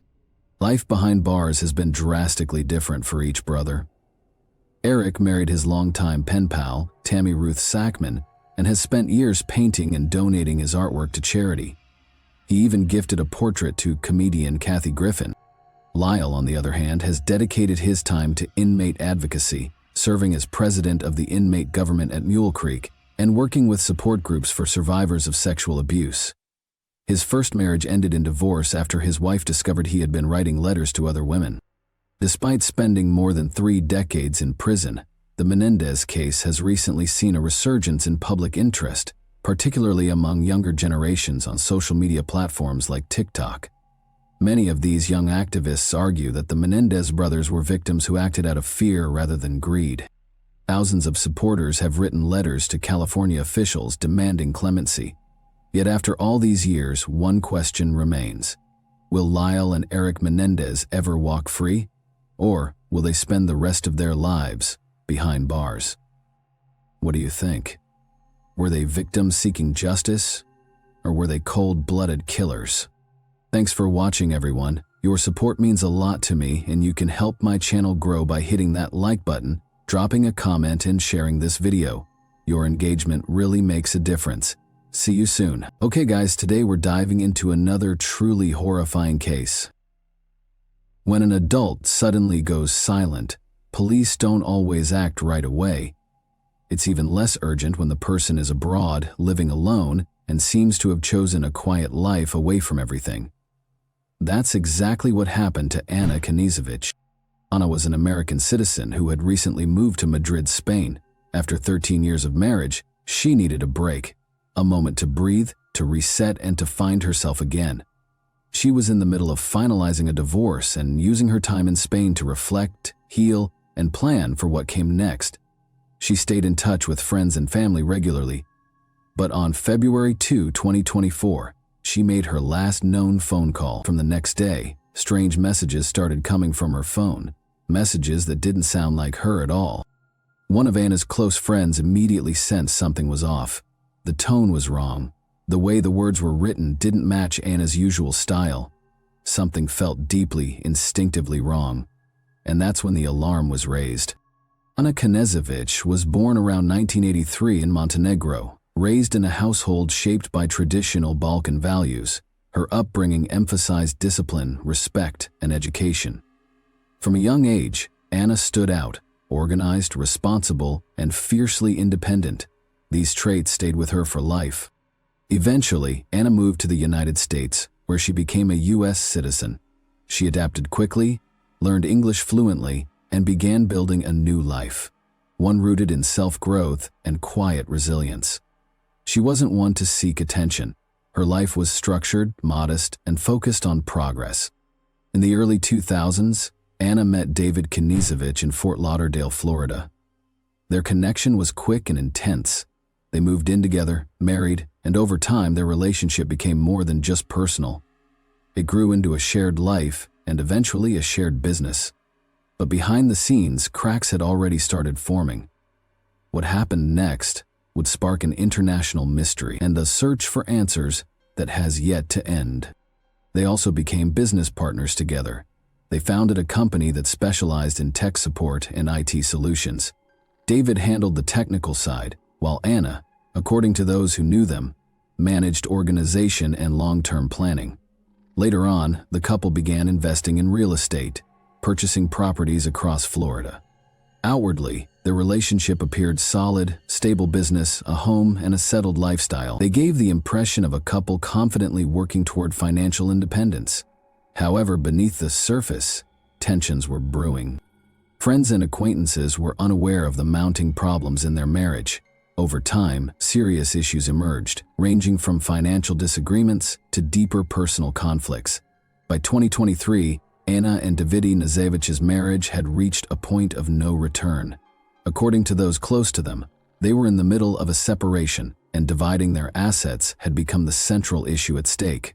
Both their tech business holdings and multiple real estate property. Although the divorce hadn't been officially finalized, both sides were already preparing for it.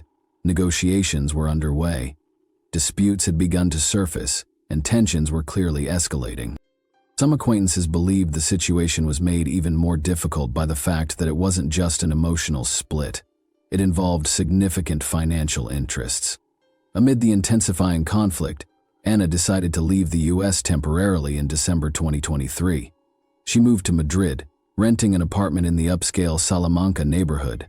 She said this move was necessary to distance herself from the pressure, gain clarity, and peacefully close this painful chapter in her life. She emphasized multiple times that she wasn't looking for a new relationship or distractions. She just wanted to find her balance again. Once in Spain, Anna settled into her new home, began therapy, kept in close touch with friends, and even started planning short trips around Europe. Madrid wasn't an escape. It was a way to step back from a growing conflict that had become overwhelming back in Florida. But just a few weeks into this new life, something happened that brought her independent chapter to an abrupt and troubling halt. After relocating to Madrid, Anna kept in close contact with her longtime friend S.A., who lived in Florida. They spoke daily despite the time difference. The two had been close for years, often traveling together. S.A. was someone Anna trusted deeply. She regularly shared her thoughts, feelings, and details of her day-to-day life. Their text exchanges showed that Anna was open and communicative about her adjustment to life in Spain. In mid-January 2024, the two of them traveled to Austria. After returning, they made plans to reunite again in Madrid. Sana was scheduled to fly there on February 8. Before that, on February 5, Anna had planned a short trip to Barcelona with another friend. Tickets were already booked. This wasn't just a getaway. Anna and her friend planned to attend a conference there. She had discussed the itinerary in advance and spoke enthusiastically about the upcoming trip. On the evening of February 2, Anna had a phone call with Sana. It was around 8:30 p.m. local time. They spoke for over an hour. Anna said she planned to stay home that night. She had no intention of going out. She sounded calm and talked about her day, simple things like errands and household chores. Their conversation ended around 10 p.m. That's the last confirmed time Anna was known to be alive and in contact with anyone. The next morning, on February 3, Saul received an unusual text from Anna's number. It read, "I met an amazing man. He has a summer house about 2 hours from Madrid. We're going there. Signal might be weak. I'll call you when I get back." Later, another message followed. "After my therapy session yesterday, I went for a walk. He approached me on the street. We instantly connected. I've never felt anything like this. Beat Sana." The messages didn't feel right. She knew Anna well. She was cautious by nature and would never leave town with a stranger without giving someone a heads up. Sana replied right away, but no further messages came. Repeated calls went unanswered. At first, Saw tried to convince herself that Anna might really be in an area with poor signal, but as time passed, her concern turned into growing alarm. That same day, another friend of Anna's received similar messages. This friend communicated with her in Spanish, but the wording of the texts felt off.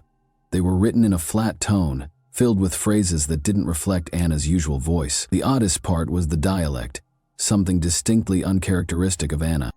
According to Anna's brother, the text seemed like it had originally been written in another language and then run through an automatic translator. That theory made sense. The message read awkwardly and came across as strangely formal, which deeply unsettled him. Both recipients, SA and the Spanish-speaking friend, quickly realized that Anna had not written those messages herself. They compared them to past conversations and noticed the difference. Immediately, Anna's real texts were lively, filled with her unique expressions, none of which appeared here. And beyond the style, the story in the messages didn't line up at all with her recent behavior. The following day, Sana began trying every possible way to reach Anna. She contacted mutual friends, used apps to attempt location tracking, and even called hospitals. Nothing worked. Anna's phone remained on, but she never picked up. After receiving the troubling messages from Anna Knezevich's phone, Sa reached out to the Madrid police right away. She explained that this was completely out of character for her friend. Communication had suddenly stopped, and the texts were in a tone Anna would never use. But local authorities didn't take any immediate action. From their perspective, Anna was an adult woman who had every right to make her own choices, including leaving town without informing others. Officially, her disappearance wasn't considered suspicious. Police said they couldn't launch an investigation without proof that Anna was missing against her will. The strange texts and her silence weren't, in their view, enough. The only concrete marker they were willing to acknowledge was February 5th. Anna had tickets to travel to Barcelona. Authorities stated that if she failed to show up at the station or make contact by then, her absence would be treated as a formal missing persons case. This decision meant that for 3 days after Anna stopped responding, no significant action was taken. Police did not access her phone records, check her apartment, or review any recent movements. During that time, Anna's friends did everything they could on their own, calling her, repeatedly texting, and reaching out to contacts in Madrid. All efforts failed. Appeals to law enforcement were also ineffective. The situation continued to be viewed as a private matter. On February 5, Anna failed to show up at the train station. None of her phones were responding. Only then did the authorities officially declare her a missing person. That same day, a request was submitted to the court for a warrant to access her apartment and phone records, but the request hit a legal roadblock. The judge denied it, citing the absence of any visible signs of a crime at the property. There were no indications of forced entry, loud disturbances, or evidence of aggressive behavior. Legally, there was no justification to authorize a search or access her private data. Days later, when law enforcement finally entered Anna's apartment, they discovered the door was locked. From the outside, inside, everything appeared untouched. Her belongings were neatly in place. There were no signs of a struggle, and nothing of value was missing. Yet her absence in an undisturbed home raised serious concerns. It suggested that either she left voluntarily and never returned, or someone led her out without any sign of forced entry. Anna's brother Philip maintained close contact with Spanish authorities, but noted that international coordination was complicated. He told reporters that investigators in Madrid didn't speak English fluently, and that U.S. officials hadn't yet provided substantial support. He also voiced concern about the lack of communication between Spanish police, the FBI, and the U.S. consulate, even though this involved a U.S. citizen disappearing under mysterious circumstances on foreign soil. The first few days following Anna's disappearance were critically mishandled. This was a crucial window when fresh evidence could have been collected, neighbors interviewed, and phone pings or camera footage reviewed, but instead, precious time was lost waiting. The assumption that Anna had left voluntarily stalled any swift response, delays that may have altered the direction of the investigation. On the 4th day after Anna Knezević vanished, staff at her residential complex gave police information that changed the entire course of the case. It concerned events from the night of February 2, the last time Anna had been in contact. A building administrator reported that several surveillance cameras at the entrance and along the building's facade had been disabled. This happened around 9:30 p.m., about 30 minutes before Anna stopped responding to her friend. When reviewing the recordings, security personnel noticed the camera lenses had been deliberately obscured. Footage captured an individual dressed in dark clothing and wearing a motorcycle helmet. He approached the outdoor cameras and intentionally sprayed them with paint, directly covering the lenses. He then waited outside until someone exited the building, allowing him to slip inside. Once inside, he did the same to the elevator area camera, spraying paint over the lens. Evidence indicated this was a calculated move. The individual clearly knew where the surveillance devices were and how to disable them quickly and without drawing attention. The building's staff confirmed that the security systems had been tampered with. Copies of the footage were handed over to Spanish investigators. It became the first visual evidence suggesting outside interference may have occurred. However, due to the helmet and dark outfit, identifying the person on video was impossible. His face was fully covered, and his body type didn't provide enough information for a clear identification. Still, forensic experts noted several key details. The person's eyes, a portion of the forehead, and the brow line were briefly visible. Investigators believed the individual had planned this carefully. He brought spray paint and wore gear designed to avoid leaving behind any trace. His appearance on camera aligned precisely with the timeline of Anna's disappearance, deepening suspicions. The fact that the building's surveillance system was targeted and that specific cameras were disabled suggested the individual knew the layout of the premises. It ruled out the possibility of a random act. This wasn't impulsive. It was organized, deliberate, and deeply concerning. Further analysis revealed that the exterior camera had been spray painted in about 30 seconds. The interior one was disabled even faster. Every move was deliberate and confident. At no point did the individual hesitate or look around. This led investigators to believe he knew in advance how long it would take and acted with precision. A few days later, a staff member from the building confirmed that this man appeared on camera just as residents were leaving the premises. He used the opportunity to slip inside, indicating he didn't have authorized access, no keycard, no entry code, which meant he wasn't listed as a resident. His path was direct, from the entrance straight to the camera near the elevator, with no stops or detours. The footage drew immediate attention, not just from law enforcement but from Anna's friends as well. Sana, who had by then arrived in Madrid, shared the video with journalists. That marked the start of the case gaining public attention. Media outlets began speculating that the man in the helmet could be directly connected to Anna's disappearance, yet his identity and motive remained a mystery. After an image from the surveillance footage was released, the FBI launched its own analysis. They explained that even low-resolution footage could be broken down to match visual fragments with their databases. They focused on key facial features still visible despite the helmet, particularly the shape of the eyes, the space between the brows, the brow ridges, and upper face structure. These areas can remain identifiable even with partial concealment. Public interest in the footage grew stronger when it emerged that the paint used to disable the cameras matched a specific brand, one that would later reappear in other parts of the investigation.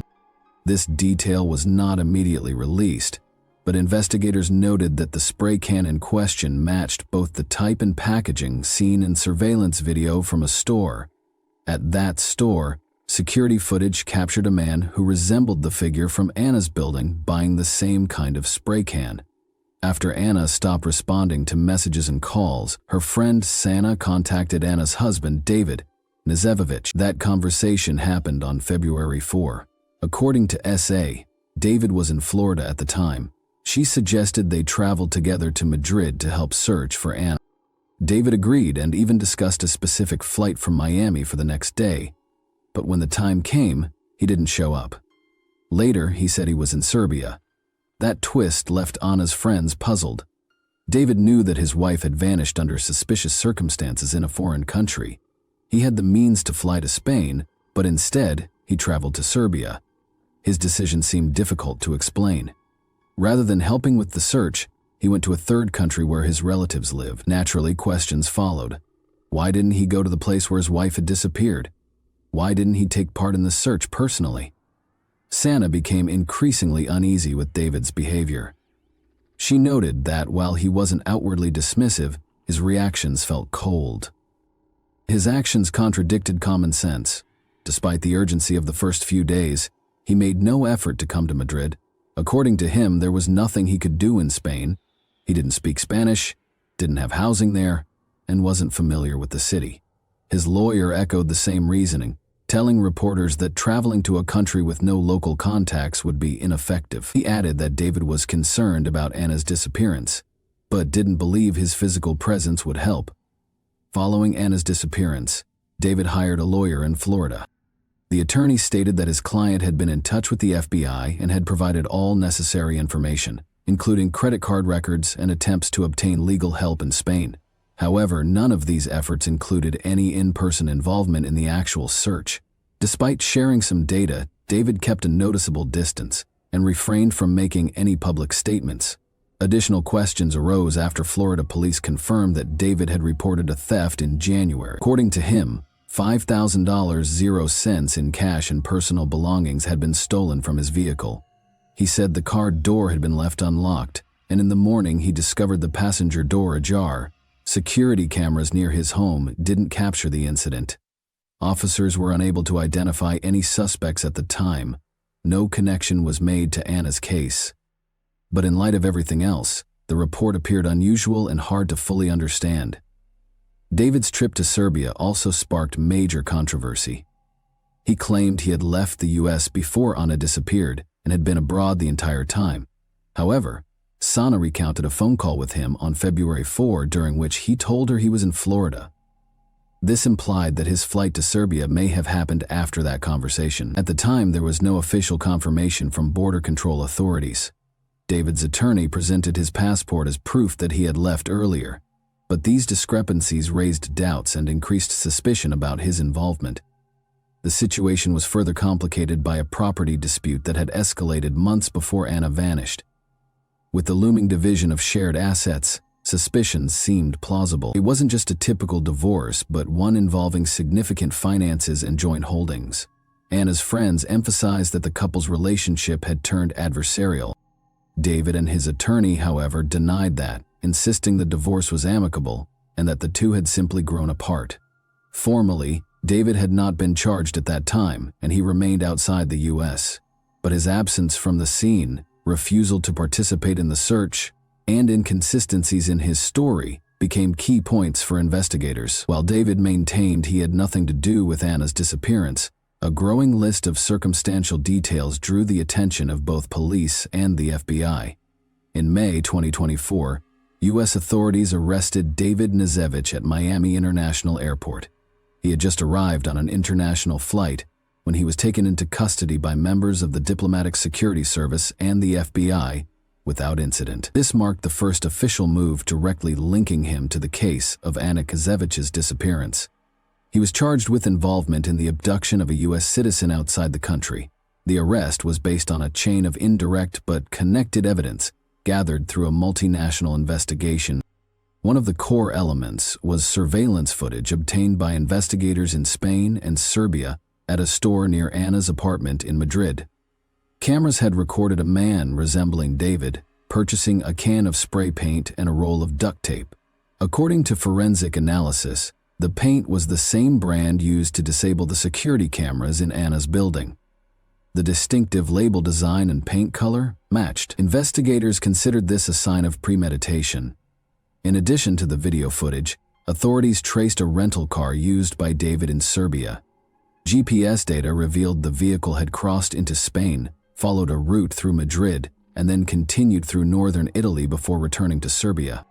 The precise tracking of this journey led investigators to suspect that Anna's body might have been transported in that car. A stop in a wooded area of northern Italy drew particular interest, prompting coordinated searches by both Italian and Spanish law enforcement. As of that point, no remains had been found, but the transportation theory remained central. Another significant clue came from elevator footage in Anna's apartment building. Investigators released video showing a man whose build matched David's exiting the elevator with a large suitcase. This occurred the same night Anna disappeared. While the man's face was not visible, the timing and circumstances aligned with other parts of the investigation. Authorities believed the suitcase may have been used to remove Anna's body from the apartment. The rental car David had picked up in Serbia was eventually returned to the agency. Upon inspection, it was discovered that the vehicle's mileage had increased by over 3,000 miles. Additionally, the car had been modified, tinted windows were installed, which had not been part of the original rental agreement. These alterations raised red flags. Investigators also uncovered that the vehicle had been operating with false license plates during the period it was suspected to have been used for cross-bedroom travel. Spanish police had recorded a sighting of a similar car near the area where Anna went missing, but they were unable to identify the driver due to the darkened windows and fake tags. The FBI later connected all of these details: the purchase of materials, interference with surveillance systems, the travel route, the elevator video showing a suitcase, and the car modification. According to their report, the totality of the evidence pointed to a coordinated plan to carry out a criminal act and cover it up. The official statement described it as the abduction of a U.S. citizen that occurred abroad and involved a U.S. national. Despite the absence of a body, authorities believed the evidence was strong enough to warrant an arrest. David was taken into custody without incident and transferred to a federal detention center in South Florida. His attorneys stated that he had cooperated with investigators, voluntarily provided information, and had no intention of fleeing. However, prosecutors argued that the volume of circumstantial evidence and the overall context of the case posed a significant flight risk. The arrest marked a turning point in the investigation. Until that moment, David had remained outside the reach of investigators and had avoided speaking publicly. Now he was at the center of a federal case. The next step was determining whether he would remain in custody pending trial. Following David Nizevich's arrest in Miami, his first court appearance focused on whether he could be released on bail. The judge denied the request, citing a high risk of flight. The ruling emphasized that in the court's view, the acts surrounding Anna Nizevich's disappearance had been carefully calculated and executed. The judge specifically noted the level of planning and sophistication as grounds for continued detention.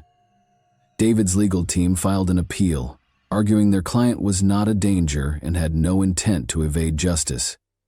They offered a significant bail amount, an ankle monitor, a travel ban, and home confinement.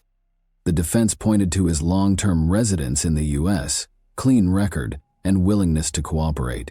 Still, the court refused, citing the same concerns, risk of fleeing, and the seriousness of the charges. The defense's main argument was that David could not have been in Spain at the time of Anna's disappearance. His lawyer presented passport stamps and international travel data to support the claim that he had arrived in Serbia well before February 2. According to this narrative, David was physically incapable of being in Madrid when the alleged crime occurred.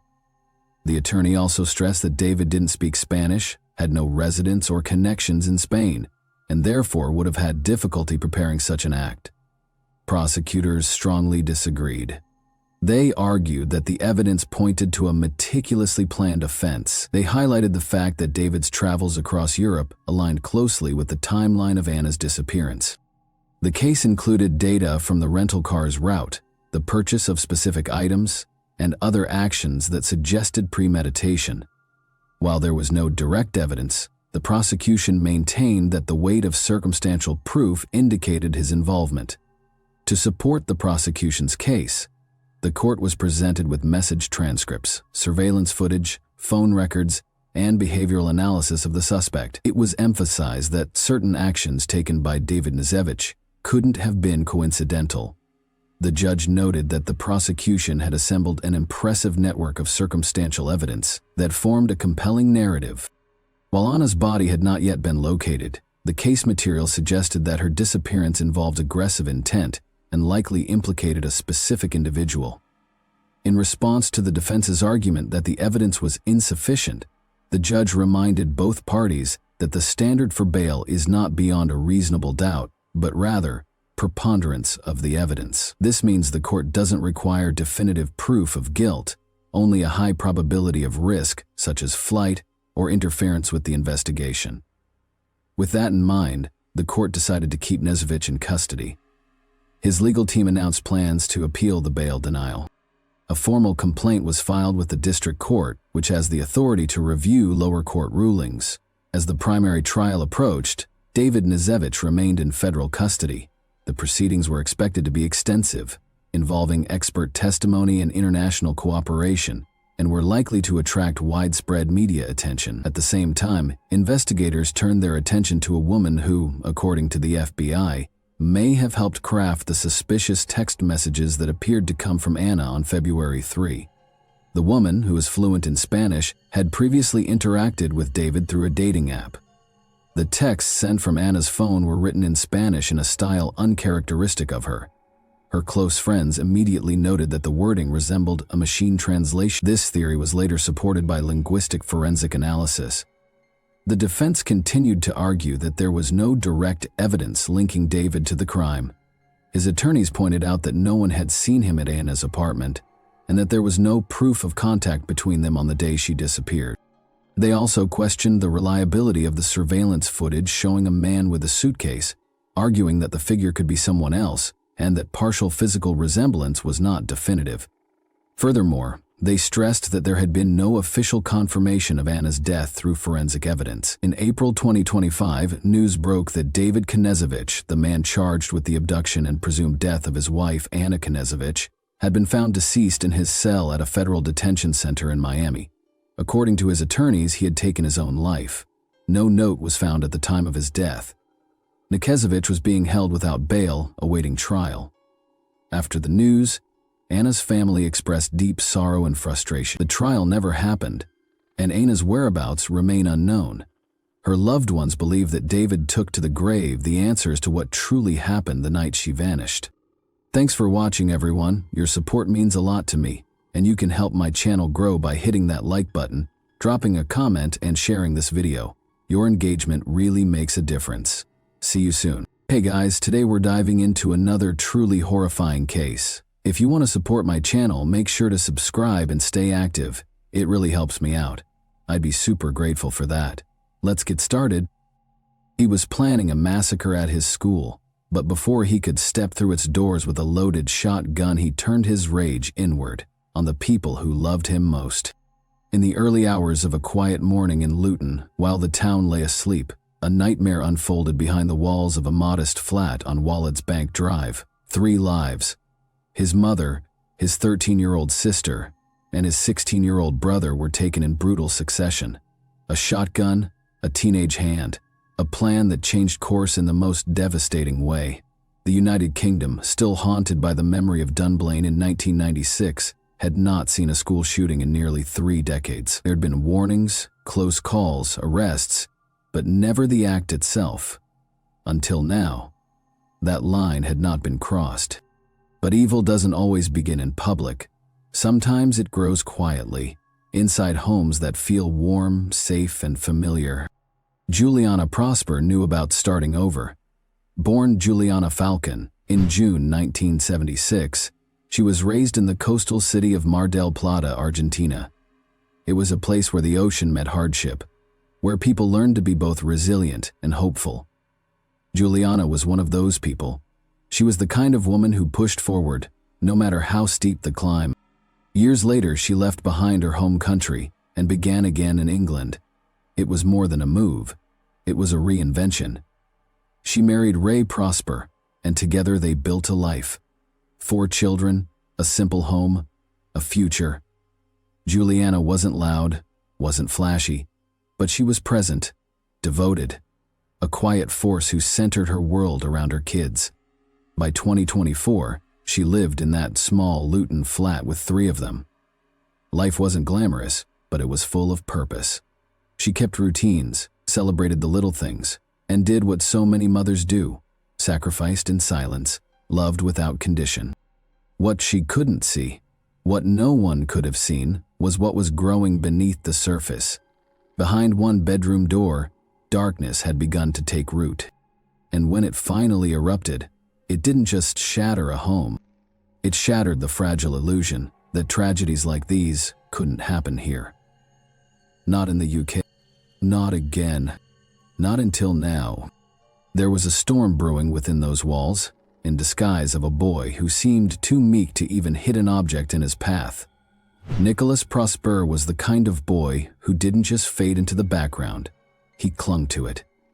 A December child born in 2005, he came into the world quietly, and for the most part stayed that way. Diagnosed with autism spectrum disorder early on, he walked through life a few steps apart from everyone else.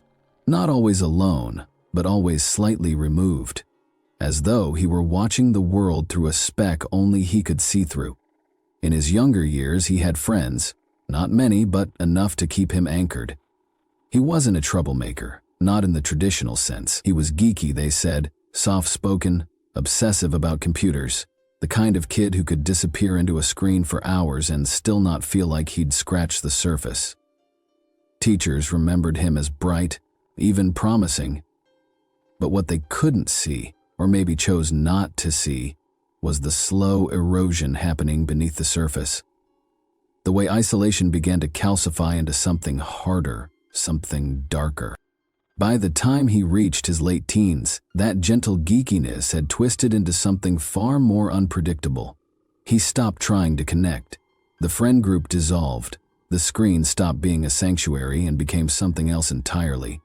A tunnel with only darkness at the end, only reflections of death, hatred, and perversion.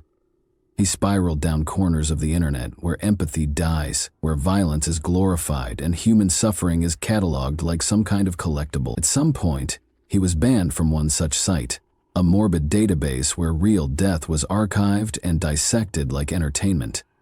But even there, even in that graveyard of humanity, Nicholas had crossed a line. He made comments in support of pedophilia, vile and unfiltered, as though empathy had been surgically removed from his vocabulary.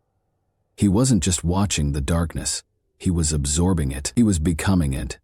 And no one knew just how far that darkness had sunk, how deeply it had planted itself in his bones, how it was growing, feeding, waiting.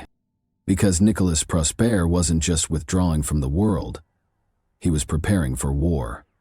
By the time September's Friday the 13th crept into the calendar, the plan had matured into something monstrous, no longer a passing thought or a twisted fantasy confined to the corners of a screen, but an intention, rehearsed in silence and fed with obsession. Nicholas Prosper had immersed himself so deeply in the world of school shootings that his fascination had eroded whatever boundary there might have been between watching and committing. His mind was absorbed in the details of Sandy Hook, the timelines, the methods, the body count.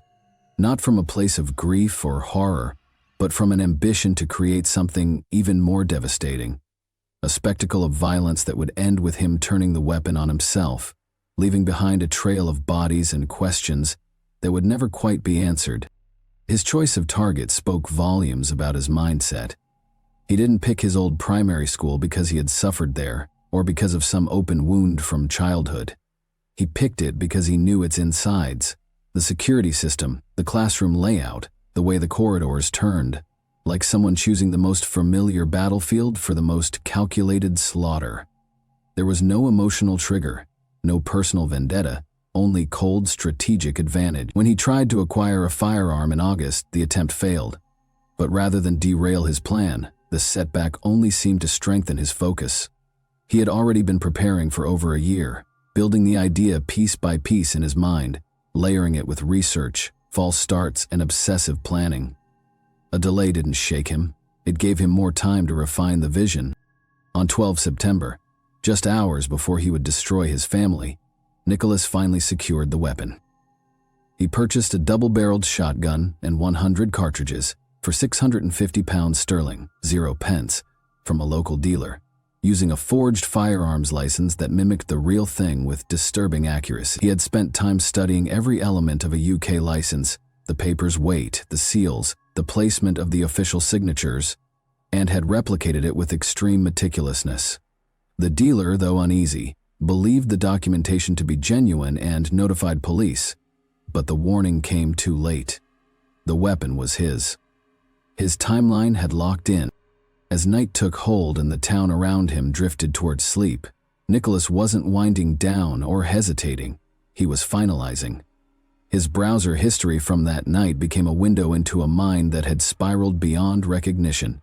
Search after search for methods of killing with a shotgun, anatomical specifics, outcomes, the kind of blunt force horror usually reserved for war zones and nightmares. Mixed in were searches tied to necrophilia and to the murder of Sarah Everard, as though his appetite for violence was expanding, even as the clock ticked toward morning. Then came the video, a final digital confession broadcast from his bedroom into the world. He described himself as a follower of Clementine, a fictional character from the Walking Dead video game series. Latching onto her image, not for her humanity but for some twisted symbolic allegiance that only made sense in his fractured reality. He spoke poison about his sister Giselle, referencing a choice she had made in the game months earlier, a moment so trivial that it might have been laughable had it not been spoken with such vile certainty. He said her face would be mutilated further than necessary, delivering the line with a coldness that felt rehearsed, devoid of any trace of human feeling. Though prosecutors would later argue that this reference was irrelevant to the murders, it felt like a sign that nothing, not even a game played with family, was safe from the rot that had taken hold of his mind. As the hours passed and darkness deepened, Nicholas Prosper stood on the edge of his own carefully constructed horror, armed, ready, and emotionally removed from everything that had once tied him to normalcy. Behind him was the quiet of a flat where his family slept, unaware that the boy they had raised, the brother they had laughed with, the son who once played video games in the next room, was preparing to become a vicious monster. Under the thin veil of early morning silence, as the world outside remained unsuspecting, Nicholas Prosper sat alone in his room, watching violent, animated pornography while continuing the same heinous research he had started the day before. It was well past midnight. By 4:32 a.m., he had already test-filled the double-barreled shotgun once into a teddy bear. His plan had been to kill 3 people, his mother and 2 younger siblings, in under 30 seconds. He thought the timing would be tight enough to escape detection by the neighbors, but Juliana woke up early. She wasn't supposed to. She saw her son with the gun. There was panic, there was shouting, and a struggle followed. Prosper attacked her with a knife first, slashing and stabbing her hands and arms as she tried to fight him off. He then shot her in the head at close range, killing her. Her body would later be found sprawled in the hallway.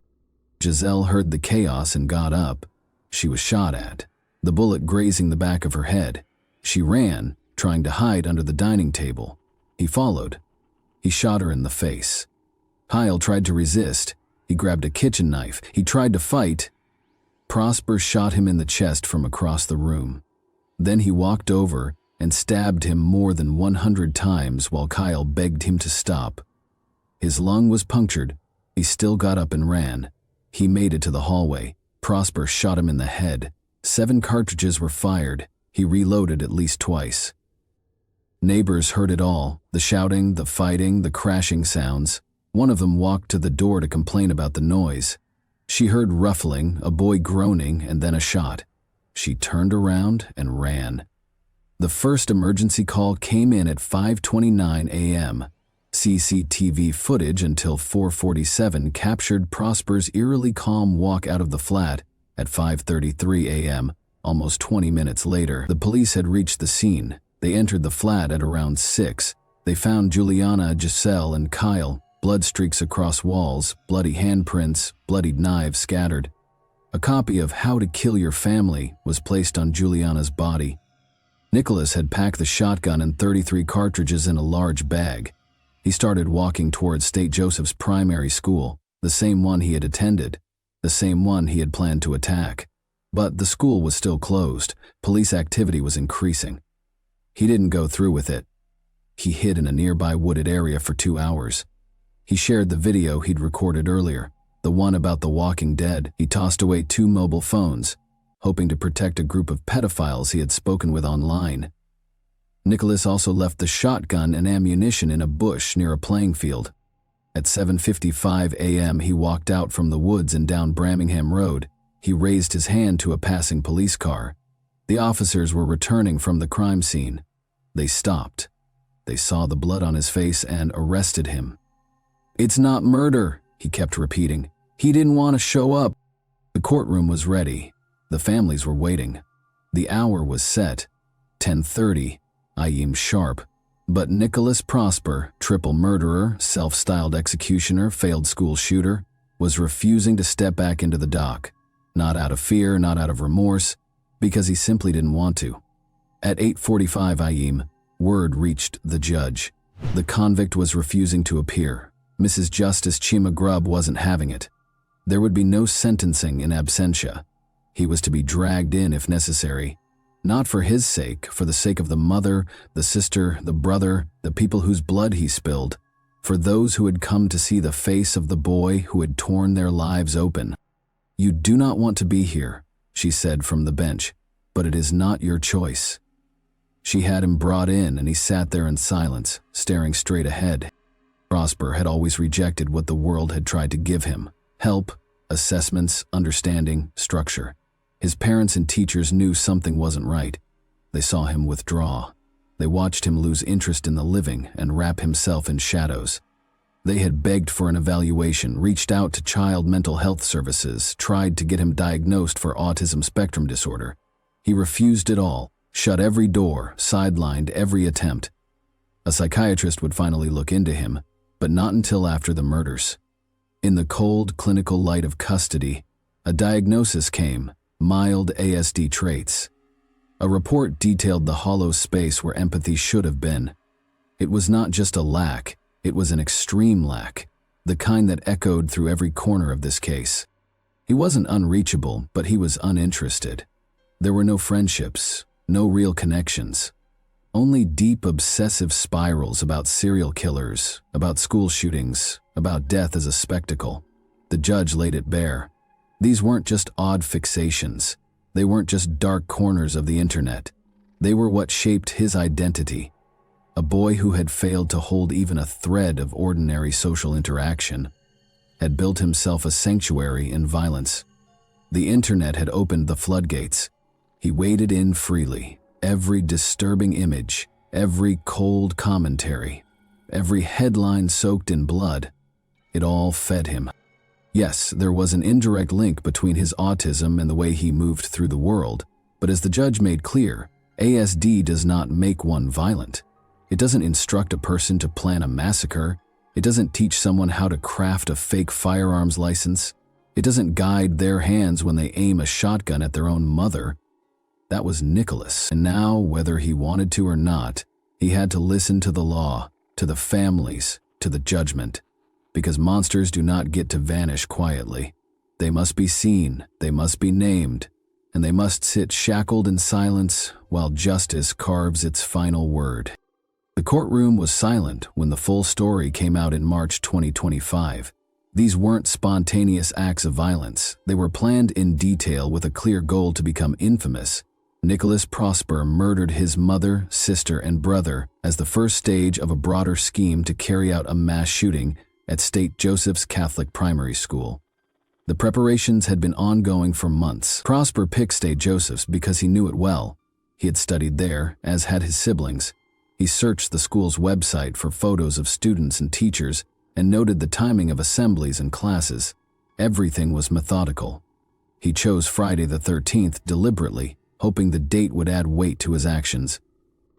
His plan was to kill his family early in the morning, leave home by 8:30 a.m. and arrive at the school during assembly to carry out a mass shooting. Earlier that night, he researched how to use the weapon and searched for disturbing content related to violence, including the murder of Sarah Everard and material connected to necrophilia.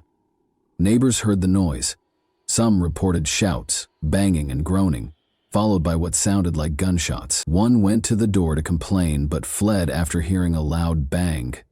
A police call was placed at 5:29 AI Muse. A chase of cat and mouse followed, which ended with Nicholas being found with the blood of his family on his face and clothes. He was charged with 3 counts of murder. He was also charged with possessing a shotgun and a knife in public, as well as acquiring a shotgun without a certificate. Child abuse images were later discovered on his phone, but no charges were filed for that. When the police found him, Nicholas Prosper stood in black and yellow. It wasn't a random outfit. He had chosen the colors on purpose.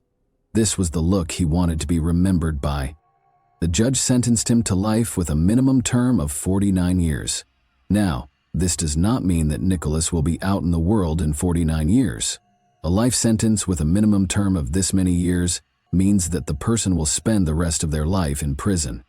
But they must serve at least 49 years behind bars before they can even ask to be released after the decided tenure. They can apply for parole, which is a formal request to be let out of prison. However, being eligible for parole does not guarantee release. A special board will review the case to decide whether the person is still a danger to the public, If they believe it is unsafe to let the person out, the person will stay in prison. Even if parole is granted, the person will remain under strict supervision for the rest of their life and can be sent back to prison at any time if they break the rules or commit another crime. Going back to the heinous crime that Nicholas committed, it didn't just shake a courtroom. It sent waves through an entire system that many believed was working just fine. But behind the horror of what Nicholas Prosper did was a quieter, more troubling truth. It had been far too easy for him to get his hands on a gun. Law enforcement knew it, and they weren't subtle about it. They pointed out how shockingly simple it still was for someone to sell a firearm private. All a person really needed was a certificate, real or fake, and a willing seller. And that was it. No double-checking, no verification, no questions. Just a deadly loophole wide open. In response, police and safety officials started calling for changes that felt long overdue.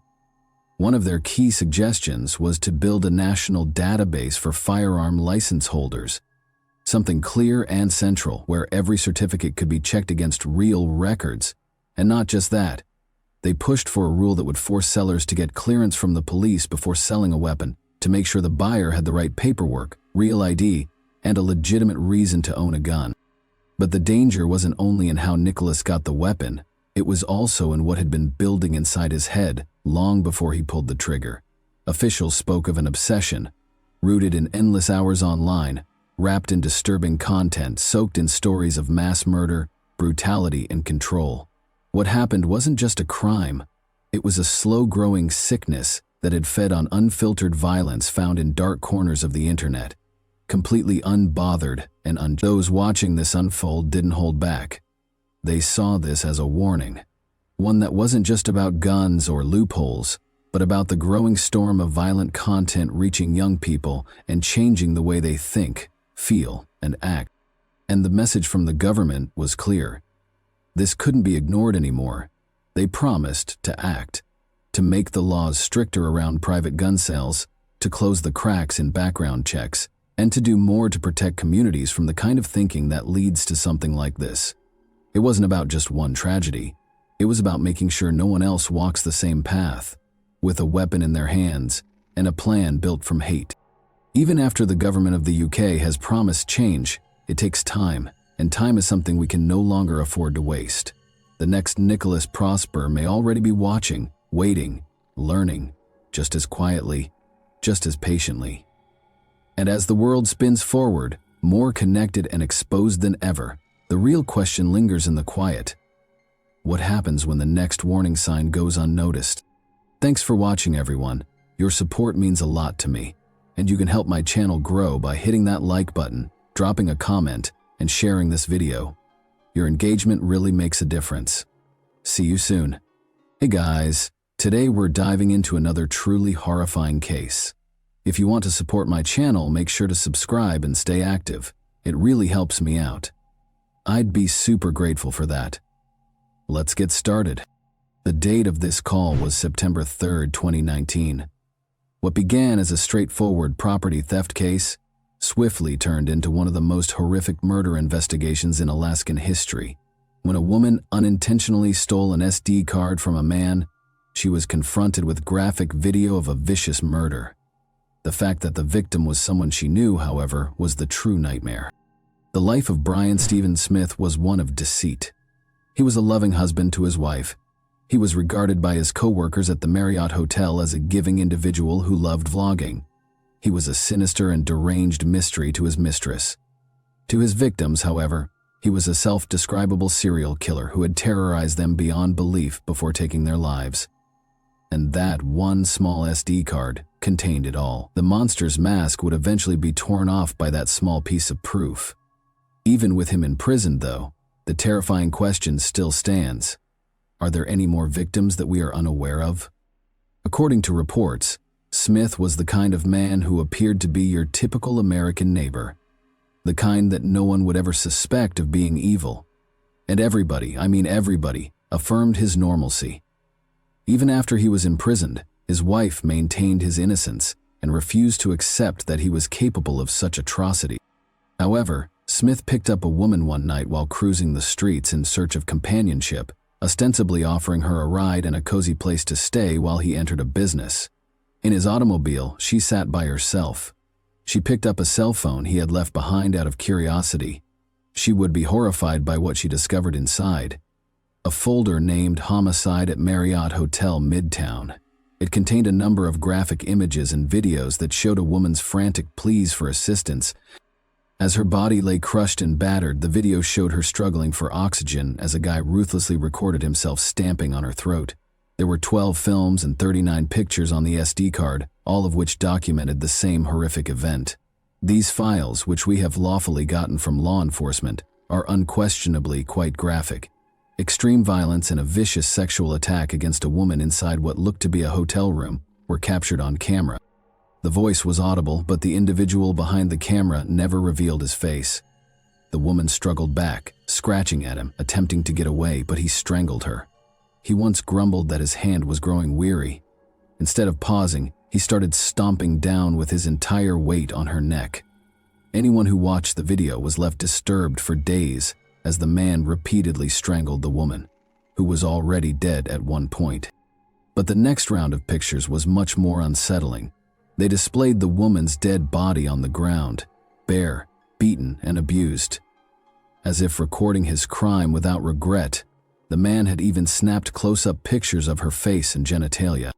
The file's timestamps showed that they were taken on September 4, 2019, which was less than a month before the SD card was found. In a place like Anchorage, this was really unsettling. With a population of slightly under 300,000, it is the largest city in Alaska, but violent crimes of this kind are uncommon there, since residents know one another.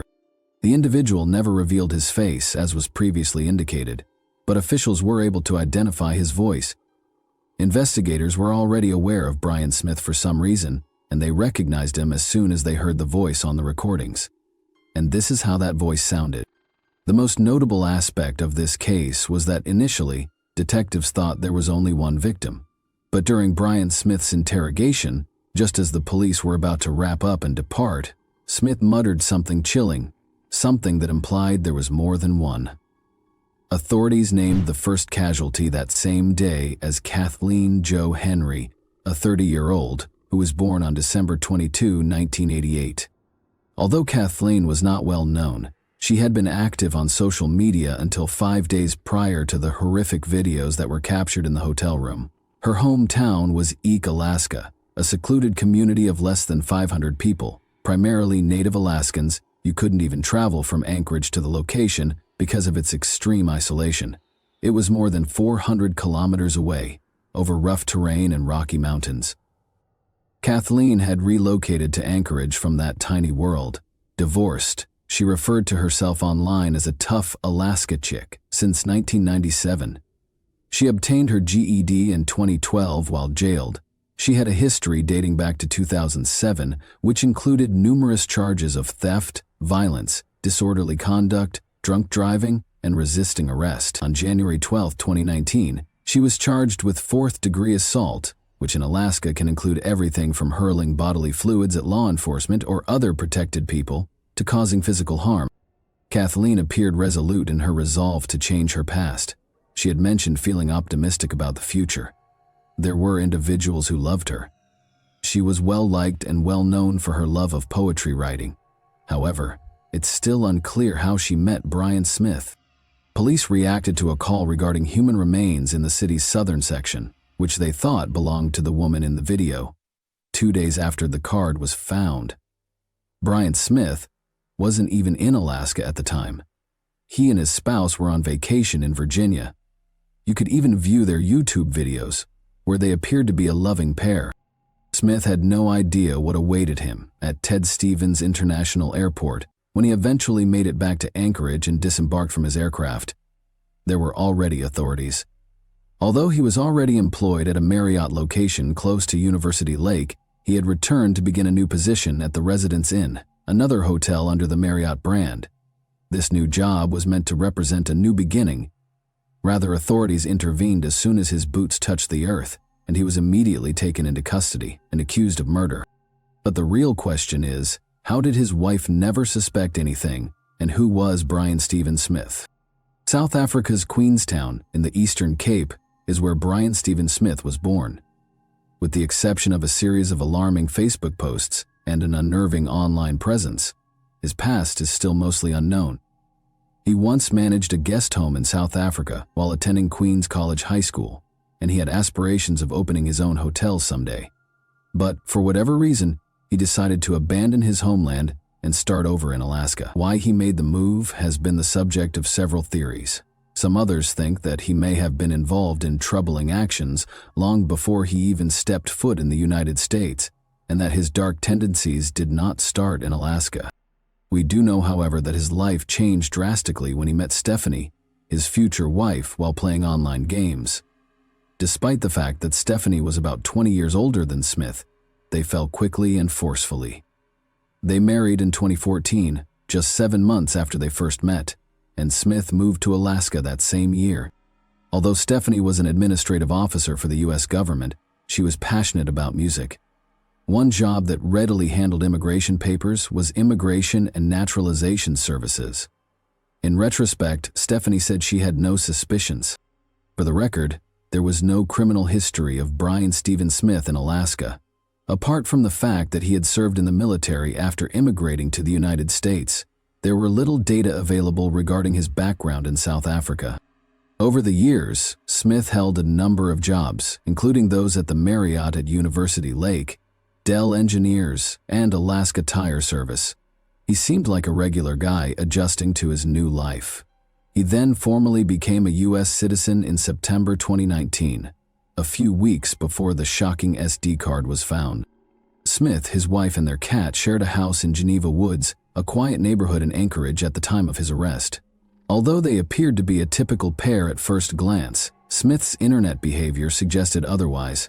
He chronicled his life in Alaska with travel vlogs and other videos on his active YouTube page. He was unaware that his compulsive urge to record everything would ultimately be a major factor in his demise. In addition to YouTube, Smith was a frequent user of Quora, a website where people post questions and receive answers. It was on Quora that he revealed another troubling aspect of himself. He was obviously prejudiced. His posts exposed a pervasive animosity, especially toward South African and African racial relations. There was little question about his prejudices, because his outbursts were full of poisonous radical viewpoints. However, Stephanie, the wife of Brian Stephen Smith, emphasized once more that she never found anything odd about her husband. He was merely a hard-working man living a tranquil life in Anchorage, Alaska, with a reliable job, in her opinion.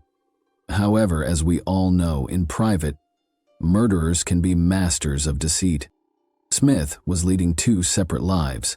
One of his mistresses was considerably younger than his wife. She wasn't just any affair, and her name was Alicia Youngblood. His worst desires were shared by this woman. Smith himself claimed that their bond was based on delusions. They supported one another's desire for sadistic gratification in addition to their affection for one another.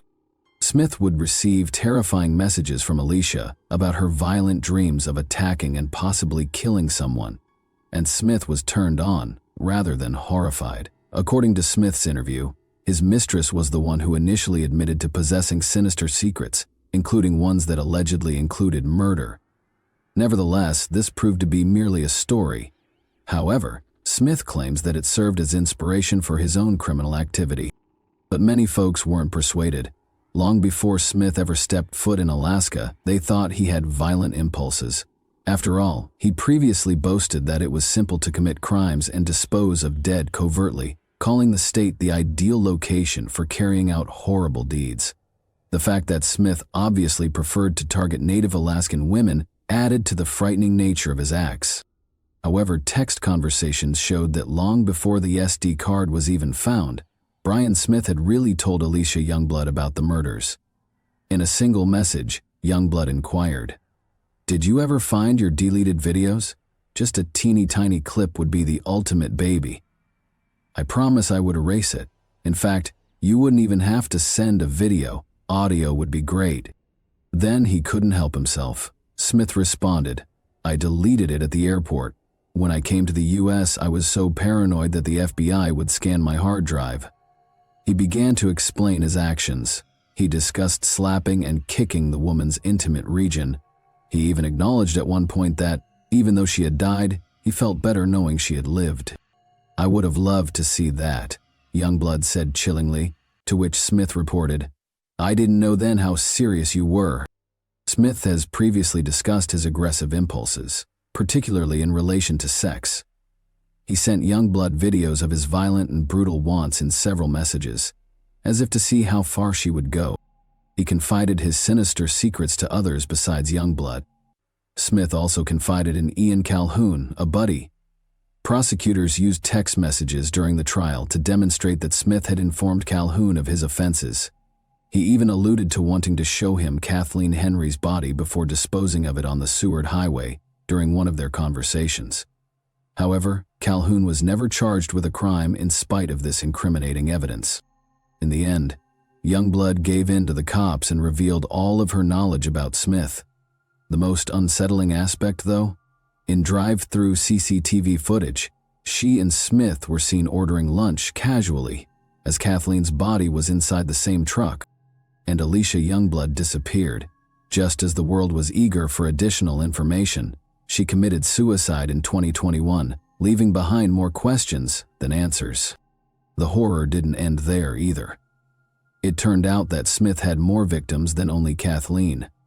Youngblood might have discovered even more terrifying information about the man she once referred to as a lover if she had survived, because Smith casually confessed to yet another murder the day he was captured.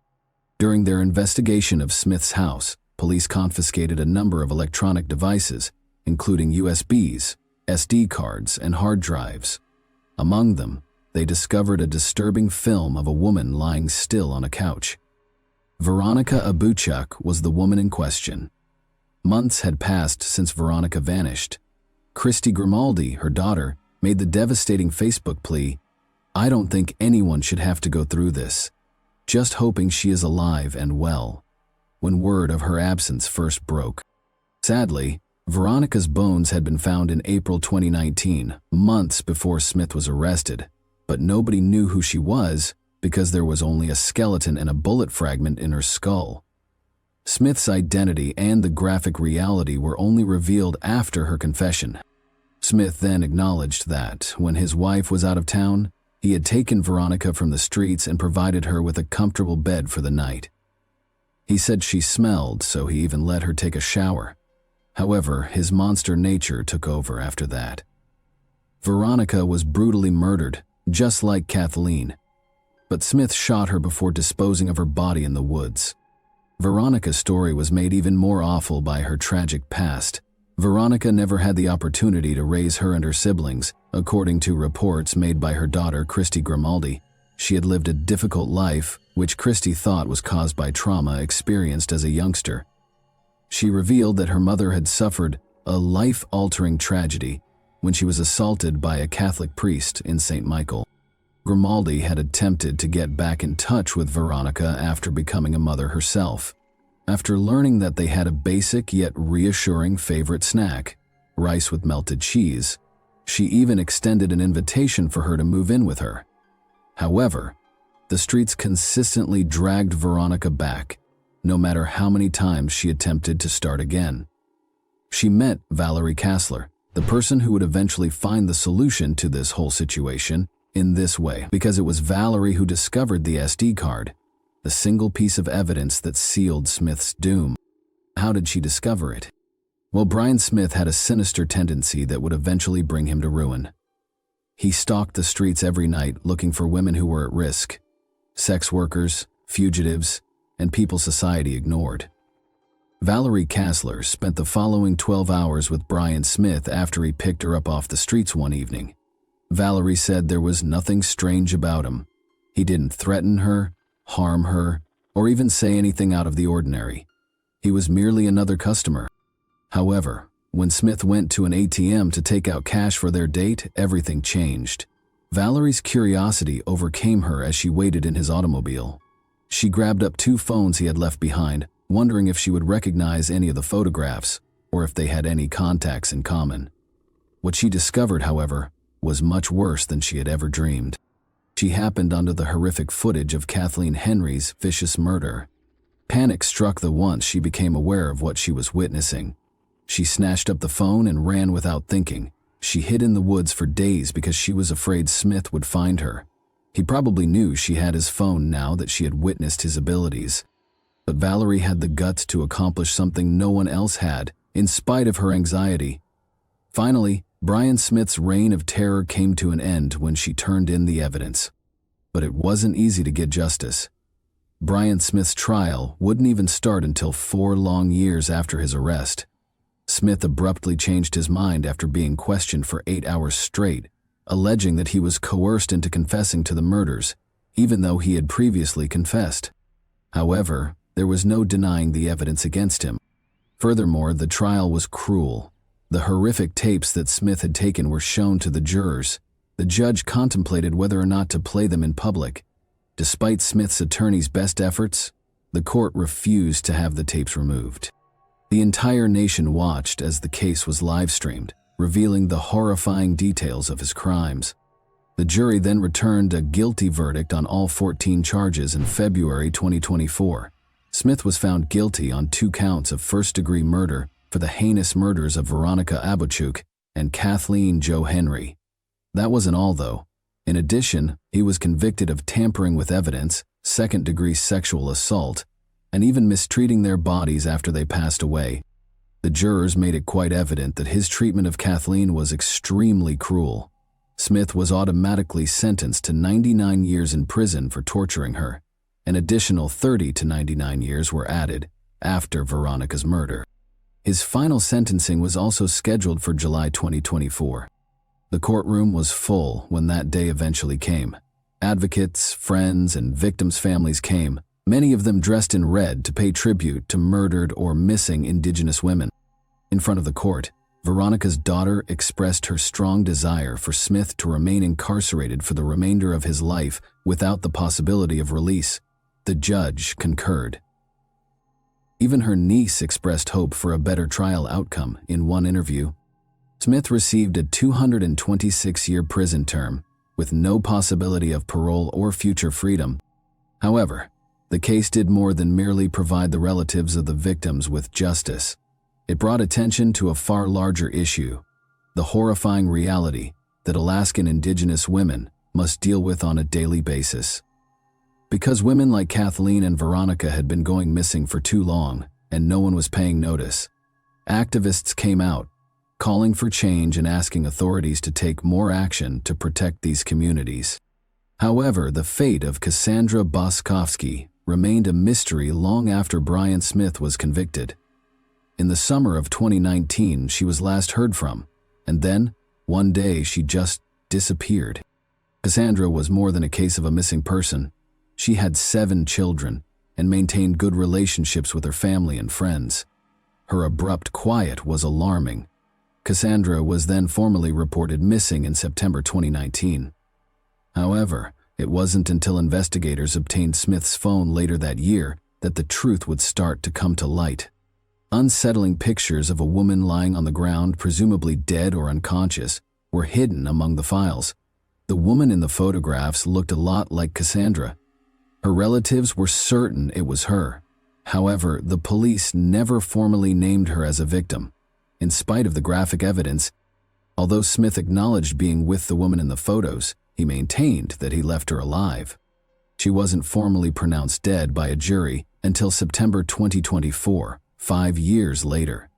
Her family put in a lot of effort to demonstrate that she was one of Smith's victims, citing little but obvious clues that the woman in the pictures was Cassandra, such as a butterfly tattoo the size of her feet. Emotions were running high when the jury returned its decision. There felt profound sadness mixed with relief. Cassandra's family members desired more than a formal announcement. Justice was what they want. Just like Smith had been held responsible for the others' deaths, they wanted him to be held responsible for hers. However, Brian Smith has not yet been charged or found guilty in relation to the death of Cassandra Boskovsky. Her case serves as a heartbreaking reminder of the number of Indigenous women abducted, the number of families kept in the dark, and the length of time it can take for justice to be served, if it is served at all. I'd like to know what you think now. Is it your opinion that Brian has additional victims, even in South Africa? Might he have been doing this? Please share your comments below, and keep in mind that the most terrifying monsters aren't those found in horror films. They are the ones waiting for their next move, while hidden in plain sight. Thanks for watching, everyone. Your support means a lot to me, and you can help my channel grow by hitting that like button, dropping a comment, and sharing this video. Your engagement really makes a difference. See you soon. Hey guys, today we're diving into another truly horrifying case. If you want to support my channel, make sure to subscribe and stay active. It really helps me out. I'd be super grateful for that. Let's get started. When people live together for a long time, it's not uncommon for them to reach a breaking point in their relationship during these periods. Tensions often rise and mutual accusations start flying. Claims of manipulation, toxicity, controlling behavior, and even narcissism. But while some of these struggles may pass with time or counseling, there are situations where one partner, often a woman, remains trapped in a deeply destructive dynamic, facing emotional and physical mistreatment day after day. The real question is, how can we tell the difference between a temporary crisis and a situation where someone is in real danger? The Summers family became one of the most complex and debated legal battles in recent years, taking over 5 years to reach a conclusion. On the surface, they appeared to be a happy, united household, by all accounts a picture-perfect American family. But behind closed doors, what unfolded was something far more disturbing. What seemed like an ordinary domestic situation hid a reality so unsettling, many struggled to accept it was even possible. As the story unraveled, it was revealed that when the head of the family was faced with divorce proceedings initiated by his spouse, he refused to accept the separation. Instead, he devised a calculated plan to retaliate, one that went far beyond typical legal disputes. He manipulated his own sons and daughters into taking part in his scheme, turning them into instruments of control and convincing them that their actions were in the best interests of the family. Elisa Jill Summers was born on February 18, 1980, in a suburb of Philadelphia, Pennsylvania. She grew up in a modest middle-class household. In 1995, at the age of 15, she met a boy named Trevor Stephen Summers, who was 2 years older. They both attended the same high school, often ran into each other outside of class, and shared many mutual friends. Their connection began as a friendship, hanging out at gatherings, talking between classes, and spending time with other students.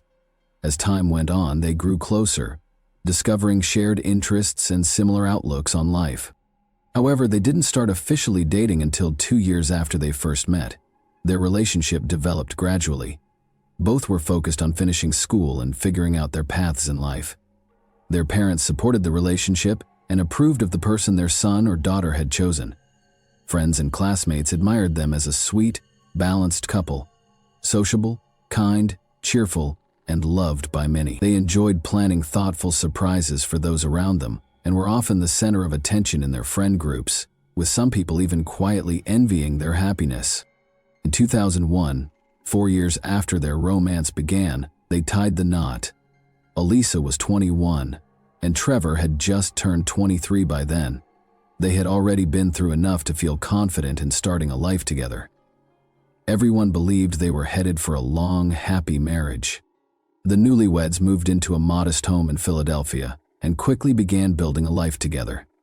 In 2003, they welcomed their first daughter, Arden. 3 years later, Elisa gave birth to their son, Landon. Over the next several years, their family grew to include 3 more daughters, Bree, and sons. Elisa chose to put her career on hold and devoted herself to raising their 5 kids and managing the household full-time. From the outside, the Summers appeared to be the definition of a happy, tight-knit family. And to be fair, in the early years that was the reality. But as time went on, things began to change, and not for the better. Trevor had taken on the role of sole provider early in their marriage, and as the family expanded, the pressure on him only increased. Elisa was a full-time stay-at-home mom, and the financial responsibilities fell squarely on Trevor's shoulders. In 2004, they moved to Florida, where he launched a landscaping company, but the business struggled from the start and eventually shut down just 3 years later. Following that, the family relocated to Alabama. There, Trevor opened a small used car rental and sales shop. Despite his efforts, that venture also failed every couple of years. The Summers family packed their belongings and moved to a new state so Trevor could attempt yet another business. But time after time, those attempts ended in failure. Over more than a decade, Trevor dabbled in a wide range of ventures: real estate, pool maintenance, flower and souvenir sales, but failure seemed to follow him at every turn. Each attempt left him deeper in debt, yet Elisa never lost faith in him. She stood by his side, offering unwavering support through every setback. No matter where they moved, the couple remained outgoing and friendly, quickly building new circles of acquaintances. Their home was always open to guests. Elisa cooked warm home-style meals, while Trevor enthusiastically pitched his next business idea, assuring everyone that this time it would work, that this project would finally bring them success. But as their household grew, it became harder and harder to make ends meet. Due to a poor credit history, Trevor was repeatedly denied loans, and aside from Elisa and their sons and daughters, no one really believed in his entrepreneurial dreams. He even asked relatives to co-sign loans, but most dismissed him as unreliable. In truth, Trevor struggled to commit to any one path and kept hopping from one idea to another, hoping that something would eventually pay off. In 2015, the family returned to Florida, this time planning to settle down for good. The constant moves had taken a toll. Arden and her siblings struggled to adjust to new schools, couldn't make lasting friendships, and were under a great deal of stress from the instability. The parents eventually decided to switch them to homeschooling, thinking it would solve the problem and offer some consistency. Their eldest daughter, Arden, helped Elisa manage the household and often looked after her younger brothers and sisters. She had always been what people might call a daddy's girl, incredibly close to Trevor. She trusted him completely and saw him as the best parent in the world. But over time, the dynamic within the family began to shift. Although things were deteriorating, Elisa continued to pretend everything was fine. As Trevor's business ventures kept failing, he became more frustrated, anxious, and, at times, displayed troubling behavior. He started fearing that Elisa might leave him for someone more successful or financially secure. These thoughts began to consume him. Eventually, Trevor's behavior became increasingly controlling and domineering. He started accusing Elisa of being unfaithful, without any evidence. He grew suspicious of her every move, became jealous of anyone she spoke to, friends, neighbors, even casual acquaintances. Simple greetings on the street would spark confrontation. As tensions grew, Trevor demanded she delete her social media account and forbade her from creating new ones. He regularly checked her phone, reviewed her call logs and messages, and insisted that she remove every male contact, even longtime family friends. He also began controlling what she wore. At first, he told her not to wear certain outfits he considered too revealing, even though they weren't. Then he took over choosing her clothes entirely, forbidding her from using makeup and insisting she wear only modest, dull, and conservative outfits.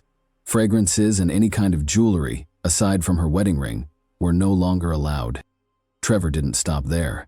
He continued to tighten his control over Elisa in every aspect of her life. He banned her from driving, took away her phone, and eventually stopped letting her leave the house entirely. Whenever he stepped out, he would lock her inside, along with the younger sons and daughters.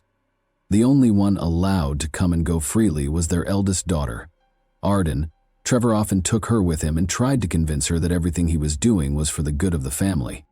The head of the household monitored every detail of their lives. He knew where each family member was, what they were doing, who they spoke to, and what they ate. It seemed this control gave him a sense of power and satisfaction. Elisa, more than anyone else, bore the brunt of this environment. She was constantly criticized, emotionally pressured, and blamed for everything that went wrong in Trevor's life. After 15 years of marriage, Elisa finally told Trevor she wanted a divorce. She said she couldn't continue living under such oppressive conditions. His reaction was immediate and cruel.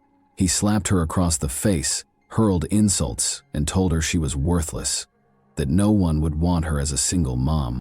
From that moment, the household rules became even more restrictive. Around the same time, Trevor came under police investigation for financial misconduct and was placed under house arrest. Being trapped in the house with him became unbearable for Elisa. It was during this time that she realized she could no longer share a home with this person. In October 2016, Elisa found herself once again confined within the walls of their home for 2 full weeks. Trevor didn't allow her to set foot outside. The situation had become extremely dangerous, and he watched her constantly, with no access to the outside world. She had no way to seek help or even alert anyone to her circumstances. Then came a narrow window of opportunity. One day, Trevor, no longer under investigation, left the house for a few hours. During his absence, Elisa managed to find a phone and called emergency services. She reported ongoing mistreatment and said that her husband had been keeping her locked up. The call was cut short when Trevor returned unexpectedly, but authorities had already recorded the address and dispatched officers immediately. Law enforcement arrived at the Summers residence just as Trevor had resumed verbally and emotionally berating his wife. It's important to note that he had learned to avoid leaving visible injuries. His methods were primarily psychological, though he occasionally used physical intimidation. Slaps, pulling her by the hair. His most common form of punishment, however, involved inappropriate personal behavior that was never discussed openly. When the officers showed up at the door, Trevor appeared surprised and hesitant to let them in. Wanting to avoid arrest, he eventually agreed to let Elisa and the children go.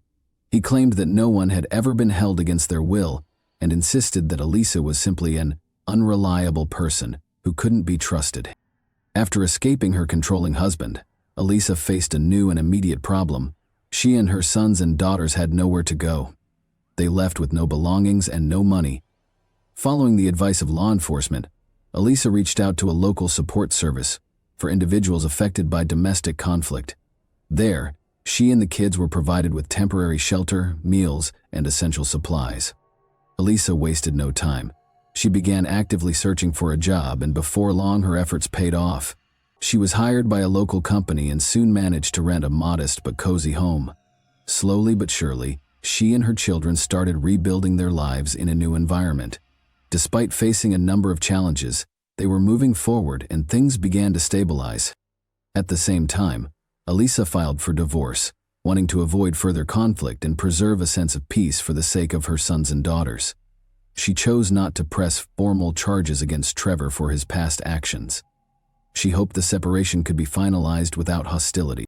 Initially, Trevor tried to contact her repeatedly, urging her to come back, but after some time he seemed to accept the situation and backed off, at least on the surface. It wasn't until 6 months after the separation that Elisa finally began to feel a sense of freedom. For the first time in years, she started to live without constantly looking over her shoulder. She even began to open up to new people, hoping to rebuild her personal life. During this time, she met a man named Jeffrey Matheson, and by the spring of 2017, their friendship had grown into a romantic relationship.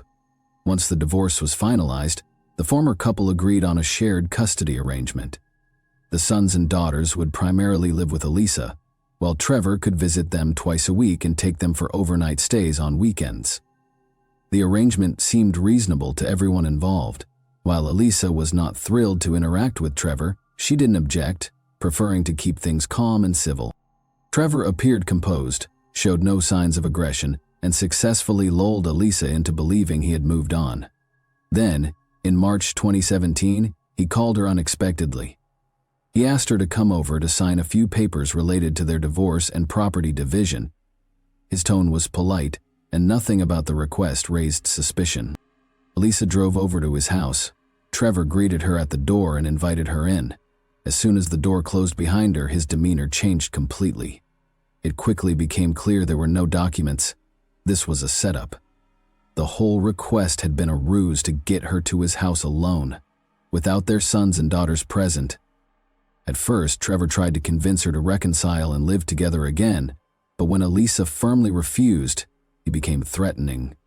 He accused her of betrayal, hurled insults, and refused to let her leave. He demanded she admit to things that never happened, fixating on imaginary wrongs. When Elisa attempted to walk away, Trevor grabbed a large hunting knife, the kind used for field dressing game, and held it to her throat, then lowered it to her chest and said he would take her heart out. Elisa was frozen in fear. Trevor, meanwhile, seemed to take disturbing pleasure in the situation, describing in detail what he wanted to do next.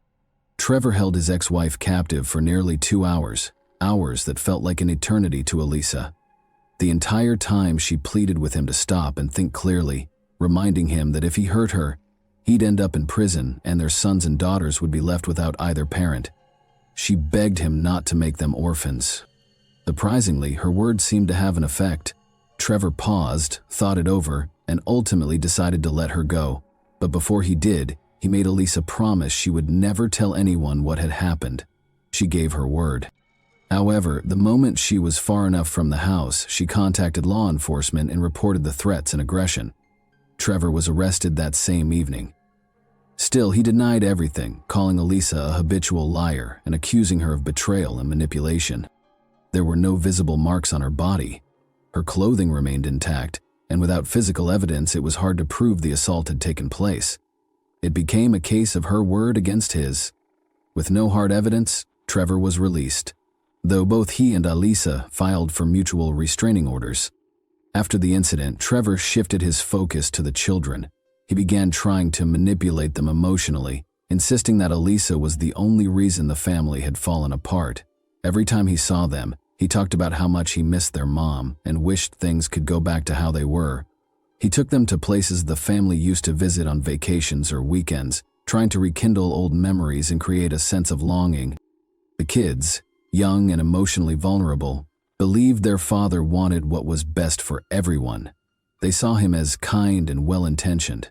The one most affected was the eldest daughter, Arden, who had always idolized Trevor and saw him as a flawless parent.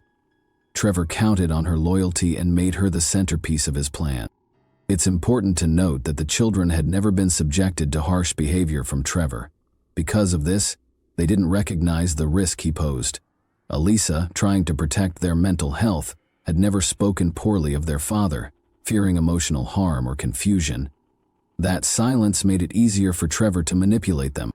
At his request, the kids began keeping tabs on their mother, watching her, reporting back about daily routines, and sharing what she said or did.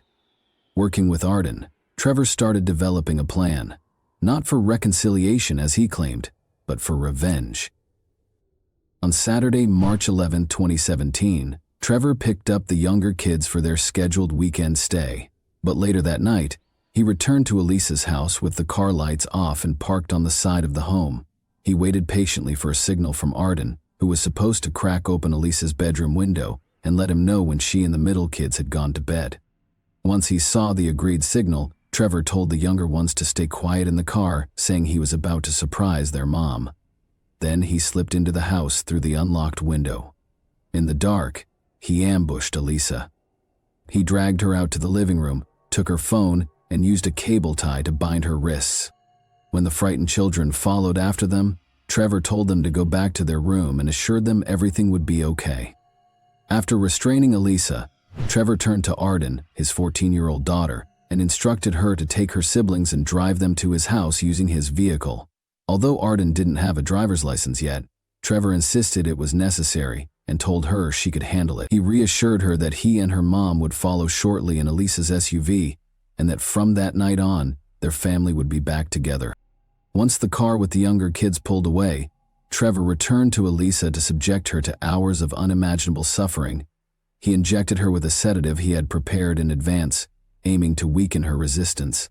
When the drug took effect, he dragged her into the bedroom, restrained her to the bed, and committed a disturbing act of aggression.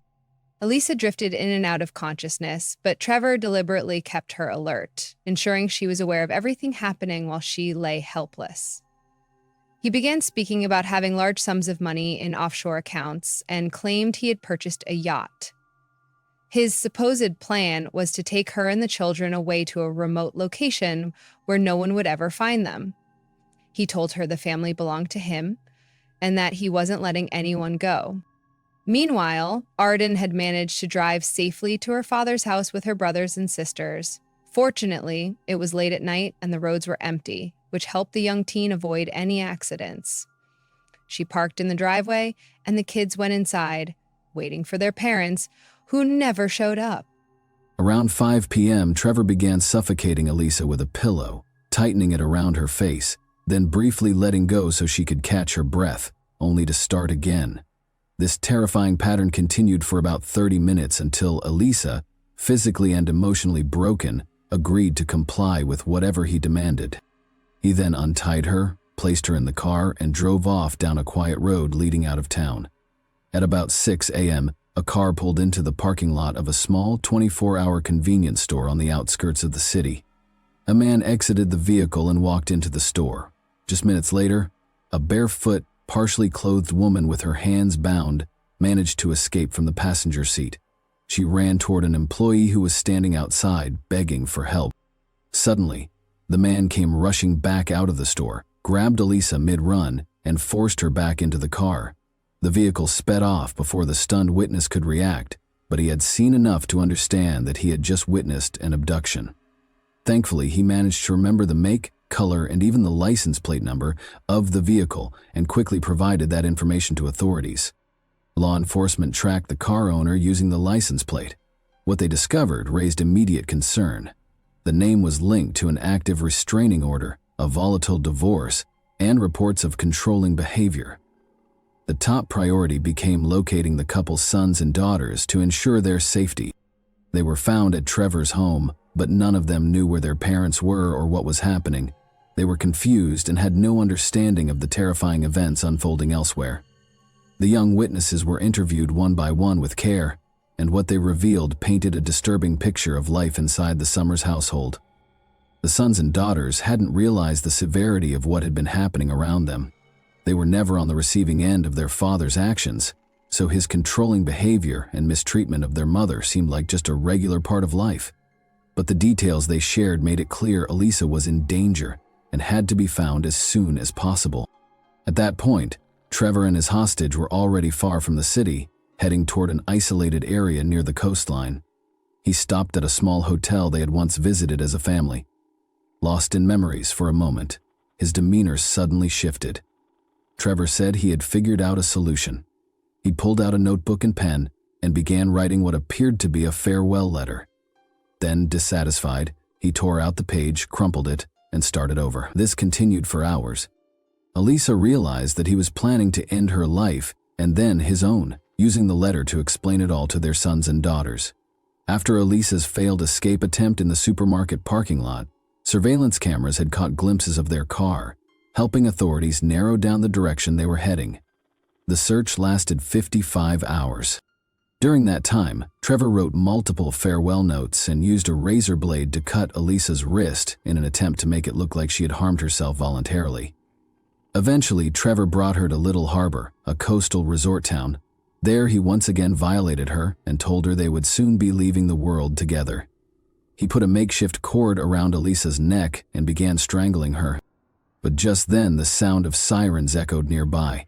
Trevor let go and bolted for the car, flooring the gas pedal in an attempt to flee, only to drive straight into the path of a police cruiser. Realizing he had no way out, Trevor grabbed the razor and tried to harm himself, managing only superficial cuts. Fortunately, officers arrived just in time. They disarmed him, pulled him from the vehicle, and rescued Elisa. Both were transported to the hospital for emergency medical attention. Following his arrest, Trevor denied all wrongdoing. He claimed Elisa had voluntarily gone with him and even alleged that she had asked him to tie her up, choke her, and engage in violent behavior, framing it as part of some shared interest in danger and control. Unsurprisingly, no one believed him. Prosecutors filed 11 charges against him, including abduction, assault, and attempted murder. The legal process dragged on, and with the onset of the pandemic in 2020, the trial was delayed indefinitely. Fortunately, Trevor was denied bail and remained behind bars, where he stayed for nearly 5 years awaiting trial. During that time, Elisa found a new beginning. She married her partner, Jeffrey Matheson, who stepped in to help raise her sons and daughters as his own. Despite Trevor and his attorney's efforts to convince the court of his innocence, the evidence overwhelmingly told a different story. Among the most damning items were the numerous farewell notes discovered in the vehicle, testimony from the eyewitness who saw the attempted escape, the makeshift ligature used to strangle Elisa, and the bloodied razor blade found at the scene. In the spring of 2022, Trevor Summers was found guilty on all counts and sentenced to 3 consecutive life terms with no possibility of parole. The testimony that proved most crucial in reaching a guilty verdict came from his own sons and daughters, who bravely shared what they witnessed during that horrifying ordeal. For the first time, they fully understood just how close their mother had come to losing her life. Thanks for watching, everyone. Your support means a lot to me, and you can help my channel grow by hitting that like button, dropping a comment, and sharing this video. Your engagement really makes a difference. See you soon. Hey guys, today we're diving into another truly horrifying case. If you want to support my channel, make sure to subscribe and stay active. It really helps me out. I'd be super grateful for that. Let's get started. These were the terrifying last moments of a 16-year-old girl who was killed by the guy she used to call her father. She was the third of 4 victims killed. The Colaire family was prosperous, attractive, and seemingly ideal. The quintessential American dream. Strangers wanted a life like theirs, friends envied them, and neighbors looked up to them. However, beneath that well-maintained exterior was a raging maelstrom of secrets, deceit, and anger. Their idyllic life began to show fractures that were too obvious to conceal, and when they eventually fell apart, it was more than simply a family disintegrating. It was a catastrophe that no one could have predicted. The patriarch, James Craig Kaler, seemed to have it all: a steady career and a 6-figure salary. He provided a life of dreams. From straight-A report cards to local sports glory, his wife Karen was the epitome of the ideal housewife and supermom, running the household and providing for their 3 children, Emily, Lauren, and Sean. Under their parents' tutelage, the Kaler children appeared to flourish. They seemed to be the epitome of what a family should be. Let's go back in time and see how this ideal family came to be through silent battles, concessions, and sacrifices. To begin with, Karen sacrificed her engineering degree in order to wed Craig and help him achieve his goals. After getting married in December 1985, the couple relocated to Colorado, where Craig had secured a promising career. Karen couldn't handle the thought of a long-distance relationship at the time, even though she was still in her 2nd year of college and had a few more years to finish her degree. Thus, Karen took a decision that would change her life. She dropped out of school to concentrate on Craig's profession and her marriage. She fully accepted the sacrifice because she was committed to making their life together wonderful. On April 8, 1991, Karen gave birth to their firstborn daughter, Emily, marking their first significant life milestone. Life appeared to be picture perfect. Karen assumed the role of a stay-at-home mother as Craig's career flourished. But even after delivering a baby, Karen's mother, Pat, saw that her daughter was constantly prioritizing Craig's demands over her own. It was strange, as if Karen no longer lived for herself. Another shift in Craig's career came in 1992, when he was offered a high-paying position in Greenville, Texas. After moving, the family welcomed Lauren, their 2nd daughter, in May 1993. The Kalers seemed to have it all: 2 intelligent, successful children, Karen's commitment to her family, and Craig's career success. The eldest child, Emily, was intelligent and a people-pleaser. Like her mother, she aspired to be intelligent and creative. Lauren played bass and sang, while Emily played drums and sang. However, conflicts were simmering beneath the surface. A dispute over having more children was the source of one of those difficulties. With 2 children, Karen thought their family was perfect, but Craig desired a 3rd.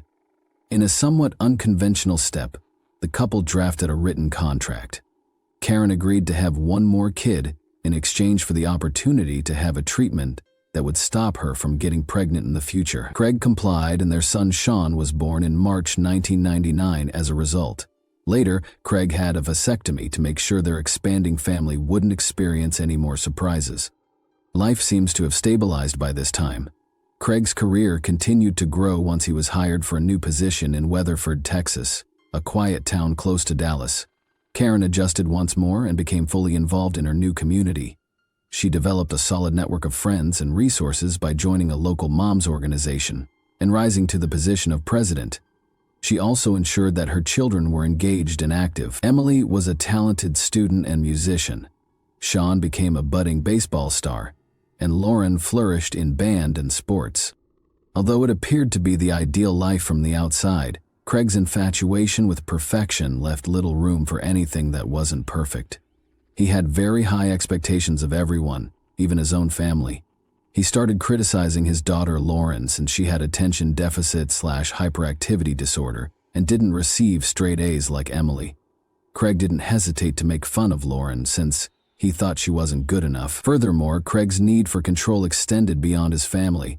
He started to come across as stiff, impolite, and even haughty. He was challenging to collaborate with because of his fixation on appearances. He even told others that women in leadership positions weren't worthy of them, demonstrating his lack of regard for them. He also developed a reputation for being frugal, asking coworkers to buy him dances, going to strip clubs with them, and borrowing tools for house improvements rather than purchasing them. Craig maintained strict control over the family's money, even though he made a respectable $180,000 0 cents annually. Every time Karen went shopping, she had to keep the receipts, and she had a strict weekly allowance. When Craig arrived home, he would examine each one carefully and become furious if he felt something was superfluous or overly costly. However, money wasn't the only factor. Craig had complete control over their lives, including their sexual lives. Karen had to go to bed at 8:30 p.m. every night as part of their regimen. She would apologize in a whisper to her friends if she answered a phone after 8 p.m. and explain that she had to leave because Craig needed her in the bedroom at a certain time. He would pay for it if she didn't comply with his request that she go to bed at 9. Their children even learned not to bother them after 8:30 because it had become such a ritual. Karen was required to follow Craig's instructions even when she was ill. Turning him away was risky. Karen was aware that it was simpler to simply give in when his rage frequently turned violent. Now, this was not always the case. Karen's life was less regimented when they initially started dating, but Craig's expectations became increasingly severe over time. To observe Karen and her together, he even proposed introducing a third party, a woman in particular, into their relationship. Karen found it hard to say no, even though she was completely uncomfortable with this. Karen discreetly joined a gym because she was desperate for some privacy and a place of her own. Exercise had always been enjoyable to her, and it gave her a sense of control over her life again. Karen had to perform odd jobs like baking cakes to pay for the membership herself, since Craig, who was always bossy, wouldn't pay. She scraped up enough money to join Powerhouse Gym by January 2006, and she soon established herself as a regular. She eventually even started working as a personal trainer on a part-time basis. Although Craig was surprisingly cool with her working at the gym, he did have one requirement. She had to be home by the time the kids got home from school, and Karen was excellent at all she did as usual. She made pals at the gym right away, and she soon found herself griping about Craig at work. She would talk about how they were always fighting, how she never seemed to be good enough, and how angry he was all the time. Sometimes one of the children had to step in to break up their fights because they were so fierce. Things would get physical on bad days, and Karen would have bruises to show for it. Craig's dominance over her was oppressive, even though everyone at the gym knew how unhappy she was and how much she wanted to end the relationship. She was on the verge of losing it, and meeting Sunny, a personal trainer, only appeared to make matters worse. Sunny helped Karen open up about the most painful aspects of her relationship, things she was unable to discuss with anyone else. Because she was composed and understanding, Sunny and Karen developed into more than just friends over time. The two developed a close romantic and sexual relationship. How this occurred is the subject of some conjecture. Others say Karen and Sunny had already had an affair before Craig even knew about it, while others think Craig encouraged it because he had previously requested Karen to add a third person to their relationship. Whatever the origin of their relationship, it developed into a threesome. Craig even bought flowers for both women, texted Sunny in a flirtatious manner, and urged them to go on weekend trips. Later on, though, he denied pressuring the two to get together. Craig's narrative was different from Karen and Sunny's, who were upfront about their connection. The main problem, according to him, was that his meticulously constructed picture of the ideal family was disintegrating, and Karen was destroying their marriage. Craig saw a chance to take back control in 2008. A higher-paid job in Columbia, Missouri was given to him, but It would require him to leave Sunny and Karen. He took the job offer right away, but Karen was heartbroken.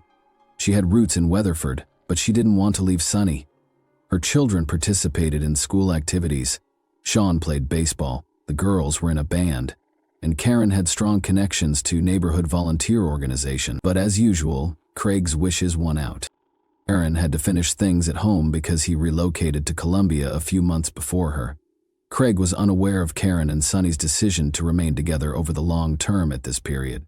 He believed that it was only a brief liaison, and that Karen would become the submissive wife he wanted her to be after they parted ways. Craig thought things had returned to normal when Karen and the children eventually moved to Columbia. He even permitted her to continue working as a fitness instructor while pursuing a health science degree at the University of Missouri. But Karen had gotten a taste of independence following her time with Sunny.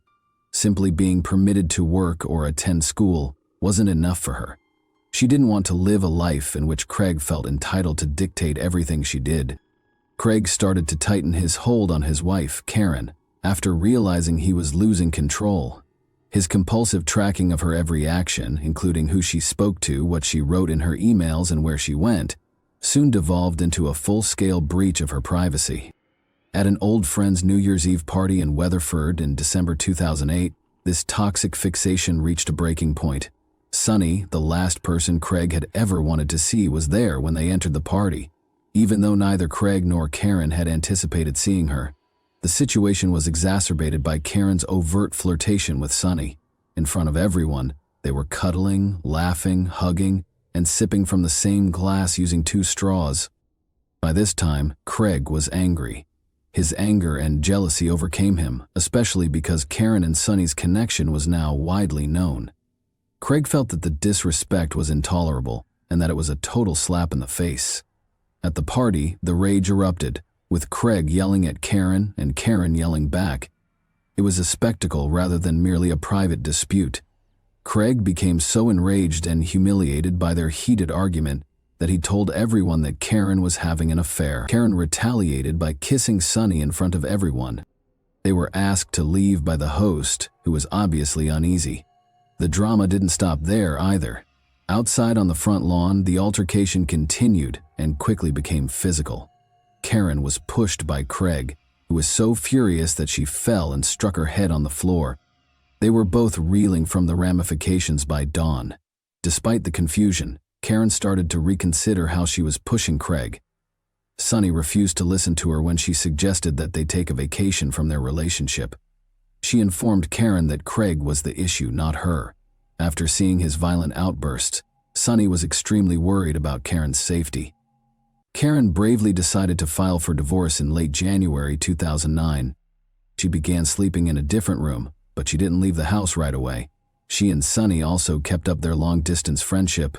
Craig continued to monitor Karen's correspondence and even searched through her belongings, because he was still excessively controlling. He discovered several of Sunny's greeting cards and used them to follow her everywhere. Craig would follow Karen whenever she planned to see Sunny in an attempt to ruin their time together. He was unrestrained in his jealousy. Craig became more and more unstable at work. He would show off his photo album to his colleagues, asking them questions like, "Isn't this a happy family? Why doesn't Karen want to be a happy family?" Everybody felt uncomfortable around him, but Craig didn't seem to notice or care. His need to dominate Karen's life devoured him too much. Following Craig's comments during a municipal council meeting in March 2009, the atmosphere escalated. Karen, who was present to encourage him, got drawn into yet another contentious dispute. Craig's rage became physical this time. Karen phoned the police when he assaulted her. Craig was taken into custody on charges of third-degree domestic violence.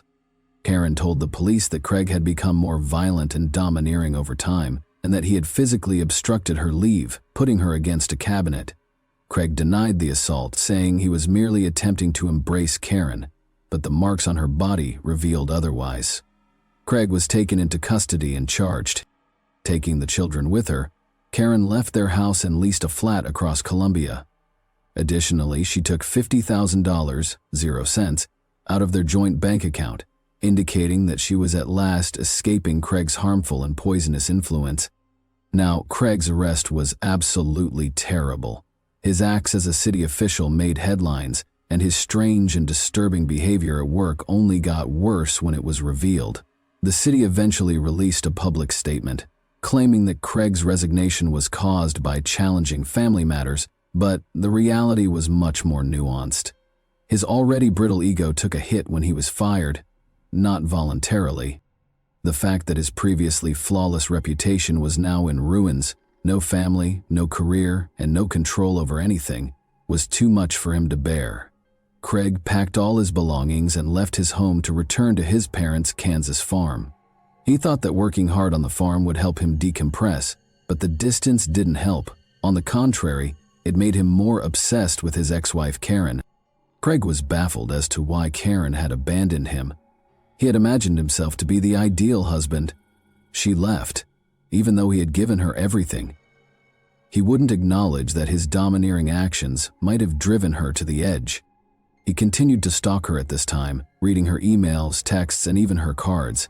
He blamed Sonny for everything and was unable to let go. Craig was furious when Sonny texted him to tell him that Karen didn't love him as much as he believed. Even though he had been cool with Karen and Sonny's connection, as long as he could see and participate in some perverse way, he began referring to them by name and using homophobic epithets.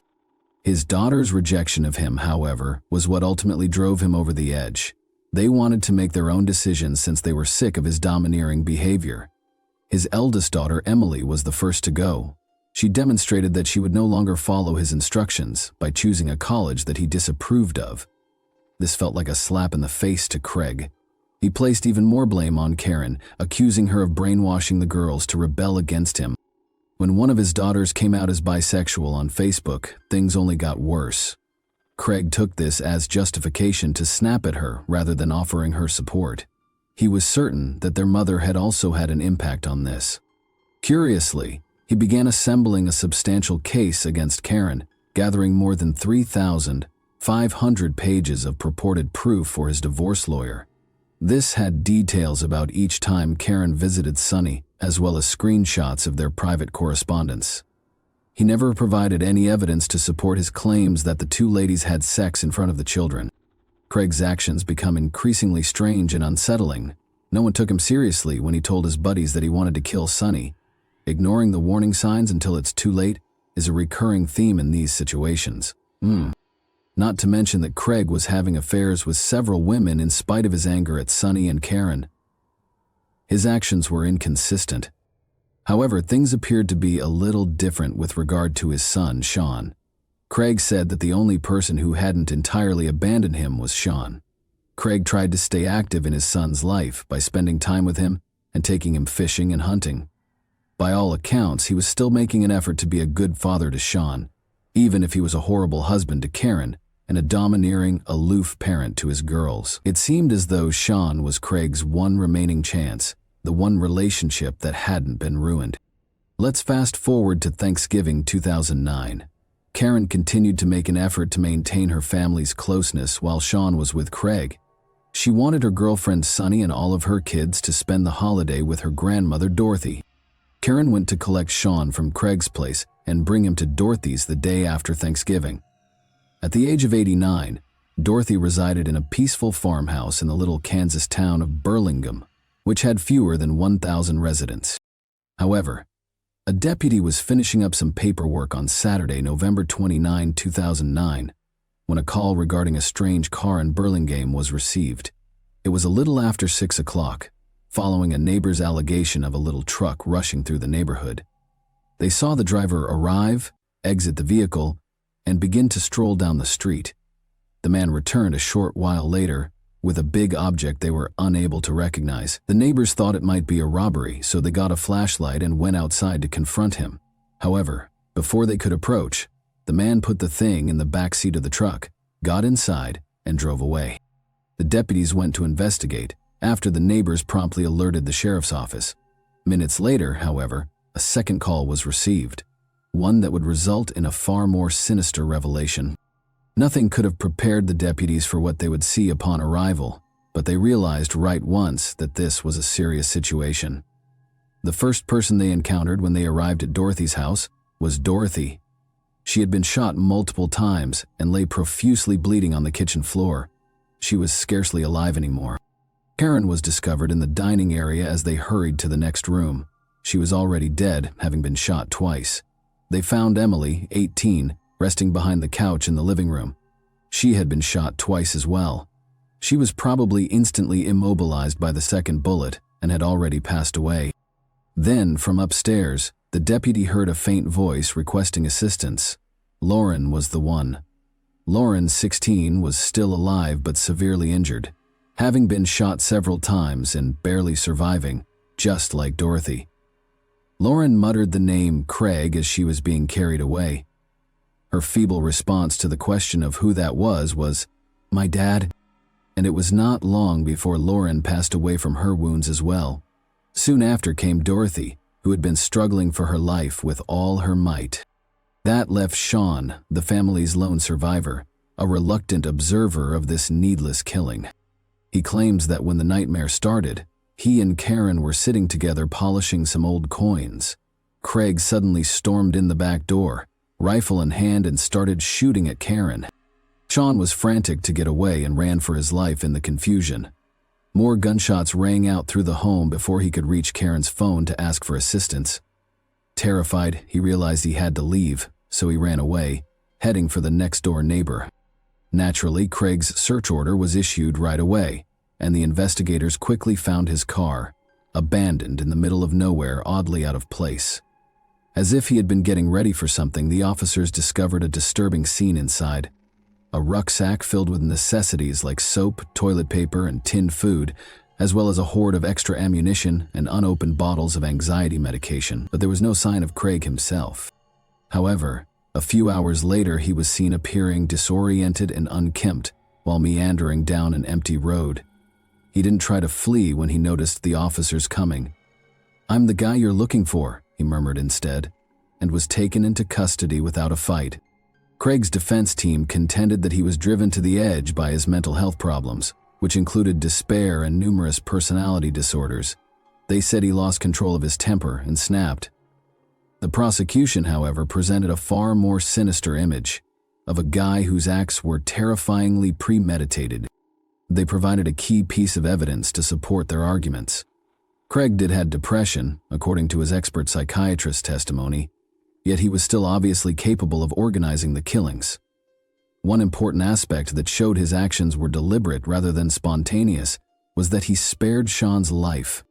The last trial started 2 years after the killings. Sean, who was now 12 years old, shown incredible fortitude by taking the stand and vividly narrating the horrific events. He talked about the commotion that ensued after he saw his father shoot his mother. His evidence made it clear that Craig's actions were the result of months of simmering wrath and deliberate intent, rather than an impulsive moment of poor judgment. In her testimony, Sunny also revealed Karen and Craig's toxic relationship. She described how she tried to shield Karen from Craig's erratic behavior, and how at first he seemed unconcerned when she and Karen started dating. But his attitude changed dramatically, only turning nasty once Karen made the decision to leave him. Sunny acknowledged, though, that she had no tangible proof to support her testimony, which was based only on her recollection and what she had heard from Karen. The jury returned a unanimous decision after only 2 hours of discussion. Craig committed capital homicide. After his claim of insanity was denied, he was sentenced to the death penalty or life in prison without the possibility of parole. When Kayla received his fate today, he remained emotionless. The execution sentence is a form of retaliation for the 4 family members who were shot dead.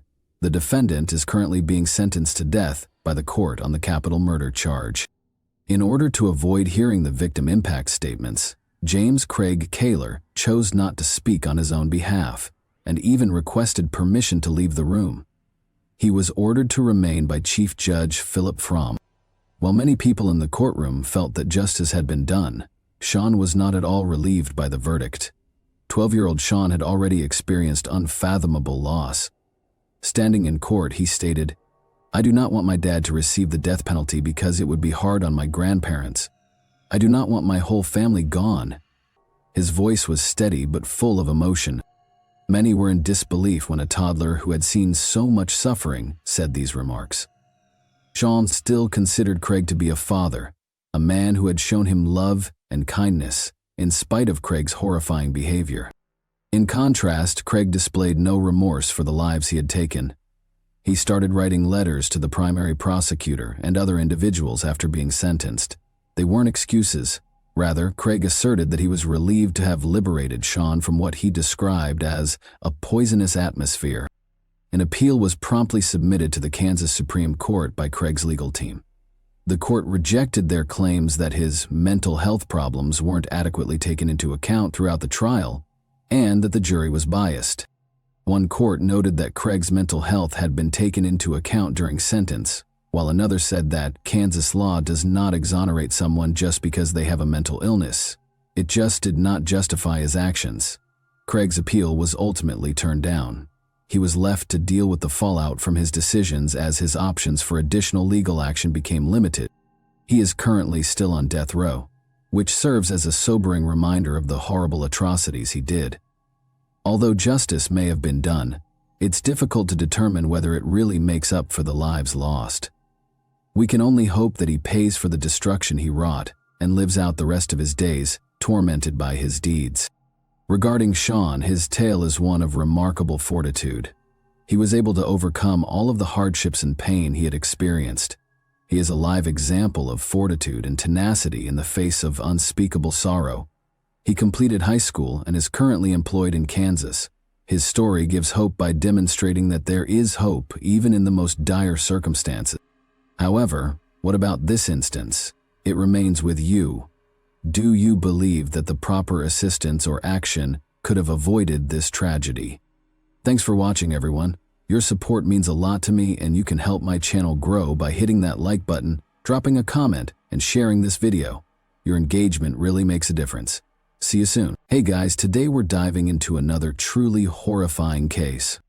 A behavioral tendency known as overprotectiveness occurs when parents or other adult relatives take on an excessive amount of control over a person's life, always protecting them from the outside world. Another important characteristic is the total abdication of personal accountability, which spares the person from having to deal with the fallout from any mistakes or inappropriate actions. The main risk associated with this dynamic is the breakdown of sound personal boundaries. People who are continuously micromanaged in one or more areas of their lives eventually start to think that all of their issues will be resolved. This creates the delusion of immunity from repercussions and an attitude of entitlement. The peaceful and tight-knit hamlet of Mountain City, Tennessee, was rocked by a vicious double crime involving two young parents in 2012. In the end, 4 persons were found guilty of this heinous conduct, but 3 of them were later shown to have been duped by someone with a very specific goal in mind. The Janelle Potter case serves as a chilling illustration of what can occur when unbridled control and compulsive protection go too far and have disastrous results. On January 17, 1982, Janelle Potter was born in a Philadelphia, Pennsylvania suburb. She was the youngest of Marvin and Barbara Potter's 2 daughters. Marvin was a former Marine, and Barbara was a secretary for a small retail business. Janelle grew up with her older sister, Christina, who was 6 years her senior. However, because of the way their parents handled things, the 2 sisters' relationship was difficult and hostile from the beginning. Janelle was delicate and frequently sick from birth due to her early birth. Her parents were very cautious and careful with her, always keeping her safe. As their youngest and most beloved daughter, she was free to do as she pleased and was forgiven for everything as long as she continued to be joyful and smile. The older daughter, Christina, was supposed to assist in taking care of her sibling. She was expected to take care of Janelle's every need at their parents' insistence, making her more of a caregiver than a sibling. Christina started to object to this unjust arrangement as she grew older. She was reprimanded and chastised for pushing back when she demanded her own time and space. Janelle was the focal point of the Potter household. She was treated like a princess, showered with praise, and made to feel that she was genuinely unique. From an early age, her parents closely monitored every aspect of her life, taking every precaution to shield her from any potential danger or error. Janelle was consequently raised in a sort of emotional vacuum, deprived of the opportunity to gain knowledge from experience or deal with the inevitable fallout from her deeds. Marvin and Barbara started to pay more and more attention to Janelle as she grew older, eventually ignoring Christina. Christina disappeared into the distance. She struggled to get even a small portion of her parents' attention and was left on her own. Her achievements were disregarded or underappreciated, despite the fact that she put a lot of effort into her studies, achieved high marks, continued to participate in sports and dance, and succeeded in many other ways. It didn't seem to matter what she did. However, Janelle was fully aware that she was the favorite. She began testing boundaries even as a child, only to discover that there were none for her. No one ever disciplined her for the frequent lies she told. Her parents blindly believed her when she blamed her sister for anything that was damaged or ruined, even though Christina hadn't done anything wrong. She was the one who received reprimands or grounding. When Janelle was diagnosed with type 1 diabetes at the age of 10, her parents' level of supervision and control over her only increased. They got completely overly protective. Barbara, in particular, was mostly responsible for this, and Marvin generally followed her instructions. Janelle was not permitted to go outside with other kids her own age. She couldn't go anyplace by herself. She was always watched over. Janelle struggled academically as soon as she started school. She was deemed disinterested, inattentive, and unwilling to work hard by her teachers. But her parents didn't agree. They said the teachers were out to get her, or blamed her health issues. They consistently reassured her that homework didn't really matter and never reprimanded her for receiving low grades. At school, Janelle never quite fit in. She always blamed someone else for her arguments with pupils, made up stories, tipped off professors, and engaged in small-scale antics. Almost every day, Barbara and Marvin would show up at the school and confront the teachers and other pupils, asking that their daughter be treated like a queen and given every luxury. Janelle appeared extremely demanding and spoilt to most of those around her due to her frequent tantrums and altercations. Teachers even advocated for her suspension or her expulsion from the school. Her parents, however, never noticed any issues. To them, it was always the fault of others. There was nothing their darling Janelle could do wrong. They believed that she was perfect and could not make a mistake. Christina's parents never took joy in her achievements, despite the fact that she graduated with honors and was admitted into a reputable university. They no longer even acknowledged her existence. Their younger daughter was the center of their life, so Christina decided to take matters into her own hands. She moved out, obtained a job while she was still in school, and became financially independent. She progressively separated from the family because she was tired of being the scapegoat. Janelle grew more dramatic, conceited, and challenging to be around as she grew older. She was always complaining, making demands, and starting arguments. Her mother, who was always quick to protect her in any circumstance and wasn't scared to debate with anyone who dared challenge her daughter, was rarely seen without her. The calm, suburban community didn't exactly embrace the Potters. Most people thought they were strange, and some even felt sorry for Janelle since they thought her emotional health had been severely harmed by her mother's overbearing control. Nevertheless, in order to prevent any drama or dispute, the majority of neighbors decided to keep their distance. College wasn't even an option for Janelle because she had a below-average GPA when she finished from high school. But Barbara didn't seem to mind. She assured Janelle that she didn't have to work or study. Janelle was absolutely content with the fact that they could take care of her completely. She spent her days on the computer and watching TV, and no one ever set time limits for her. Her parents tightly regulated every aspect of her life, even when she was in her 20s. She was not permitted to drive, go on dates, or even socialize out with her classmates. Janelle lacked fundamental social skills, never made her own decisions, and had no friends. She didn't understand personal accountability or repercussion. Citing Janelle's precarious condition, Barbara and Marvin justified their actions as an act of love and protection. Janelle made no protests. She was released from all blame and obligation. No matter what, her parents always gave her praise and shielded her. The Potter family made the decision to move to Mountain City, a quiet, little Tennessee community of just over 3,000 people, in 2006. It was the type of community where almost everyone knew one another, and there was very little crime. At first glance, it appeared to be the ideal location for a peaceful, stress-free existence. They purchased a small but cozy house in a quiet neighborhood. The locals took notice of the visitors right away. The neighbors showed genuine interest in getting to know the new family in town, stopped by to introduce themselves and offered assistance. Everything went well at first. The neighbors even became friends with Barbara, but soon everyone started noting strange behavior from everyone in the house.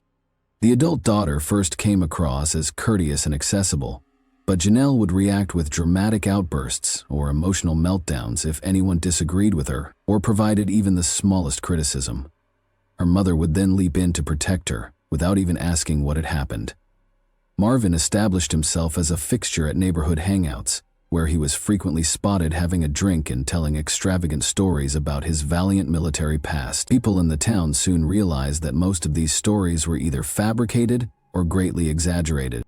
Nevertheless, they were sympathetic to him and called him the village storyteller in jest. Though she didn't appear to know how, Janelle also made an effort to make friends. She eventually discovered a tactic that helped her get the attention she so desperately sought. She started telling people she was very ill, claiming to have a variety of crippling and incurable illnesses. She even revealed to others that she had been given a terminal diagnosis and had not long to live. People took her seriously and felt a great deal of sympathy for someone they believed to be nearing the end of her life.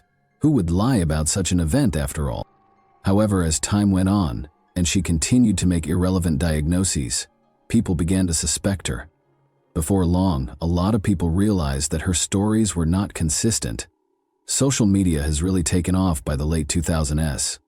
It developed into a location where people could meet new people, reconnect with old acquaintances, and perhaps find love.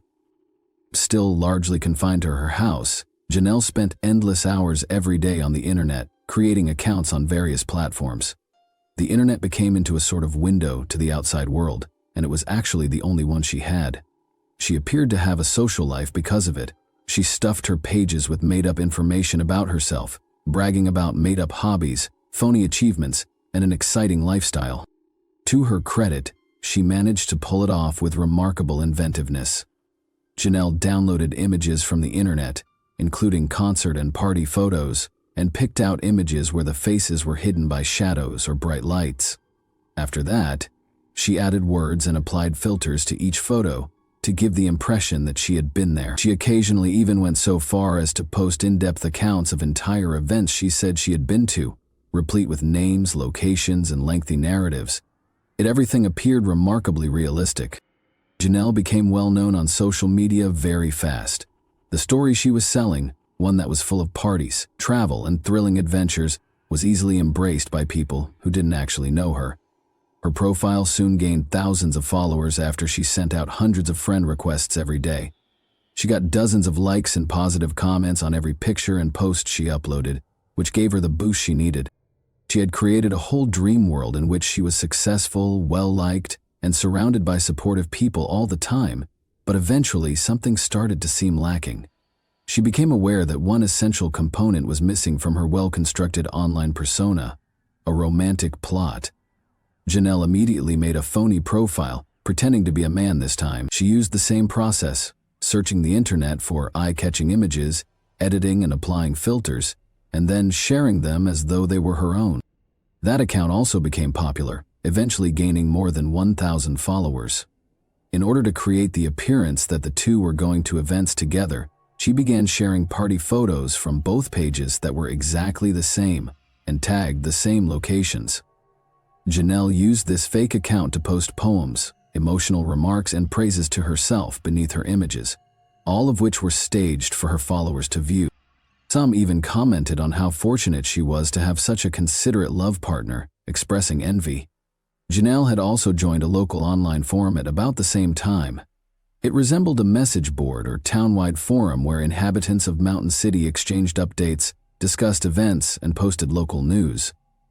Although some users used their real identities, the platform provided anonymity, and many users used aliases. Janelle rarely posted on the forum, although she would occasionally browse it. She mainly just perused conversations.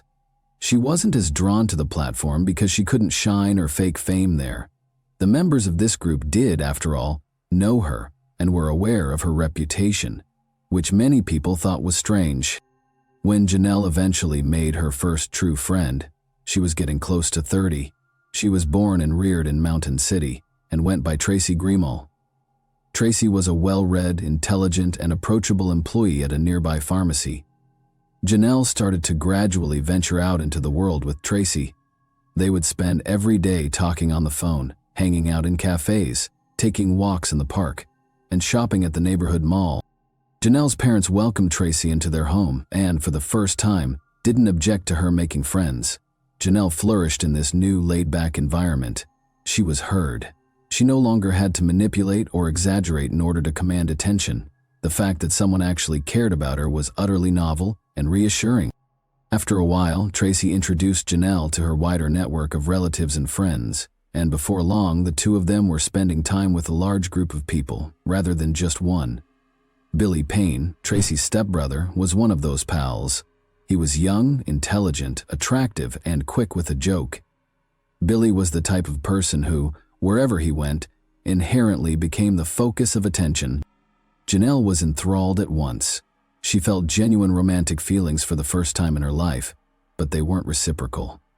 Janelle had no idea how to casually express affection or flirt. Rather, she yelled for attention and grew obviously agitated when it wasn't given back. Billy was pushed away by her strong and unpredictable behavior. She immediately caught his attention as strange, and he began to avoid her. Janelle started acting in an obsessive preoccupation as her emotions grew stronger. She started showing up wherever Billy happened to be and sending him loving notes on social media, but Billy continued to distance himself. After roughly 6 weeks, he came clean about his relationship with Billie Jean. He declared her to be his girlfriend in front of the entire bunch of friends. Billy gave his new relationship his whole attention after that and ceased spending any time with the group. Janelle, meantime, was falling apart. She was emotional, unpredictable, and demanding, like someone who had lost their favorite item. Her entreaty to Tracy to intervene between her brother and Billie Jean only served to exacerbate tensions between the two friends. The town began to hear rumors that Billy and Billie Jean were engaged at about the same time. The pair was praised by others who described them as a perfect combination. Even on the town's local chat site, their romance became a big issue. Except for Janelle, everyone appeared sincere in their happiness. She didn't think she had just lost a crush. The love of her life had been stolen. That feeling of loss eventually gave way to resentment, which in turn gave way to retaliation. After a while, Janelle made amends with Tracy, her lone friend, and sought assistance in finding a new partner. In agreement, Tracy presented her to Jamie Curd, her cousin. Jamie, an IT specialist at a nearby company, was 7 years Janelle's senior. He had never been very successful in relationships, in part because he was perceived as a little aloof and awkward. He and Janelle might have been a good match on paper, but she had other plans. Janelle devised a strategy because she was afraid her parents would disapprove of her dating someone much older. Under the guise of needing assistance with her computer, installing software, troubleshooting, or setting it up, she invited Jamie around. Every time she lavished him with praise in front of her parents, highlighting the importance of his abilities. Jamie became a welcome regular at Barbara and Marvin's house when they invited him to stay for supper one evening. A month or so later, Janelle told her mother in private that she was attracted to Jamie. She lost little time in moving forward at full speed with her mother's approval. Janelle and Jamie announced their relationship a few days later and started going everywhere together. In actuality, though, Janelle had no genuine feelings for Jamie. She was trying to make Billy envious by using the relationship as a ruse. It was unsuccessful. Billy didn't mind at all. Janelle was able to gain an invitation to Tracy's house for a family dinner while she was still attempting to attract his attention. Clearly wanting to make a statement, she arrived clutching Jamie's hand, but she was in for a nasty surprise of her own. Billy made the shocking announcement that he and Billie Jean were getting married at dinner. He also disclosed that they didn't want to wait long to get married because they were expecting a child. The news was like a lightning strike to Janelle. Her hopes vanished in an instant, and a much darker scheme took their place. A few days after the meal, some unsavory stories started to circulate on the local chat forum in Mountain City. In anonymous posts, Billie Jean was accused of leading a careless life, having dated numerous men in the neighborhood and having previously received treatment for a serious illness. According to the posts, She was now tricking Billy by claiming that he was the father of her child, even though he wasn't. None of it was real, but people love to talk, and rumor spreads quickly in small towns. It was obvious that someone was stoking the flames by making fresh charges to keep the debate going. Billie Jean soon found herself the target of vicious online assaults and outright abuse. Billy supported her in spite of the deluge of criticism and public condemnation. He refused to go since he didn't believe any of it. Together they attempted to protect Billie Jean's reputation, but it soon became apparent that retaliating on social media was futile, so they reported the abuse to the police. They didn't know who was actually responsible at that point. Despite the forum's anonymity feature, local detectives quickly identified the slander campaign's origin. The pair demanded that Janelle stay away and stop all communication as soon as the truth was revealed, and they filed for a restraining order against her. However, the struggle that ensued was just the start of something much more profound. Now surrounded, Janelle made several phony social media profiles. She started sending herself threatening messages, claims of bodily harm, based on those profiles. After showing her parents these texts, she told them she was afraid for her life and believed Billy and Billie Jean were going to hurt her. Marvin and Barbara have complete faith in their daughter. When the family returned to the police, the officers discovered that Janelle was the one who had sent the texts. Nevertheless, the evidence was rejected by her parents. Their belief that their daughter was the victim persisted. Janelle and the couple's tension turned into what could only be called a protracted conflict. Billy and Billie Jean almost always ended up in a furious altercation with a member of the Potter family in town, complete with yelling, accusations, insults, and even threats. Each party requested restraining orders against the others in several police reports. This back and forth continued for almost a full year. After then, things appeared to settle down. Neighbors began to think that the dispute had finally subsided, when it ceased to garner headlines in the town forum. Actually, Janelle had just changed her approach. Rather than more yelling and public altercations, she was getting ready to act.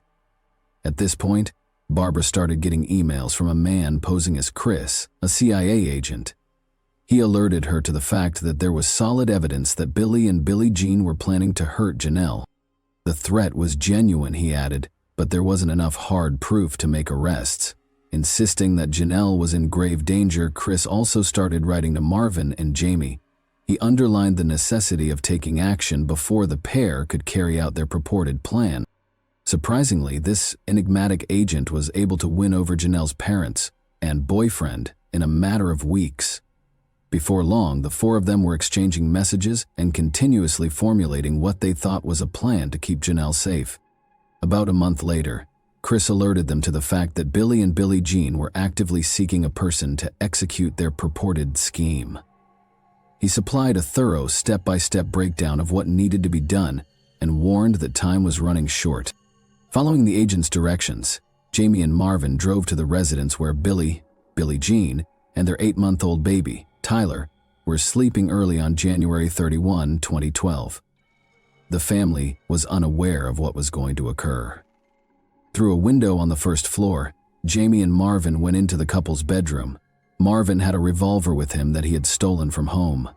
He approached the bed in silence and shot Billy in the face, instantly taking his life. Billie Jean was startled by the sound and scurried out of bed in fright and bewilderment. In an attempt to save her son, she hurried to the nursery, but the guys followed her. Before she could even make it to the door, she was shot twice in the back as she was picking up her infant. Little Tyler somehow made it through the trauma.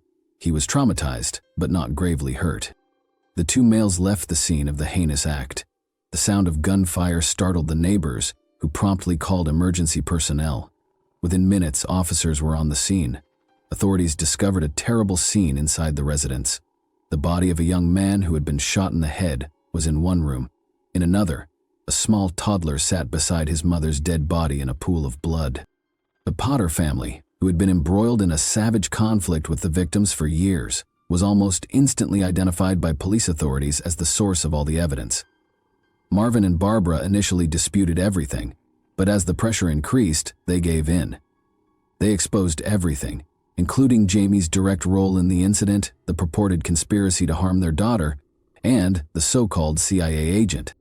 Investigators swiftly verified that the emails came from within the Potter's own house after tracking down the IP address associated with Agent Chris's emails. It was revealed that the enigmatic agent was actually Janelle. They had all been duped by her. All 4 of the people involved were arrested after her frantic attempts to defend herself failed. Jamie promptly consented to cooperate in return for a reduced sentence. He gave a thorough account of what transpired on the morning of the attack. He maintained that he had no idea who Chris was, and that he genuinely thought he was rescue the lady he loved.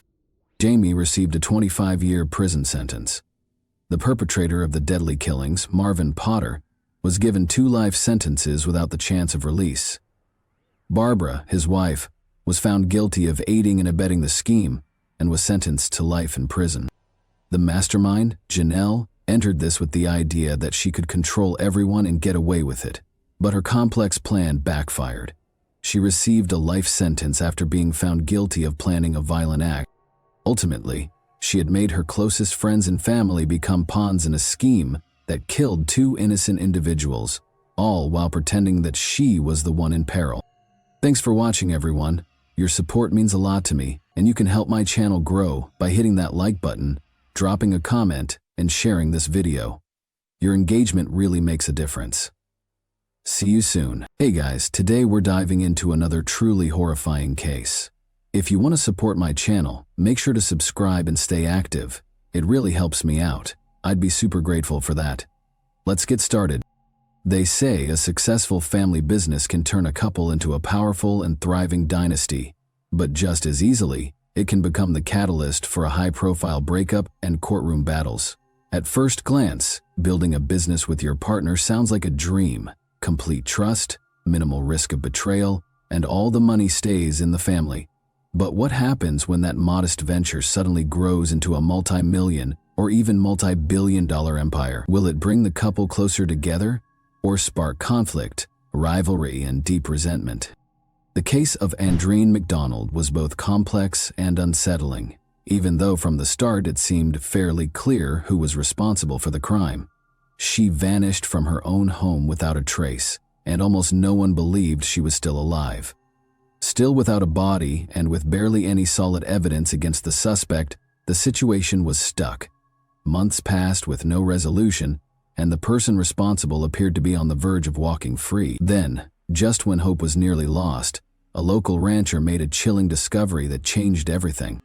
Andre Martina MacDonald née Anderson was born on February 18, 1990, in the small coastal town of Port Antonio, Jamaica. She was the eldest of 2 daughters raised in a modest household by Maureen Smith and Desmond Anderson. From a young age, Andre was known for her outgoing personality, natural charm, and striking looks. She had plenty of friends and often drew admiration from those around her. While still in high school, Andreen became close with a young man named Andre McDonald. He was 10 years older than her, and like Andreen, was born and raised in Jamaica. Andre Austin McDonald was born on December 22, 1981. He was the only child shared between Marlena and Everton McDonald. His father had previously been married to a woman named Camilla, who passed away early, prompting Everton to remarry.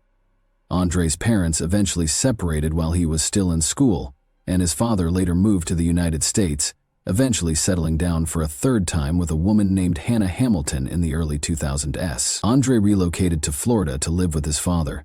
He was accepted into the International Technical University, where he earned a degree in engineering. However, instead of pursuing a career in that field, Andre chose a different path. He enrolled in military training, signed a contract, and went on to serve in the U.S. Armed Forces. Throughout his time in the military, Andre kept in close contact with Andreen. The two would talk often, message each other, and meet up whenever Andre returned to Jamaica to visit his mother. Over time, their bond deepened, turning into something meaningful and long-term. Eventually, they realized they couldn't imagine life apart. As soon as Andreen finished high school, she moved to the U.S. to be with Andre. About a year later, they had a small wedding, inviting only their closest loved ones. Shortly after tying the knot, Andre received new orders and was transferred from sunny Florida to Lackland Air Force Base in San Antonio, Texas. Andreen wasted no time building her future. She enrolled at the University of Texas, earning a degree in economics in 2013. The couple welcomed a daughter they named Elena. Around the same time, they ventured into the business world, opening their first assisted living facility. Their idea quickly gained traction. Before long, they launched a second facility in another city. Within just a few years, their growing network of care homes was bringing in a significant income. Andre was still committed to his military duties and frequently traveled across the country on assignments. Meanwhile, Andre took the lead in managing the day-to-day operations of their multi-million-dollar business. The couple purchased a beautiful home with a pool in a high-end neighborhood in Bexar County, owned multiple luxury vehicles, and had plans to expand their business into neighboring states. In 2016, following the passing of her father, Andreen brought her mother over from Jamaica. Her mom moved into the couple's home, helping around the house and looking after Elena when both parents were busy. A few years later, the couple purchased her a small but comfortable house nearby, along with a personal vehicle as a gift. By early 2019, 37-year-old Andreen, who held the rank of major in the U.S. Air Force, decided to transition into the reserves. He wanted to remain in San Antonio, spend more time with his family, and take a more active role in their growing business to ease the workload on Andreen. Their enterprise was booming. Their network of assisted living facilities had expanded across the state and was valued at close to $1 billion. From the outside, the McDonalds appeared to have it all. They were successful, wealthy, raising their bright and beloved daughter, and managing a thriving business. But behind the curtain of prosperity, tensions had been building, problems that most people had no idea about. On Friday, March 5, 2019, 29-year-old Andre didn't show up to work. Her phone was off, which was extremely out of character. Her assistant and best friend Caroline Gonar quickly became concerned. After several failed attempts to reach Andreen, Caroline and 2 other co-workers decided to go to the McDonald residence to make sure everything was okay. Caroline knocked on the door for a long time, but no one answered. Refusing to leave without answers, she decided to walk around the house to check the property. That's when she spotted something alarming in the backyard. A burnt area with a zipper partially visible in the ashes. It looked like someone had been burning clothes. But who would do that, and why? Nothing else seemed immediately suspicious from the outside. When Carolyn tugged on the back door, she found it unlocked and cautiously stepped inside. She called out loudly for both Andre and Andreen, but got no reply. The house was quiet, almost as if the couple had simply stepped out. But something didn't feel right. In the bathroom, she noticed strange streaks on the light switch that looked like dried blood. There were also a few dark stains on the floor that raised serious concerns. Caroline captured everything she saw on her phone and called local authorities to report what she had found. Officers quickly arrived and began searching the house. What they discovered only deepened their concerns. The carpet in the master bedroom had been thoroughly scrubbed with what seemed like a large amount of industrial-strength cleaner, the sharp chemical odor still lingering in the air. There were faint, cleaned-up blood spots on the floor and another smear on the doorframe. Detectives suspected the home could be the scene of a serious crime, but the limited traces of blood left room for hope that Andreen might still be alive. Andreen wasn't answering his phone, and no one knew where he was. The whereabouts of 6-year-old Elena were also unclear at first, but authorities soon confirmed she was safe, staying at her paternal grandmother's house. All 3 vehicles owned by the couple were accounted for. 2 were parked outside, and the third, a Chevrolet Malibu, was in the garage. It was this car that piqued the officers' interest. It was covered in dust, as if it had recently traveled along dirt roads, and small gravel particles were lodged in the tires. There were no obvious signs of damage or visible blood, but the vehicle's condition was suspicious. While investigators were still going over the house, the man of the house, Andre, suddenly showed up at the front door. He looked visibly anxious and shaken, seemingly confused about why law enforcement was on his property. When asked where he had been and what had happened, Andre claimed he had spent the entire night searching for his wife. He listed several hospitals he said he had visited to check if Andreen had been admitted. A follow-up confirmed that Andreen had indeed stopped by the medical facilities, but not until the following morning. Moreover, at one of the hospitals, when the front desk staff mentioned that someone with the last name McDonald had been checked in, Andreen reportedly turned pale began stepping back, and quickly walked away without staying to find out that it was just someone with the same surname. From the start, his behavior raised concerns. Officers decided to bring him in for questioning to hear his version of events. Andre told them he and Andrine had gotten into a domestic dispute, after which he left the house to cool off. When he returned, she was gone. He said he tried calling her several times, and when he got no response, he took their daughter to his mother's home and continued searching for Andrine. Tracking his movements proved difficult. His phone had been switched off since the previous evening and remained off until his return. When questioned about why his phone was off, Andre suddenly changed his tone and said he wouldn't answer any more questions without a lawyer.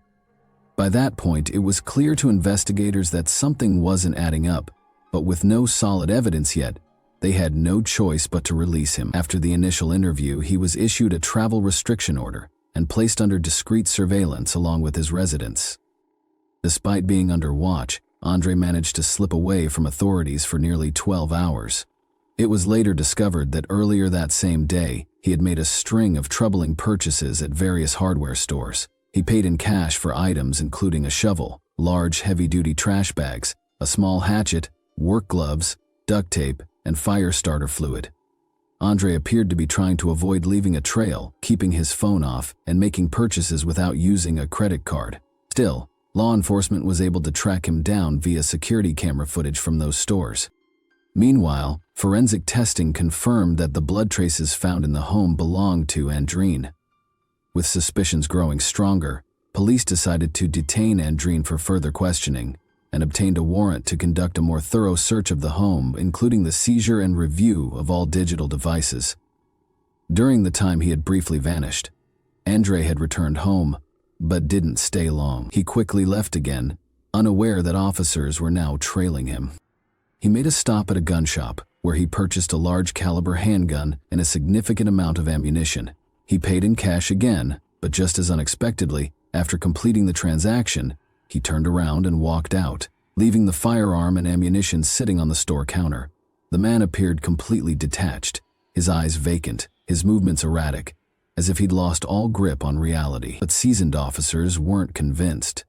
To them, it looked more like an act, a calculated attempt to come off as mentally unstable, potentially laying the groundwork for a future defense. Former military officer Andre was arrested just as he exited the store. He didn't resist this time. Formal charges were filed against him, and during a physical inspection, investigators noticed fresh scratches on his hands and forearms, marks that looked like they had been made by fingernails. Andre failed to provide a clear explanation, though everyone present understood the likely cause: struggle. Nearly 48 hours had passed since Andrine was last seen. Given the growing body of circumstantial evidence, it was becoming increasingly difficult to believe she might still be alive.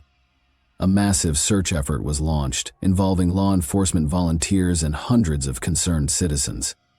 Teams combed through the surrounding areas in and around San Antonio, focusing especially on the rural regions of Bexar County, hoping to find anything that could help move the case forward. Unfortunately, nothing useful turned up. Not in the fields, not in the wooded areas, and not in the urban zones. Even a full review of the digital devices seized from the home, including a phone and tablet, yielded no promising leads. But when investigators conducted a second, more detailed search of the vehicles and garage, the case took a dramatic turn.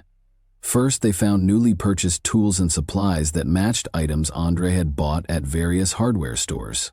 Then, inside the trunk of a Porsche Macan, Andre's car, they discovered an old hammer wrapped in plastic. It had strange dark stains on it, and several long strands of hair stuck to its head. Forensic analysis confirmed that the hammer bore blood and tissue matching Andre's DNA. The strands of hair were hers too. However, the handle had been wiped clean. No fingerprints. When confronted, Andre denied ever seeing the hammer before and claimed someone must have planted it in his car. Despite the mounting evidence, Andre posted bail, which had been set at $500,000. 0 cents, a sum he paid without delay, and was released shortly after. Once back home, he did not participate in the ongoing search efforts. Instead, he continued to assert the same version of events. The two had an argument, he left to cool down, and when he came back, Andre was gone. According to him, he had tried to reach her afterward, sending both voice and text messages. Some of those messages found on his phone included emotional pleas, telling her their daughter was crying and asking her to come home. All of them were sent around midnight. After that, the phone was turned off again. The next morning, Andre dropped Elena off at his mother's house and, by his account, began searching for Andrine. As the search for Andrine continued with no progress and investigators struggled to piece together what exactly had happened, detectives decided to dig deeper into the McDonald family's background. It didn't take long to uncover that the couple's picture-perfect image was just that, an image. Beneath the surface, their relationship was strained, and serious tension had been brewing for quite some time. Though they had built a thriving business together, one that was rapidly expanding and bringing in a substantial income, most of the day-to-day operations had been handled by Andre, especially while Andre was serving in the military. Back in 2016, when Andrine was stationed in Alabama for 6 months, the emotional distance between them grew. Just before he was set to return, Andre messaged him saying it would be better if they went their separate ways and that he didn't need to come back. Upon returning home, Andre learned that during his time away, Andrine had been in a relationship with a man named O'Brien, someone she had known since her early days in Jamaica. This man had a reputation as a dangerous figure in the local criminal underworld. The two reconnected during one of Andre's visits to the island, and their relationship reignited. He began traveling to Texas to visit her, and the two decided they wanted to be together. The couple filed for divorce. Under Texas law, their assets and business would have to be divided equally, a point of serious contention for both. Andrine believed she deserved a larger share since she had been the one managing the operations, while Andrine insisted everything was his, as he had funded the initial startup. About 6 months later, the divorce proceedings were paused. It seemed the couple had reconciled, choosing to give their marriage another try for the sake of their young daughter. But despite the outward signs of stability, tensions lingered. Caroline, Andrine's closest friend and the first to raise the alarm after her disappearance, told investigators that Andre had always been controlling and manipulative. He believed the business, the home, and even Andrine herself belonged to him, reasoning that he had brought her to the U.S., helped her obtain citizenship, paid for her college education, and financed the launch of their first care facility. Not long before she vanished, Andre confided in Caroline, saying, "If anything ever happens to me, just know it was Andre." Andre had long opposed Andrine's trips back to Jamaica, knowing she would meet with her former lover. This was a constant source of conflict between them, but Andrine continued to make her own choices. Then, just 2 weeks before she disappeared, Andre discovered that Andre had quietly registered a new company in her name and transferred part of their shared assets into it.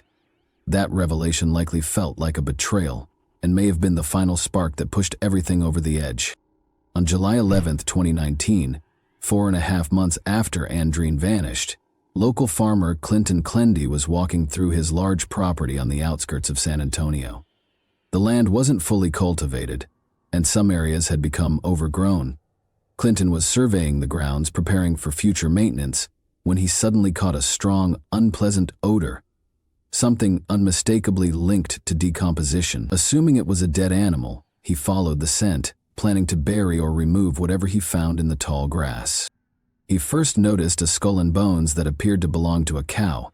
Scattered branches were nearby, but beneath them he discovered the true source of the odor: a nearly fully decomposed human body. Clinton immediately contacted law enforcement. The remains were recovered and transported to the lab for analysis.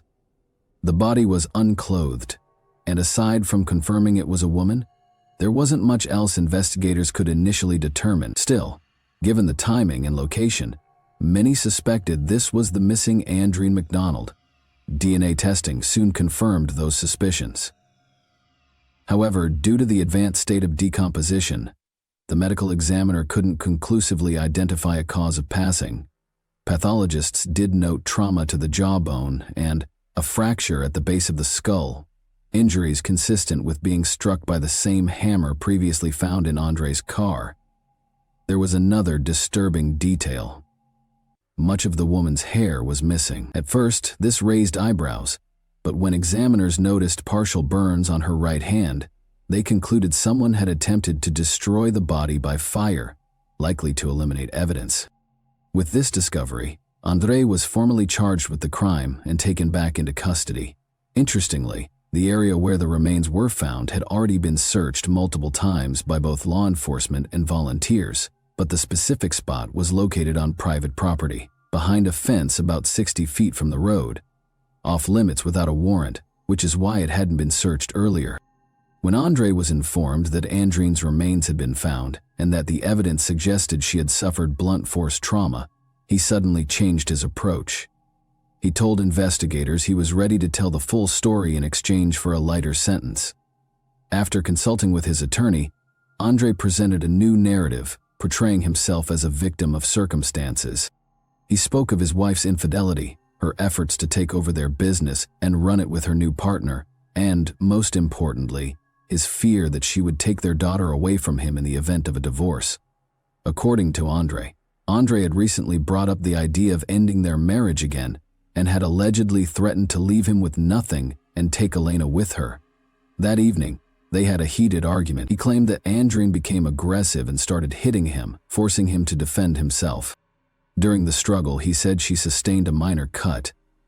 André admitted to pushing her, saying she fell and that he then kicked her multiple times and stepped on her chest to prevent her from getting back up. At that moment, André heard footsteps in the hallway and the voice of his daughter, Elena, calling out for her mom. Panicking, he rushed out of the room before Elena could enter, scooped her up, carried her back to her room, and told her that mom would come check on her later. André insisted that when he left the room, Andrine was still alive, lying on the floor and only slightly injured. However, when he returned, she was in the same spot, this time unresponsive.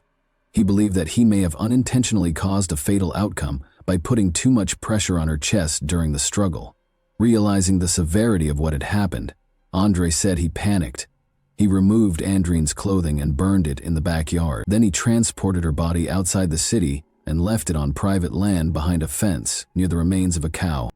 Later, he returned home and sent multiple texts to Andrine's phone, pleading with her to come back, in an attempt to create the appearance that she had simply left after a disagreement. After that, he woke Elena and drove her to his mother's house, asking her to look after her granddaughter while he searched for his missing wife. To further sell the story, he visited several hospitals, pretending to look for Anne. At one point, he nearly fainted when he heard that a woman with the same last name had been admitted. By the time police brought him in for questioning the following morning, they still didn't have strong evidence linking him to a crime, so he was released. Once free, André began seriously contemplating how to make sure the body was never discovered. He even considered dismembering and burning it, then scattering the remains in different places. That's why he went out and bought a hatchet, a shovel, fire starter fluid, and heavy-duty plastic bags. The next day, he returned to where he had left Andrine, but when the time came, he couldn't bring himself to go through with his plan. Instead, he poured flammable liquid on the body and lit a fire, but it fizzled out quickly, only burning off the hair and partially charring one of her hands, according to André. The failure left him in a state of complete despair. In a fit of rage, he grabbed an old hammer from his car and began striking the body before coming to his senses and stopping. He then covered the remains with branches and cow bones. When questioned about why, he went to a gun store and bought a pistol and ammunition, only to abandon the items at the counter. André claimed he couldn't explain it. He said his mind was clouded, that he hadn't slept in nearly 2 days, and that he was no longer thinking clearly. The trial was delayed significantly due to the onset of the COVID-19 pandemic, with hearings finally beginning in January 2023. The defense team focused on portraying André as someone trapped by the circumstances around him. His attorneys argued that Andrine and her romantic partner were allegedly conspiring to remove André from the picture entirely so they wouldn't have to split assets during the divorce. André McDonald's detailed account of what happened to his wife could never be fully verified due to the advanced state of decomposition in which her body was found. Forensic specialists were unable to determine an exact cause of death, or even confirm whether the injuries had been inflicted while Andrine was still alive or if, as the defendant claimed, he had struck the body with a hammer after she had already passed. What was clear, however, was that for 5 months, Andre had remained silent, hoping to cover up the crime and avoid responsibility. In February 2023, to the shock of many, Andre McDonald was acquitted of first-degree charges. Instead, the jury found him guilty of manslaughter and evidence tampering. He was sentenced to 25 years in prison with the possibility of parole after 15. Full custody of Elena was awarded to her maternal grandmother. In a striking development, later that same year, Andre's father, Everton McDonald, was put on trial in Jamaica for the crime of his third wife, Hannah Hamilton. Even more disturbingly, this new investigation brought attention to the suspicious death of his first wife, Camilla, an incident that had long been brushed aside. Authorities now believe that Everton may have been involved in her passing as well. If convicted, he could face life behind bars. This chilling twist raised the possibility that Andre may not have been the first in his family to commit such a serious act, suggesting a legacy of violence that spanned generations. Thanks for watching, everyone. Your support means a lot to me, and you can help my channel grow by hitting that like button, dropping a comment, and sharing this video. Your engagement really makes a difference. See you soon. Hey guys, today we're diving into another truly horrifying case. If you want to support my channel, make sure to subscribe and stay active. It really helps me out. I'd be super grateful for that. Let's get started. We've all heard the heartbreaking tales of cheaters who somehow destroy their families over the years. The case from today will definitely go down in history. The crazy thing about this one is that it completely upended our preconceived notions about cheaters and murderers, and it took an incredible 13 years to unravel. At the heart of this bizarre tale is David Cam, a guy who was once thought to have killed his whole family. But did someone else pull the ropes, or was he the actual murderer? And who could have committed such a horrible deed if it wasn't him? I promise you that this is one of the most bizarre and astounding mysteries you will ever hear, and as always, we will dissect this case in detail.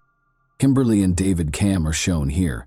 The two met in the middle of the 1980s and grew up in the same city, New Albany, Indiana. By 1989, Kim had become David's second wife after they clicked. Everything appeared to be moving in the correct way. David applied for and was accepted into the Indiana State Police that same year, eventually serving as an officer in the Emergency Response Unit. A few years later, in 1993, the couple had Bradley, a boy, as their first child. It was David's second child, as he already had a daughter from his prior marriage, but Kim's first. When David began an affair with Stephanie McCarty, a younger woman he met at the gym, in the summer of 1994, everything looked to be going well for the expanding Cam family. Kim was expecting their second child, so the timing of this treachery couldn't have been worse. Things immediately got out of hand. Kim was left to rely on her family for support after David left their house and moved in with his mistress. In spite of everything, her family, and David's, supported her and provided the assistance she required during such a trying period. On February 28, 1995, Kim gave birth to their daughter Jillian, and the entire family was there to support her. That is, everyone but David. However, the affair ended by March of that year, and David made an effort to make amends. Motivated by her love for her family and her responsibilities as a mother, Kim thought about giving him another try despite the grief.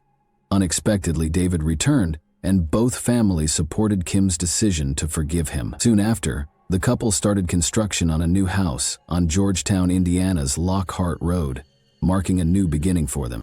Because of the personal connection, they decided to make this place their home. In fact, the road was named after some of David's mother's side relatives, giving their house more background and meaning. Things appeared to get better for a time, and they appeared to be headed in the right direction. However, as the adage goes, a cheater is a cheater forever. Despite his reputation as a flirt, David did more than just flirt. He would locate ladies with whom he could have casual romances, frequently hooking up in his patrol car. In addition, David and 2 other state troopers were sued for allegedly punching a 19-year-old while making an arrest. In addition to his already dismal record, he was the target of countless other complaints. When he was demoted once more, his ego suffered, which only made his narcissistic tendencies worse. David, fed up with the disrespect, took a risk After submitting his resignation, he accepted a sales position with his uncle's basement waterproofing company. The benefits became immediately apparent. He was able to spend more time with Kim and the children because of his new job's better hours, which he had not been able to do while working as a state trooper. He was no longer only an outsider in his own house. He was present and actively participating. Their lifestyles were made a little more luxurious by the fact that he was earning far more money than he ever did as a police officer. Everything appeared to be coming together for the family by the year 2000. While his younger sister, Jill, was only 5 years old and in kindergarten at Graceland Christian School, Bradley, now 7, was excelling in the 2nd grade. Kim appeared content as she thrived in her role as a senior accountant at Louisville's insurance group. Life appeared to be ideal from the outside. Even in this apparently contented household, there were still rumors that David might have cheated. Kim had even confided in her best friend about her concerns regarding the circulating reports. However, until one fateful evening in September, nothing ever came of all the rumors. David went about his daily business on Thursday, September 28, 2000, playing basketball at the local church recreation center with his friends. As usual, Kim supervised the children's activities and escorted them home. The night was much like any other, but the game took longer than David had anticipated.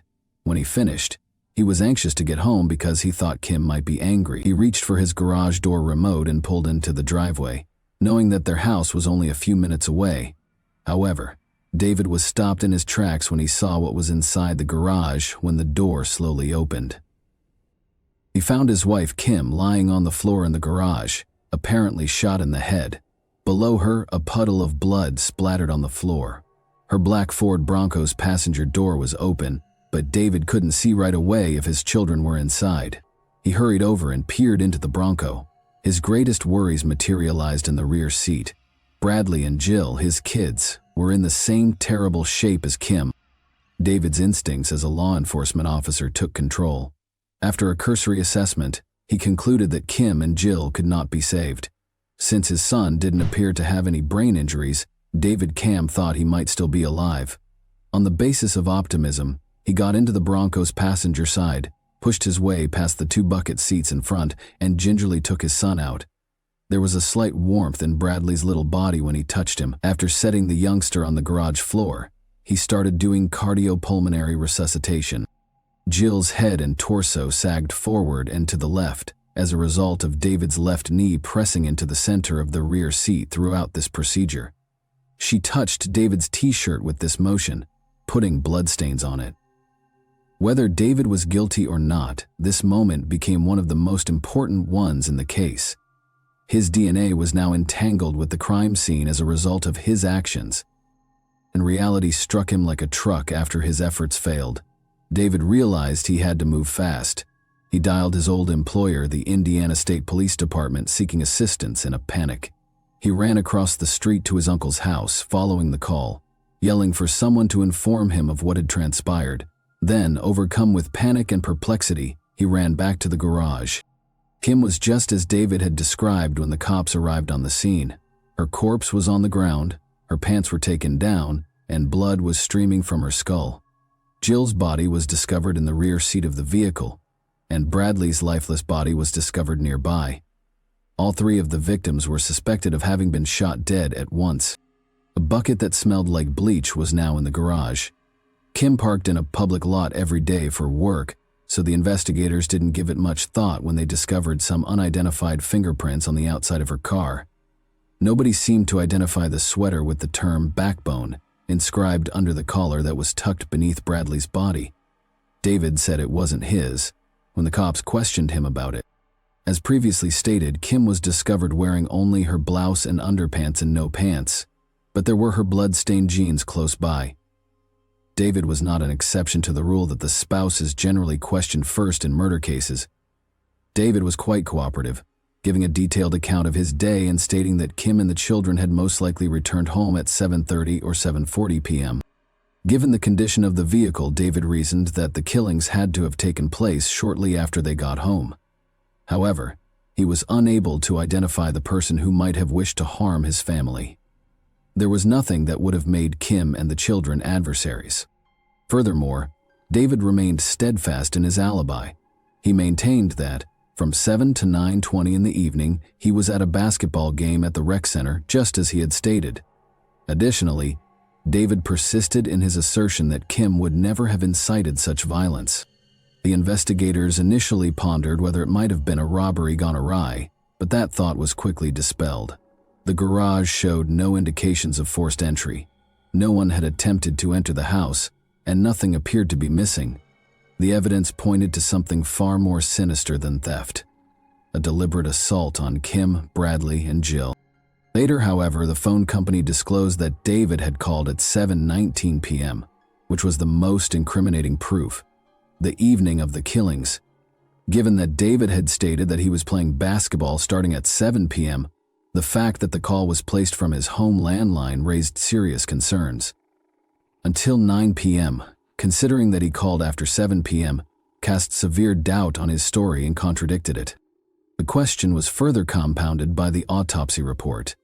In addition to Jill's blunt force trauma to her vaginal area, the examiner discovered that all 3 victims had died from gunshot wounds. Her death and this injuries appeared to have happened within the same 24-hour period. An assault could not be ruled out, although the examiner speculated that it might have been caused by a fall. Oddly enough, Jill had sobbed and complained of pain in that area during her dance session. It was a terrifying detail, but it was unclear if this had anything to do with the devastation to her body. Before the killings, Kim had told a friend, "History is repeating itself." She didn't go into further detail, but her friend recommended that she take the kids to Florida so they could talk more. Kim concurred that a vacation could be beneficial, but sadly, she was never given the opportunity. Was Kim talking about a past of abuse, something connected to David's supposed adultery, or something more sinister? Since Kim was removed from her family before she could tell the truth, we might never find out. There was also something disturbing in the medical examiner's report. The tops of Kim's feet were sliced and bruised. It seemed strange that her shoes were on top of the automobile. It didn't make sense. None of this had a clear explanation from the police. Even though the inquiry was still in its early stages, Kim's mother and other close friends of David began to have severe concerns about him. According to her mother, Jill was an outgoing, feisty youngster who would have spoken up if she had been heard by someone she didn't know. She believed that David was the only one who could have effectively silenced Jill. The rumors persisted on Sunday 3 days later, particularly because no one had been arrested. However, David continued to attend church as usual with his parents and friends in spite of the mounting strain. The church had close ties to the family, and his uncle, the pastor, led the service. David's grandfather had even assisted in the construction of the church, and Kim had been the treasurer. David wept throughout the event, displaying what appeared to be sincere grief. But when he exited the church, everything changed drastically. He was besieged by reporters, and the media coverage immediately made him seem suspicious. People saw that David didn't appear to be grieving as they had anticipated. More questions were raised by his icy, unyielding manner. Was David accountable for the heinous killings of his wife and kids? If so, what is the reason? Things were a little heated when David visited the station later that afternoon to talk to the cops. It just took 2 things, his clothes and a phone call, for the police to arrest him following this interview. His alibi of being at the rec center from 7 to 9:20 did not align with the call that was placed at 7:19 in the evening. That inconsistency was sufficient to get him arrested. However, the fallout affected David's entire family, not just him. The Cam family rose to the top of the public enmity list in Georgetown, a small town where everyone knows one another. They received harsh looks from strangers. Hateful messages flooded their answering machine. As if that weren't enough, the locals began referring to them as a pack of wolves. Even David's grandfather was affected. His church closed because so many people didn't want to be associated with the Cam name. When it came time for the trial in March 2002, the prosecution was ready to address the most pressing question. Why would David do this? His affairs, they hypothesized. They claimed that David was so fed up with his marriage to Kim that he decided to kill his entire family rather than simply file for divorce. About a dozen women who either had affairs with David or said he had approached them while he was married to Kim were brought in by the prosecution to support this theory. They portrayed David as a chronic cheater who had little regard for his marriage vows during the course of weeks of testimony. Then the proof arrived. Blood splatter and that dubious phone call were the two main pillars upon which the prosecution built its case. The defense, however, had no intention of surrendering. They contended that gunfire was not the source of the blood on David's shirt. Rather, they said that it arrived while he was attempting to save his son Bradley, and Jill's blood-soaked hair touched him. Using wigs and fake blood, they performed a live presentation in court to demonstrate how the same pattern might occur with ease. The defense attributed the phone call to Indiana's infamously erratic time zones. They clarified that a 1-hour zone difference was not taken into consideration by the call's timestamp. The call really fit David's schedule when it was modified. Before he even went for his basketball game, it was made. Then there was basketball. David's alibi. He was at the church gym the whole time, according to the testimony of all 11 of the guys on his team. Not even for a minute did he leave. It appeared that the defense had exposed some significant weaknesses in the prosecution's case with this incredibly strong lineup.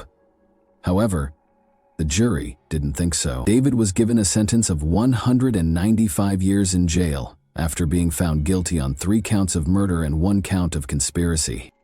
Everyone initially appeared to be able to exhale in relief. Surely justice had been done. Not so quick, actually. David wasn't prepared to die in silence. He filed an appeal, claiming that the court should never have admitted the evidence on his affairs. And you know what? The judge concurred in 2004, reversing his conviction. The case was suddenly cast back into disarray. A pivotal event occurred in early 2005 when the defense pressed for a second examination of the DNA from the sweatshirt discovered at the crime scene. David's second trial was set for January 2006. They specifically requested that the National DNA Database, CODIS, be used to analyze the 2 unidentified DNA profiles. After a court order, the prosecution was compelled to comply, even though they had earlier refused. It turned out that one of the DNA samples had never been tested before, despite the prosecutor's assurances that it had been examined and no matches had been identified. The test findings showed that one of the samples had a match. Charles Boney, a convicted felon from nearby New Albany, was identified by the DNA. After being found guilty of a string of armed assaults on women, many of which involved stealing their shoes, Boney was on parole at the time of the crime. He attempted to kidnap 3 women at gunpoint and committed an armed robbery as one of his most recent crimes. Boney now has a troubled past. Prior to the attack, some of his victims said that he had been pestering them over the phone for months, asking them if they were wearing high-heeled shoes and what they were wearing. Considering that Kim Camp's shoes had been taken off and neatly stacked on top of her car in a chaotic crime scene, Boney's admission of having a foot fetish also sounded significant to the defense. Additionally, Kim's foot displayed abrasions and bruises that appeared suspiciously connected to Boney's previous actions.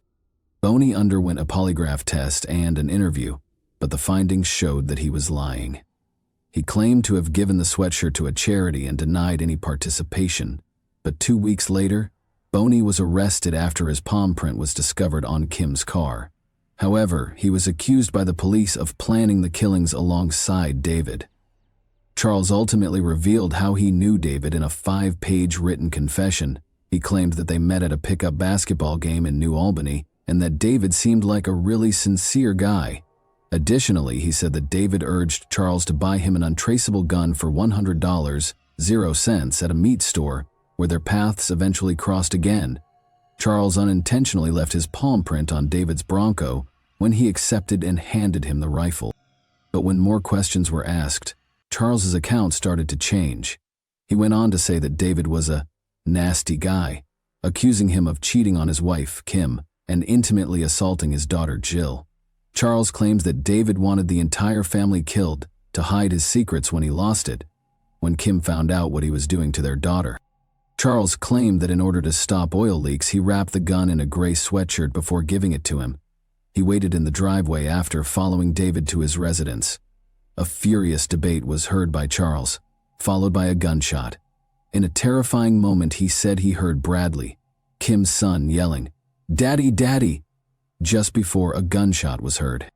Charles said that a few moments later, David came outside and pointed the gun at him, perhaps intending to kill him as well. Moving Kim's shoes, as though cleaning up while running for his life, Charles sought refuge in the garage. Charles ran away when he heard a woman pull into the driveway. Charles confessed that he did not pull the trigger, simply sold David the rifle. Being a black guy, he was hesitant to report the killings for fear that he would be held accountable by the authorities. He was ultimately arrested for conspiracy to commit murder as a result of his statement, and he was returned to custody for trial. Charles had already spoken to Stan Faith, one of the prosecutors in David's initial trial. It was discovered after his arrest. Charles said that he was close to Stan and had conferred with him prior to being named as a suspect. Stan then apologized for his part in it. Police found Charles's ex-girlfriend Mala's DNA on the gray sweater, which led to the discovery of another clue. They were in a relationship at the time, but it terminated soon after the killings. Mala explained that, after telling her he was heading to work that night, Charles returned home at midnight with scraped knees. She was uncomfortable when he showed her a gun, which she had never seen before. Charles and his mother watched news reports about the killings the following morning. Mala departed after an argument and didn't see Charles again for weeks. She later ended their relationship, but the reason for the blood on the hoodie was that she has diabetes and often pricks her finger to check her blood sugar levels. Charles's tale started to take shape. His girlfriend's account contradicted his assertion that he left the scene without getting the gun, implying that Charles may have gone back for it. This increased skepticism regarding David's guilt. Nevertheless, the killings were charged against both individuals. Charles publicly disclosed selling the gun to David and his involvement in the killings in his autobiography Blackbone, which he wrote while incarcerated. He added that in return for the gun, David had offered him Kim's life insurance money. In 2005, Charles was found guilty of conspiracy to commit murder thanks in part to his writings, confessions, and Mala's testimony. As a repeat criminal, Charles received a sentence of 225 years in jail. And what about David, if you ask? On January 17, 2006, his second trial began, and things were going to get even more convoluted. Recall that the judge decided that the prosecution erred in discussing David's numerous affairs, which is why he was initially given a retrial. His adultery, which had been one of the prosecution's main points at the start of this second trial, was thus formally off the table when the trial started. The prosecutors needed a fresh perspective without that piece of the puzzle, and they didn't hold back. They turned to a startling charge. David had been mistreating his daughter Jill for a long time, and he killed his whole family to hide his crimes. The accusations were extremely upsetting and instantly complicated the situation. David's defense team, however, refused to give up. They called in a reputable medical examiner who reported that Jill's autopsy revealed no signs of sexual assault, notably no hymenal injury. The defense team contended that there was insufficient evidence to support the allegation of sexual assault, and that the prosecution was fabricating the evidence to support their theory of the crime. Of course, this did not rule out the possibility of other types of abuse, since some techniques would not cause obvious harm. Although Jill did sustain blunt force injuries, some of which were in her pelvis, this expert also noted that these injuries weren't always a sign of sexual assault. The expert stated that there was no hard proof to back up the prosecution's allegations, and that these were only wounds from the vicious assault. The charges against David were only one aspect of this trial. Another was the fresh evidence that had surfaced as a result of some investigative work that had located Charles. Charles provided a lot of the fresh information that the police discovered. Charles's own evidence even revealed to them that David had bought a gun with the intention of killing his family. However, the defense persisted in claiming that the prosecution's evidence was insufficient to convict David beyond a reasonable doubt. On March 20, 2006, following weeks of testimony, the jury found David guilty of killing his wife Kim and their kids, Brad and Jill. He received a life sentence without the chance of release. However, David immediately filed an appeal after being found guilty this time because of the claims of abuse against his daughter. He contended that the claims had affected the jury's verdict and insisted that there was no proof he had ever hurt Jill. And you know what? In a shocking decision, the Indiana Supreme Court sided with him. In agreement with David's argument that the prosecution's abuse claims lacked sufficient evidence, they reversed the verdict. According to the court, the allegations of sexual abuse were not supported by any reliable evidence. What was going on for Kim's family amid all of this, do you think? They had to repeatedly witness the terrible deaths of their daughter and grandchildren in the courtroom. Frank, Kim's father, was heartbroken by the choice. His voice was filled with fury as he stated, "I was kind of surprised by the overturn of the last verdict. All we want is the truth, and the truth is that David's guilty." Kim's family was adamant about David being permanently imprisoned. They simply wanted justice because they were tired of the back and forth. In August 2013, almost 13 years later, David's third trial got underway. This trial was not like the others. The prosecution chose to take a different approach, concentrating on the life insurance policy David had purchased for Kim prior to her passing. Charles said David wanted the money and had no intention of letting anyone stop him. It's interesting to note that Kim signed off on the modifications, indicating that she was aware of and approved of the fact that her life insurance policy had been enhanced just before she passed away. During this trial, Charles mounted the witness stand once more, and his testimony was as shocking as ever. He asserted that David had deceived him into attending the house at the time of the killings. Charles also stated in his testimony that David almost shot him before he was able to get away. Charles claims that David carried out all of the murders and that he never came into contact with Brad, Jill, or Kim. David's defense, however, was prepared. They had more DNA proof. This time, they provided evidence that Kim's underwear and Jill's and Kim's clothing had Charles's DNA. Furthermore, Kim had retaliated before being killed, as evidenced by the discovery of Charles's DNA beneath her fingernails. The blood spatter on David's shirt was the most convincing evidence connecting him to the crime scene, even with all the DNA evidence and Charles's dubious involvement. Although David's defense team maintained that this could be readily explained by the fact that David had attempted to assist Brad after he was shot in the head, brushing up against his hair and left blood on his shirt, the prosecution maintained that the blood belonged to the victims. On October 24, 2013, the jury reached their verdict, not guilty on all counts, after weeks of deliberation and dramatic courtroom proceedings. David was found not guilty. He was so overcome with emotion when the news was revealed that he started crying and thanked the jurors and his legal team for having faith in him. After years of stressful court cases, it was a historic occasion. Not everyone, though, was overjoyed by the decision. There was division in the community. After all, a lot of people had been wondering whether David had really been innocent after 13 years of media coverage. Despite the overwhelming evidence, some people believed there were still unresolved issues. David made the decision to remain in the town where everything took place in spite of the controversy. He went back to work at his uncle's company and started to put his life back together. David sued other members of the prosecution team in a civil case, as if his trials weren't already grueling. You can't wreck someone's life, take away their freedom, their reputation, their identity. You're not supposed to do that in this country, he stated, clearly expressing his rage.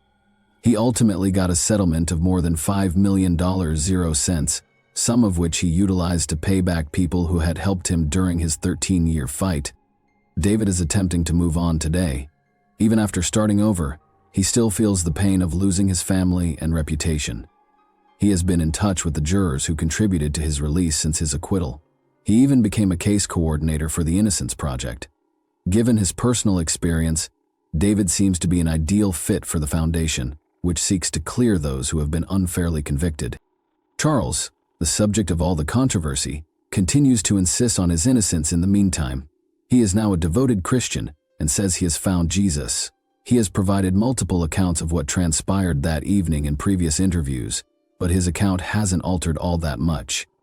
He claims that he brought an untraceable weapon to the Cam home the night of the murder. He asserts that David was the one who pulled the trigger after he heard arguments and gunfire. With so many contradictory tales, it's difficult to understand why Charles did what he did. Although there are still many people who think David was involved in the killings, the evidence was insufficient to indict him. Some people wonder if Charles was driven by jealousy, avarice, or something else entirely. It's comforting to know that David has found freedom and serenity, rebuilding his life and profession, even if you think he is innocent. However, if you believe he is guilty, you can't help but wonder how he got away with it. What are your thoughts? Did David get away with murder, or was he really innocent? And what motivated Charles to behave in such a drastic manner? Thanks for watching, everyone. Your support means a lot to me, and you can help my channel grow by hitting that like button, dropping a comment, and sharing this video. Your engagement really makes a difference. See you soon. Hey guys, today we're diving into another truly horrifying case. If you want to support my channel, make sure to subscribe and stay active. It really helps me out. I'd be super grateful for that. Let's get started. One of the most dramatic crimes in recent history occurred in Samara in 2025, when a startling and unsettling crime rocked the city. A prominent political person, a former mayor, and his spouse inexplicably disappeared. People who were close to them became very concerned when they vanished, which led to a thorough search. Investigators soon discovered, however, that their own granddaughter was the main suspect. She was seen touching a suspicious barrel on security cameras. Chemical traces were discovered in the flat, and the victim's money started to show up in suspicious transactions. All the signs pointed to a well-planned performance. But what? Financial difficulties, growing debt, or something far more sinister could have pushed her to this point? Was she truly acting alone? And why has she not spoken since being arrested? Situated strategically along the Volga River in Russia, Samara is a city rich in history. It is a significant industrial center where politics, business, and exclusive elite circles are closely entwined. A special equilibrium between the power of the government, large corporations, and underground networks emerged in the 1990s. The local elite's wealth was frequently derived from oil profits, secret transactions, and behind-the-scenes political scheming, and they had influence much beyond the area. Viktor Tarkov was a major member of Samara's aristocracy. Everyone knew his name, from powerful criminal types to government officials. He was more than just the city's leader. A large portion of its economy was under his control. Tarkov, who was born in Kubyshev, rose through the ranks from chemical engineer during the Soviet era to prosperous businessman, high-ranking official, and finally Samara's mayor. His influence grew as a result of this role, but he also made strong opponents. In addition to being rich, the Tarkov family was a dynasty used to luxury and power. Viktor Tarkov possessed a fleet of luxury vehicles, large land holdings, and upscale real estate, and his family benefited from all the perks that accompanied his position. However, there were significant problems hiding under the prosperity surface. Viktor's granddaughter, Ekaterina Tarkov, was born in Samara in 1995 and grew up in a society where having money and power was just accepted. From an early age, Ludmila was lured to dubious circles since her father, Sergei Loganov, was referred to in some quarters as Lord. Her mother, Ludmila Tarkov, was brought up as the heir to a wealthy family. Even though her father gave her the best education and a wealth of chances, she opted for a luxurious and carefree lifestyle. She was firmly enmeshed in the underground world by the 1990s, surrounded by people from organized networks with whom she was quite comfortable. Konstantin Cherbuk, her first husband, was killed in 2001 after having connections to a notorious Samara criminal organization. Following his death, Ludmila started dating Sergei Loganov, who was not only associated with clandestine activities, but also a major figure in massive oil fraud schemes that generated millions of dollars. He was imprisoned in 2010 after being apprehended for allegedly planning an attack on a federal agent. However, Ludmila stayed close to his course. She participated in fraudulent operations, formed close relationships with organized groups, and ultimately faced legal repercussions. Ludmila Tarkov was at the focus of a well-reported judicial case by the summer of 2021.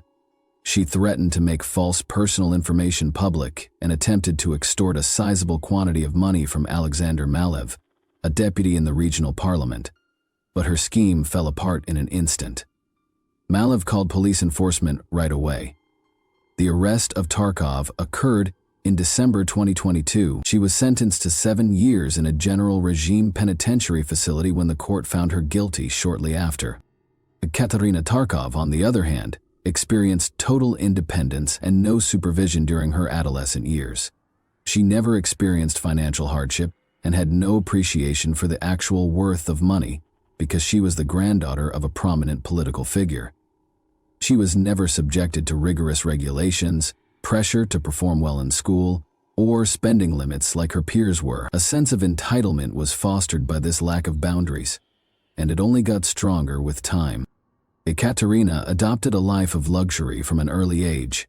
High-end fashion labels, invitation-only events, and relationships with powerful individuals drew her in.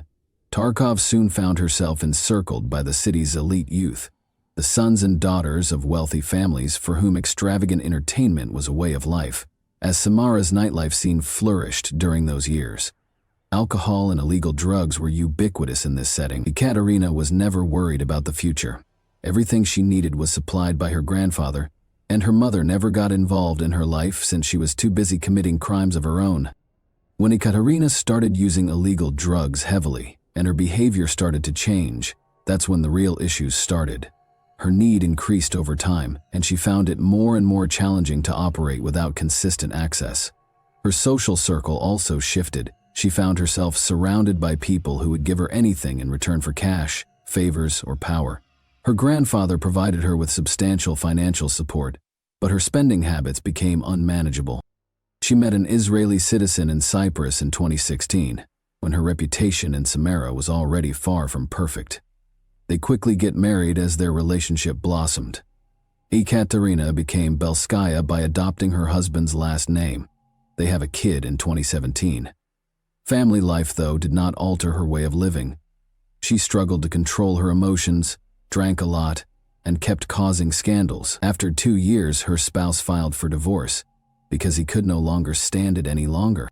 Ekaterina left her baby in the custody of his grandparents and went back to Samara after the separation. Her family once again gave her their whole support. In spite of her actions, her grandfather, Viktor Tarkov, kept giving her money, but even it was insufficient for her. Ekaterina spent enormous sums of money on illegal drugs and pleasure, but when her income started to decline, she started to run into financial problems for the first time. By 2020, she was in a dire predicament. She made an effort to undergo therapy, but she quickly relapsed and resumed her old way of life. She started acting even more strangely. Her costly habits persisted, but she was no longer able to afford them. She began selling everything she owned out of desperation, including phones, jewelry, fancy handbags, and even religious icons that her grandparents had given her. She had no interest in family treasures at the time. Money was her top concern. Ekaterina gradually started taking out loans from friends, but people soon stopped believing in her. Her debts increased, and her creditors' demands for repayment got more tenacious. She had reached a dead end. She didn't want a job and didn't have any lawful income. Viktor Tarkov began reducing his granddaughter's financial assistance to Ekaterina after he saw that she had no plans to change. This was not an effort to assist. It was a betrayal. As far as she was concerned, he had to keep supporting her. Arguments became openly hostile, and family tensions increased. Ekaterina publicly blamed her grandparents for all of her issues and no longer concealed her disdain. Her rage only became stronger with time. She eventually came to the terrifying conclusion that eliminating the individuals preventing her from receiving her inheritance was the only way to permanently resolve her financial issues. Ekaterina's financial condition had significantly worsened by 2023. She had borrowed money from a number of places, including friends, high-interest lending firms, and people who weren't known for being patient when it came to return, and her debts were growing. She assured a number of lenders that she would pay off her obligations quickly, but in practice, she was unable to do so. The calls and threats intensified, and the pressure from creditors increased.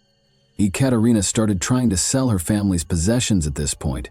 She began searching for purchasers for her relatives' expensive belongings, since she was in dire need of money.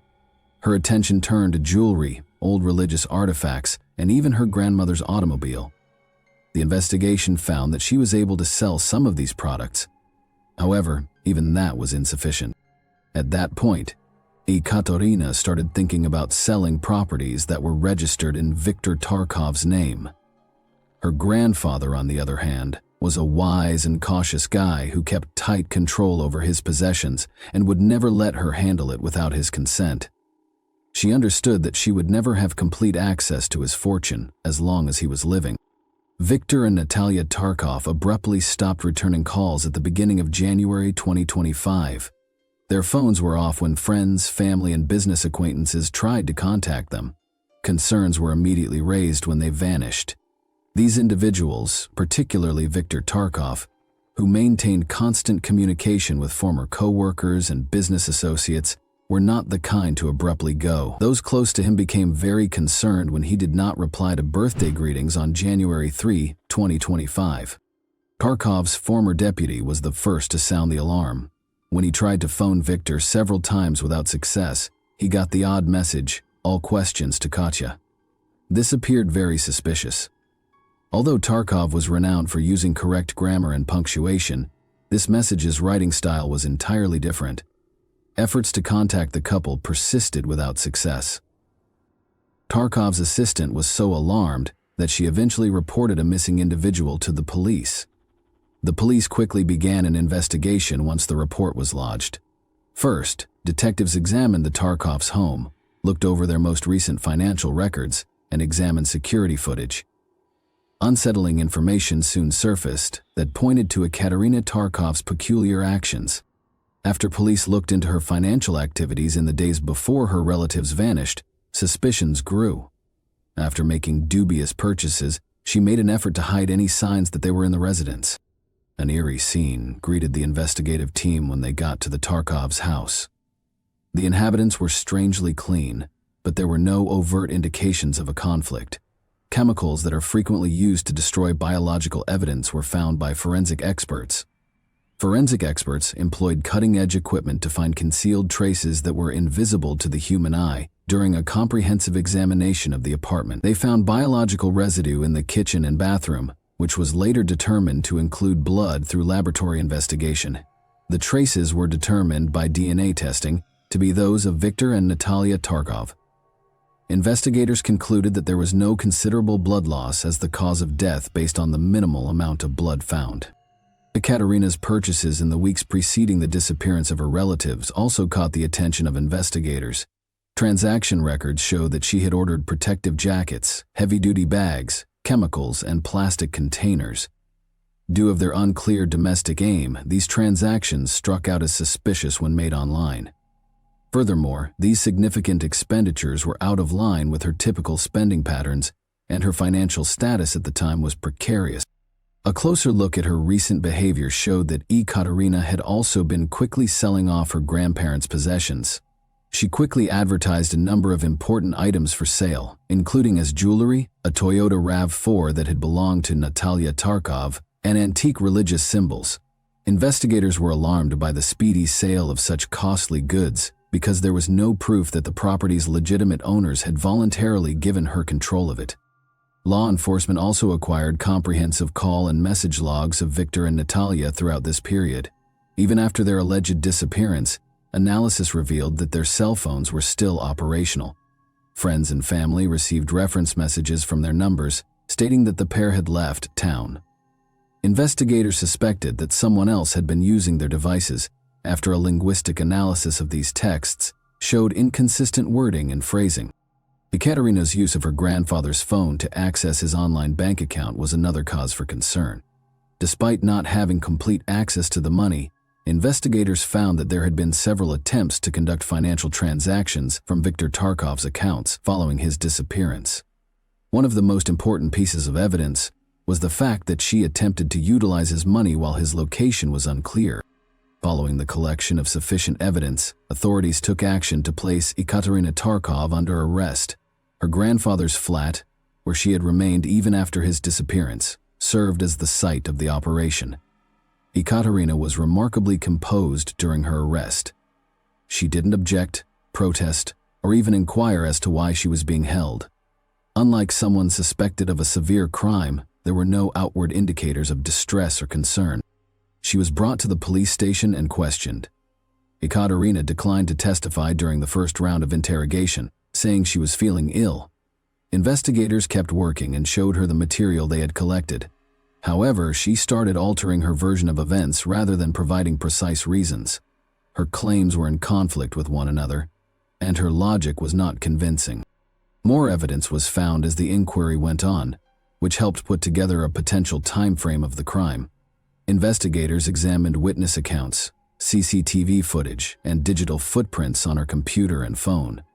These discoveries helped to clarify the events that had taken place. Complete denial of involvement was Ekaterina's main line of defense. She asserted that she had sold her relatives' possessions at their request and maintained that she had no knowledge of their location. But there was another picture that emerged from the facts.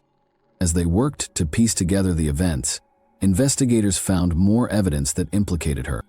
Thanks for watching, everyone. Your support means a lot to me, and you can help my channel grow by hitting that like button, dropping a comment, and sharing this video. Your engagement really makes a difference. See you soon.